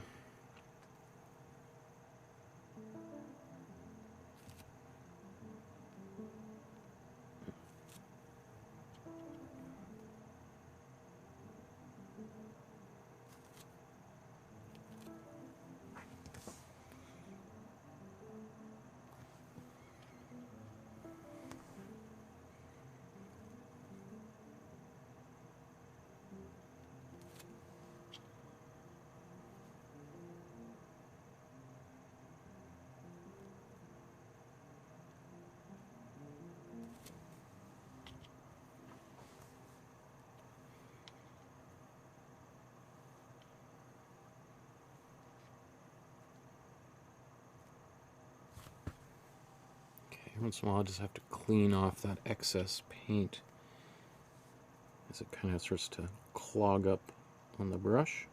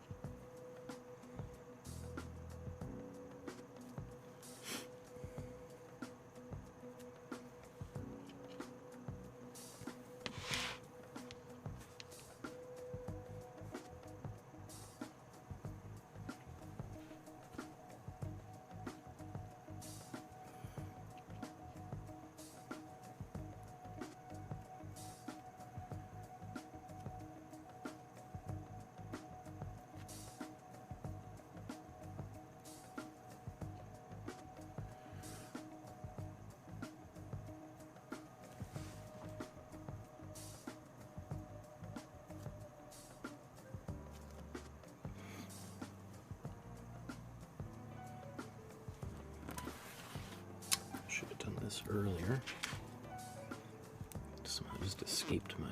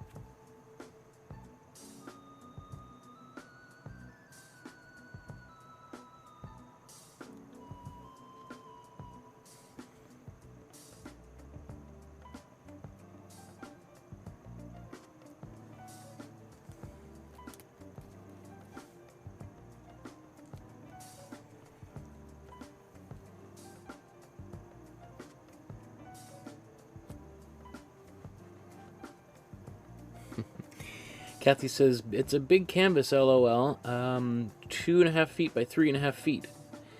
It looks great, lots of outlining. I cheat and use a Q-tip to fix my mistakes. That works. Hey, you know, you can see I use my fingertips sometimes to kind of smudge a line out or remove something like that, but Q-tips work fine. I mean, the only thing I would just be not worried about, but is, you know, some Q-tips are really fuzzy, and maybe some of that fuzz comes off the Q-tip, sticks to the canvas. Not a big deal. I would probably, rather than pick at it, let it dry and then use a pair of tweezers to pick off any little hairs that are there. There are Q-tips that are like really pointy. I have those as well. I have both kinds of Q-tips. And those might work better because they're a little bit more precise than maybe the Q-tips people think about when they think about Q-tips.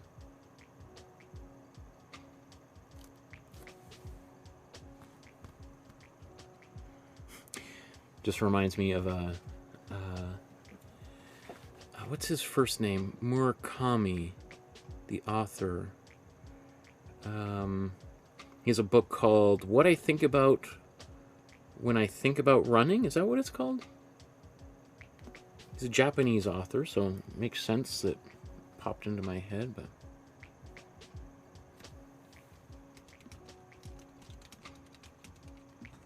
yeah, When I Think About Running.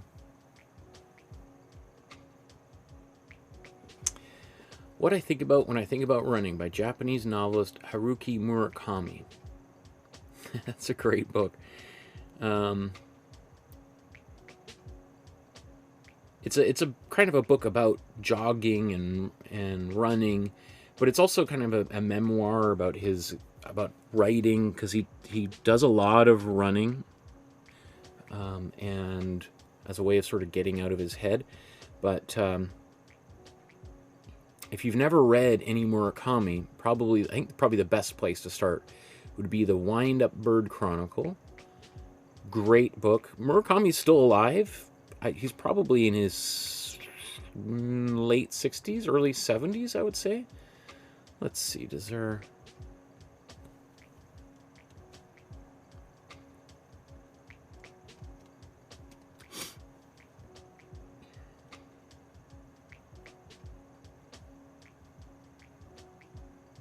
'74. Haruki Murakami. I always think of Takashi Murakami. He's a visual artist, and we did an episode about his work probably 3 years ago. I love those, but there was a period of time where Murakami was my favorite artist of all time. I was just obsessively reading all of his books. Kind of and that was only maybe 6, 7 years, well, maybe 10 years ago probably now, but you know, he would be considered kind of what was it, magical fiction, magical realism, like certain Latin American authors like Borges and who's another?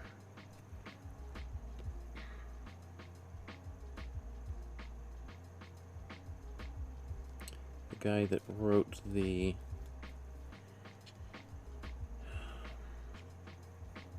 Okay, it's gonna drive me crazy.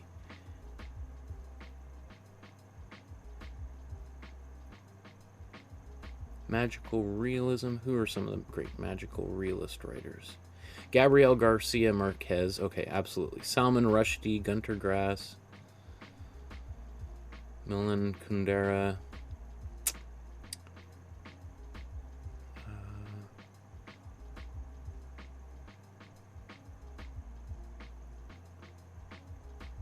Yeah, one of the most important authors is Haruki Murakami. It is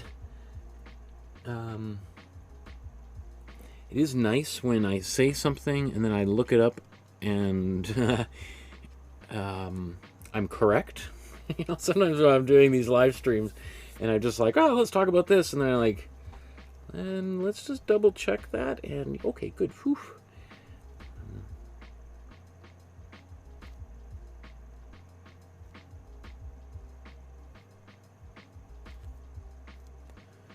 It does help to create the illusion that I know what I'm talking about, doesn't it?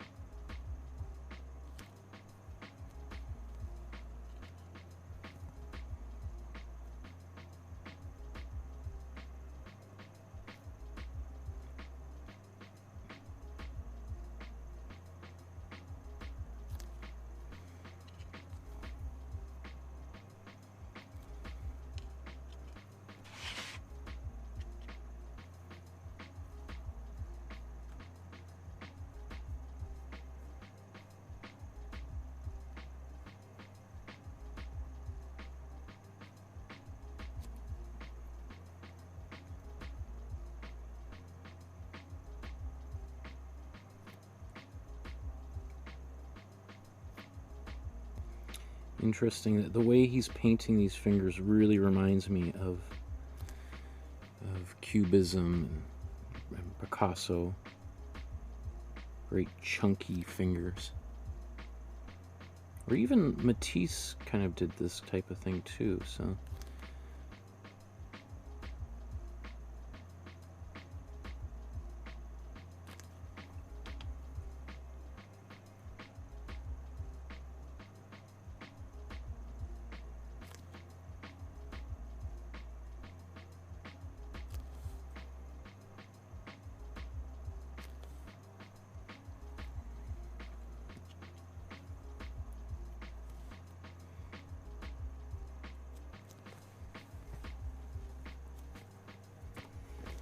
Okay, let's just do a little zoom out here.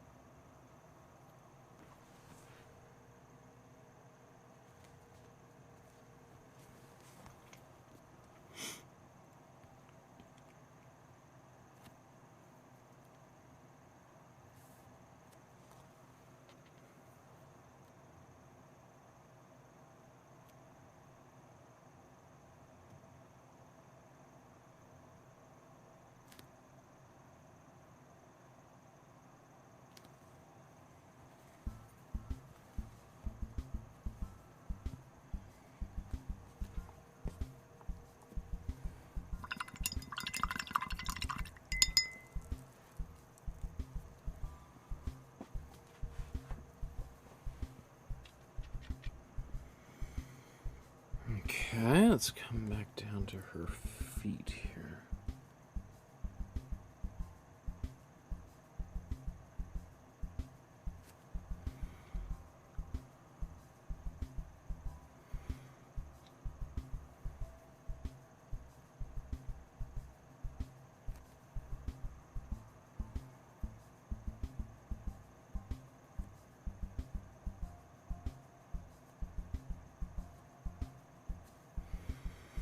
So the one thing about using a very small brush like this is it can't hold a lot of paint. That's why I'm constantly dipping my brush back and forth into the paint.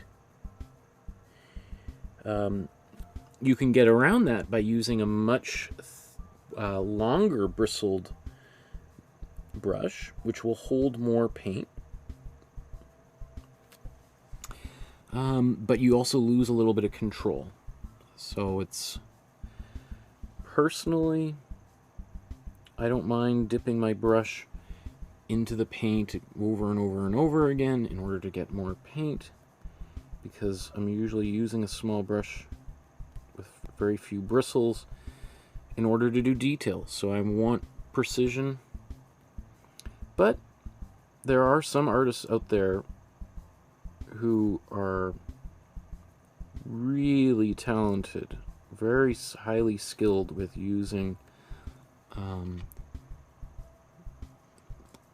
small brushes that have long bristles. You see that a lot with like sign painters, which is almost entirely dead art at this point. But was obviously every sign was hand painted at one point in time.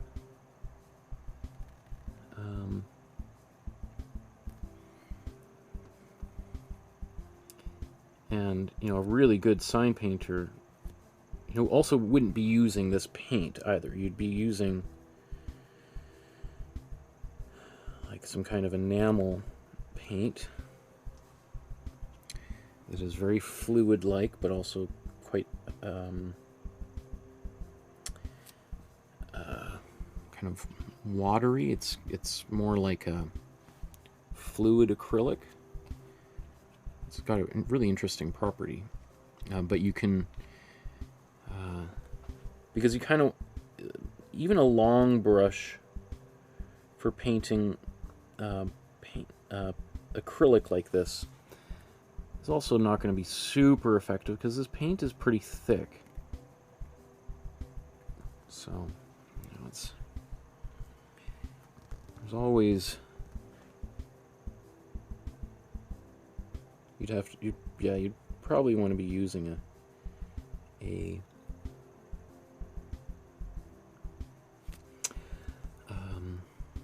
different type of acrylic, like acrylic ink or fluid acrylics, as I said earlier.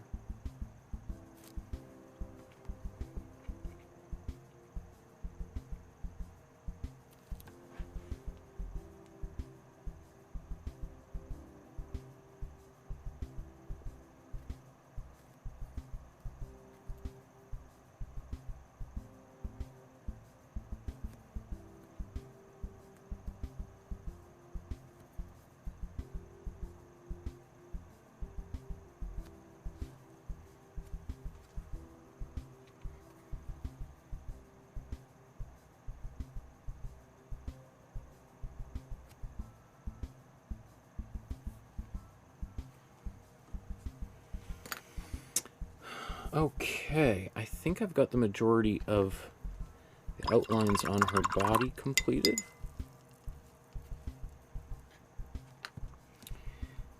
Oops, I left this paintbrush out this whole time.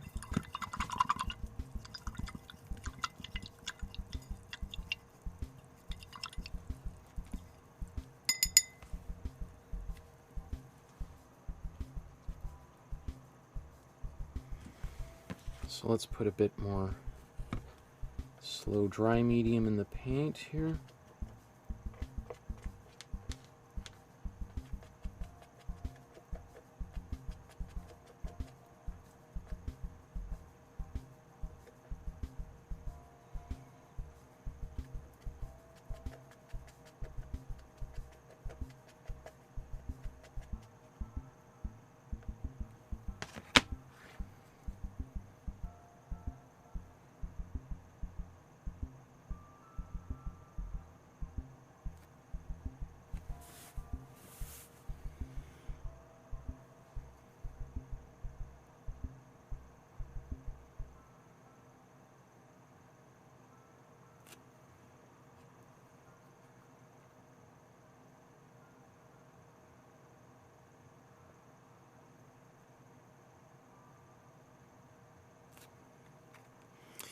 So you know, even just going up to this slightly wider brush, I have a lot more paint that can stick on the brush, and I can make longer brush strokes.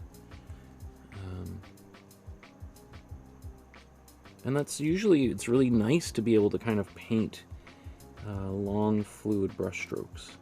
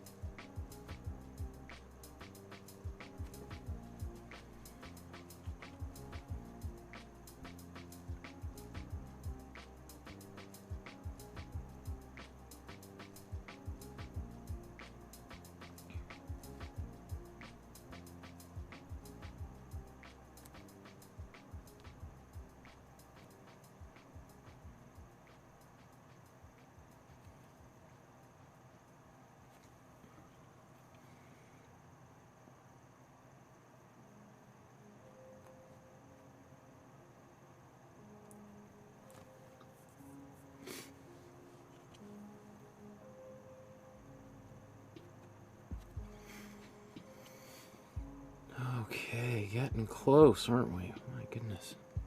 This took longer than I expected. Every one of these episodes takes longer than I expect.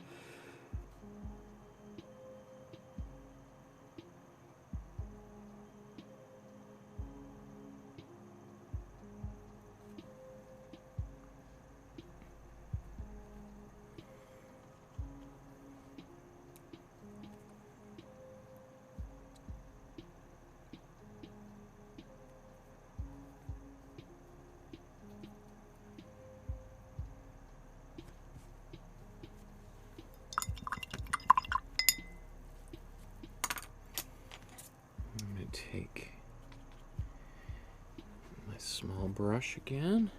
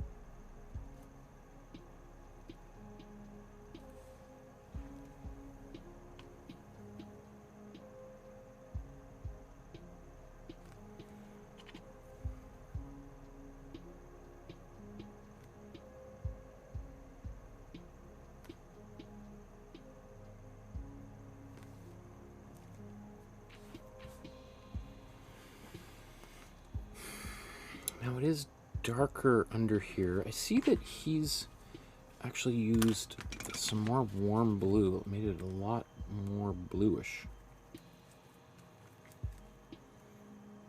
Let's take a bit of warm red.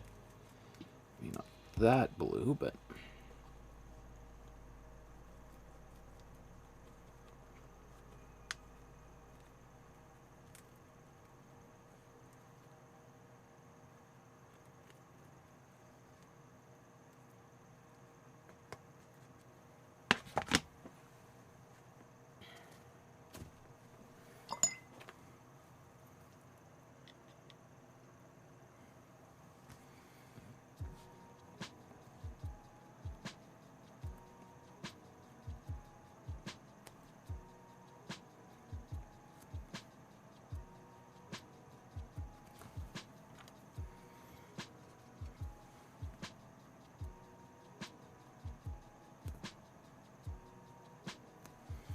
that's cool. I like this really subtle warm blue in these shadows under her legs. That's a nice touch.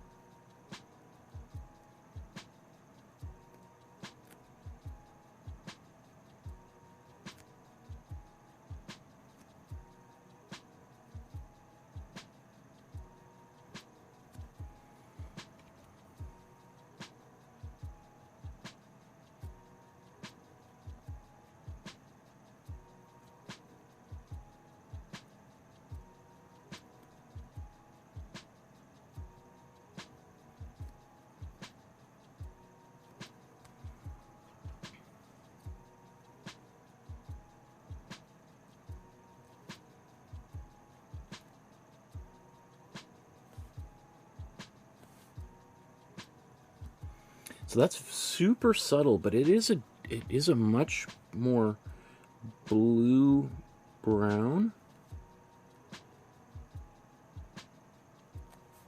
And that works really well for our foreground.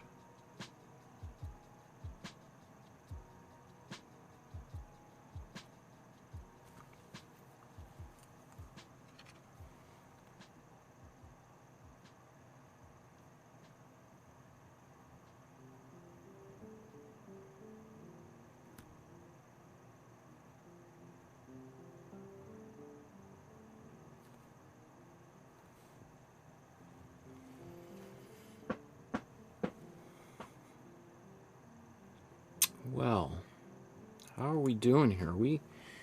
Are we done yet?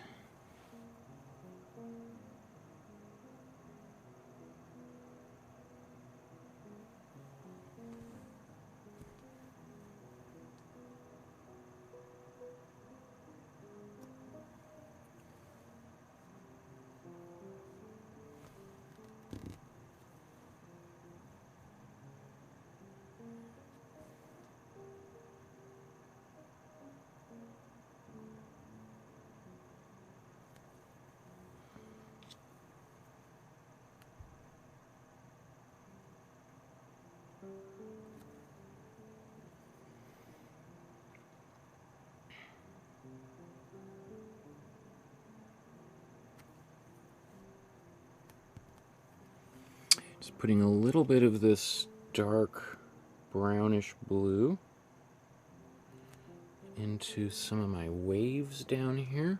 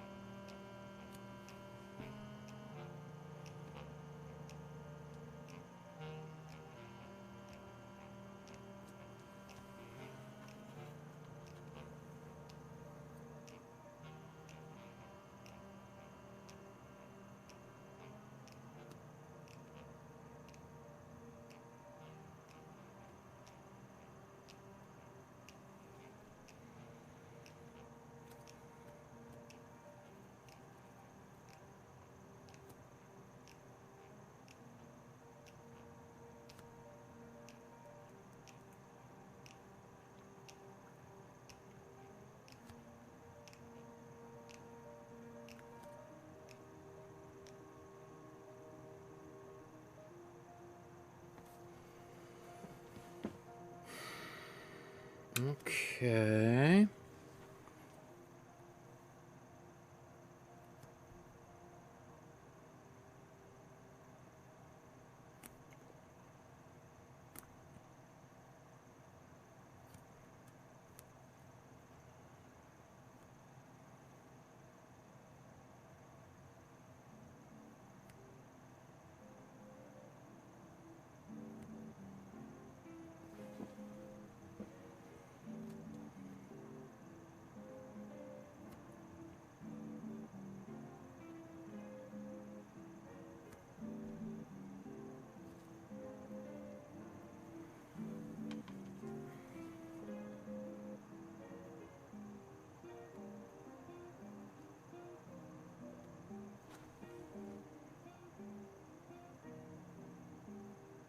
Okay, I think that's probably good enough.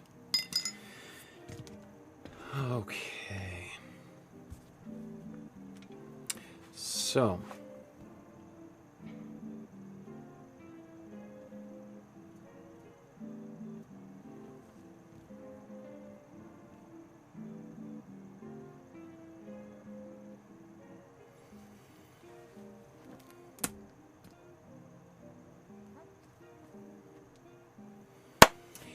it is that time of the day where we're going to do our side-by-side comparison and see how they turned out. I'm pretty happy with the way it looks.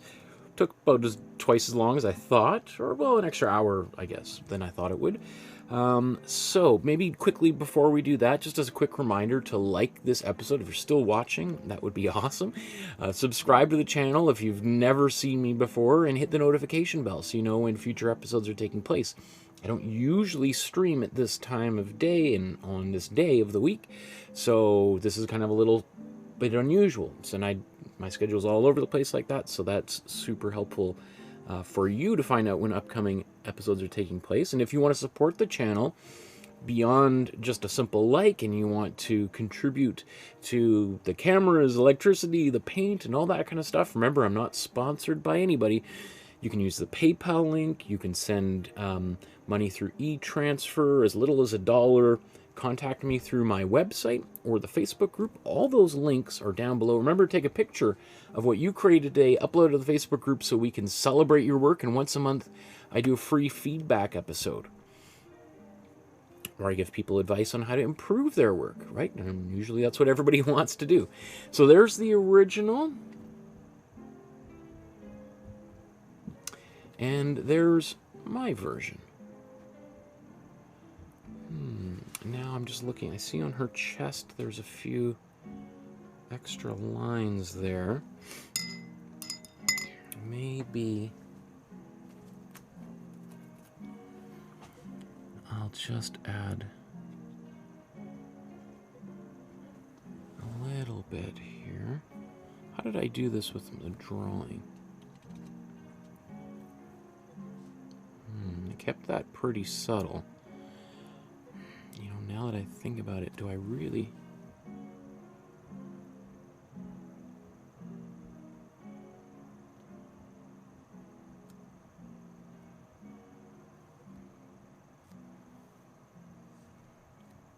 Oh, I see, there's...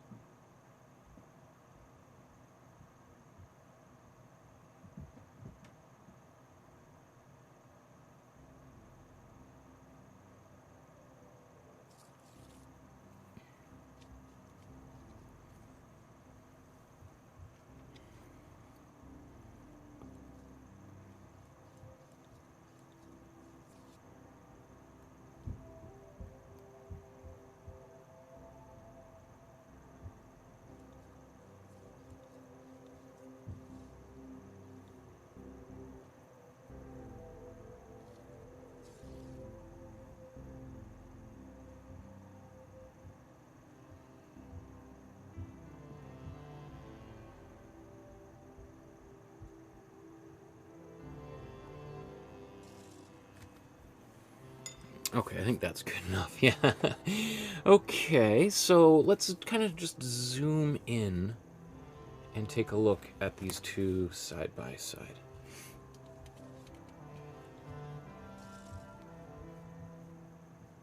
Go to the top left corner.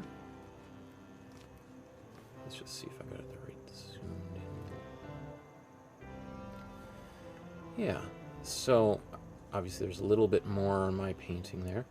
So when I did this, obviously this is a little bit lighter. I could, put a bit of gray on there, but I don't mind the painting looking a little bit brighter.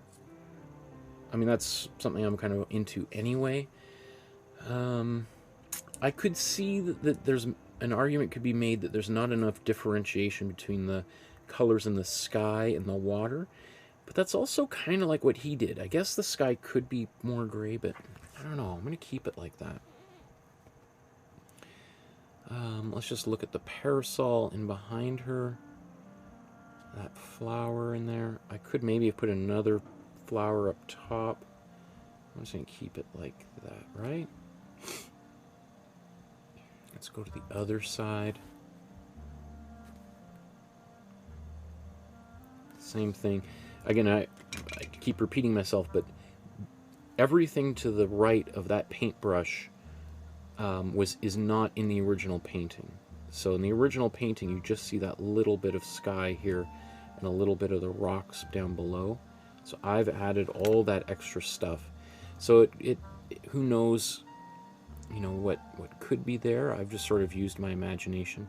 Same sort of thing down here, because his had just this little sliver of paint there of the water.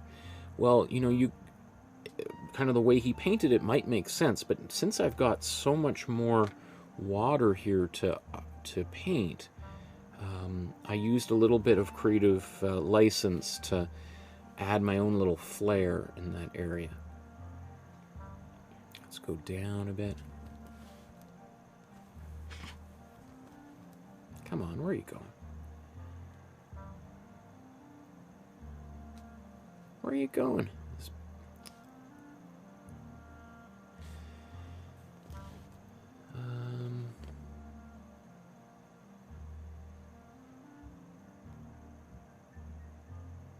I could have added even more variation into the rocks there. Another 2 or 3 steps of color. I see there was also a little bit of a fold in the towel that I didn't include.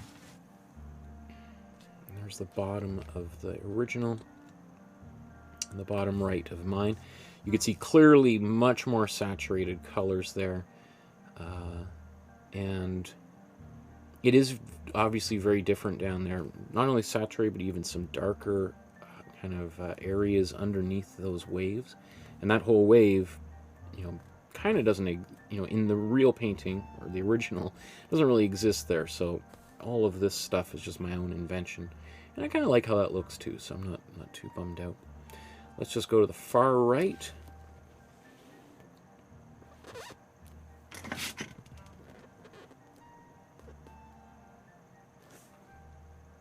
And again, same sort of thing. I've taken a lot of creative license there with these waves in the foreground. But I like how that looks. Like the original painting also is kind of, all of this stuff right here is just my own invention.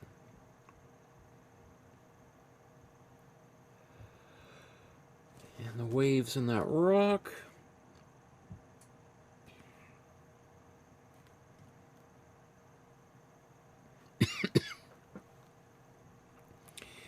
Now, you've got her hand there. Let's just sort of take a look at this. We'll just start here then. I'm noticing there's a lot of yellow around there. I obviously could get closer with some more blue, but I don't mind that. You can see that he's even kind of outlined, gone right across the handle of the parasol with a bit of blue. That's pretty bold.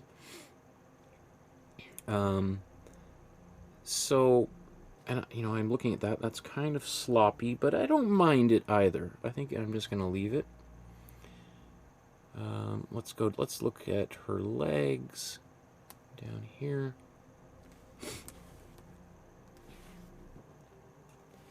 I got a little bit more room, so I've added that other shoe and ankle there.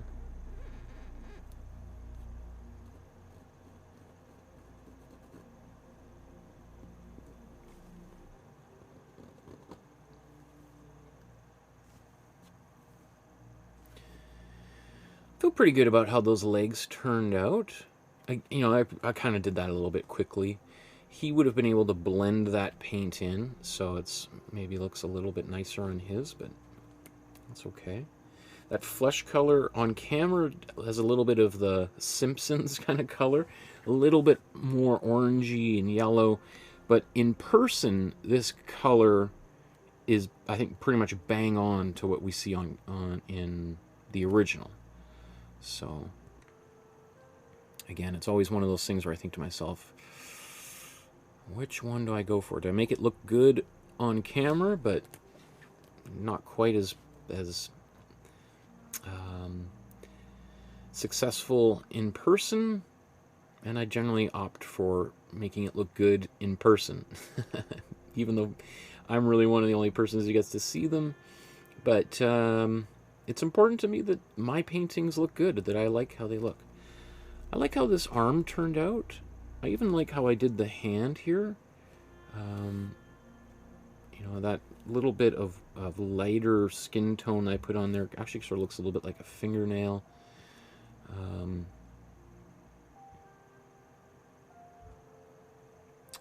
Let's look at her bathing suit, since that's the title of the painting.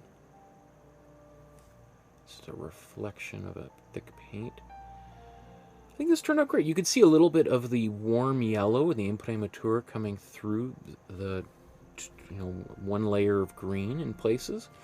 And I think that looks actually, it's not quite like that in person. That's very super subtle in person. But even if it was like that in the finished painting, I would think that's fine, totally acceptable. And then let's go right up to her face, and that's where we'll end our close-up at.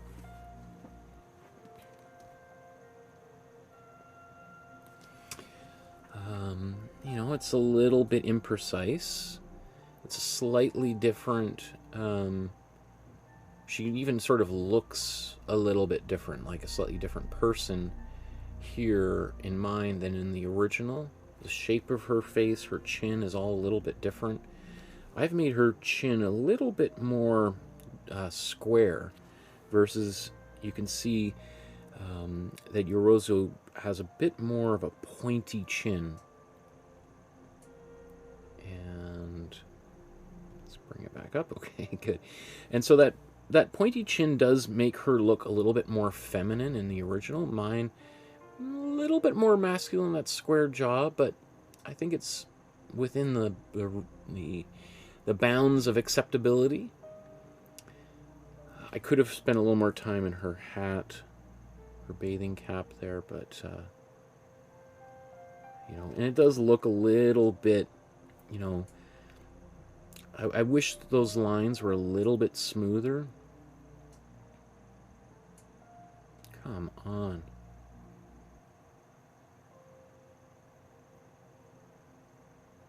But all in all, I could make her shoulder, or not, her collarbone here a little bit darker, but I think it's okay like that. I almost feel like when I look at mine, I'm like, oh, those look a little bit too accentuated, and his are even darker. So I think I'm just going to keep mine the way they are. I also did add these little touches of lighter color all over the painting, like on her right side here, that he didn't do. And it was really just because of what happened with the knees. As I was painting the knees, I added a little bit of, because it looks like he's almost got a little highlight there. And so it, I felt like, well, if I'm going to add it there, I've got to feel like I add it elsewhere. And so I did, and I feel like that actually works pretty well. It's a little bold on her nose. He didn't do that either, but I think it's okay. you know, just as I look at them side by side now, his painting has a more expressive quality. It feels like it was done faster. It's a little bit wilder. The waves are a little bit. Everything just seems more spontaneous. Mine looks a little bit more stylized, like a little bit more graphic, a little bit more maybe even Van Gogh-ish, you know, the way that I've sort of painted it, which that's closer to my own personal style of painting anyway. So it's not surprising that it sort of, my little bit of myself came out in this painting. Okay. Well, thank you everybody for painting along with me, for sticking around to the very end. I can't wait for our next episode. I think it's next Tuesday. Then that might be a very interesting special one. We'll see what I have a couple ideas of what I want to do there. That anyway. So stay tuned. Subscribe to the channel to find out exactly what that is, and we'll see you next week. Enjoy the rest of your evening wherever you are on our beautiful planet, and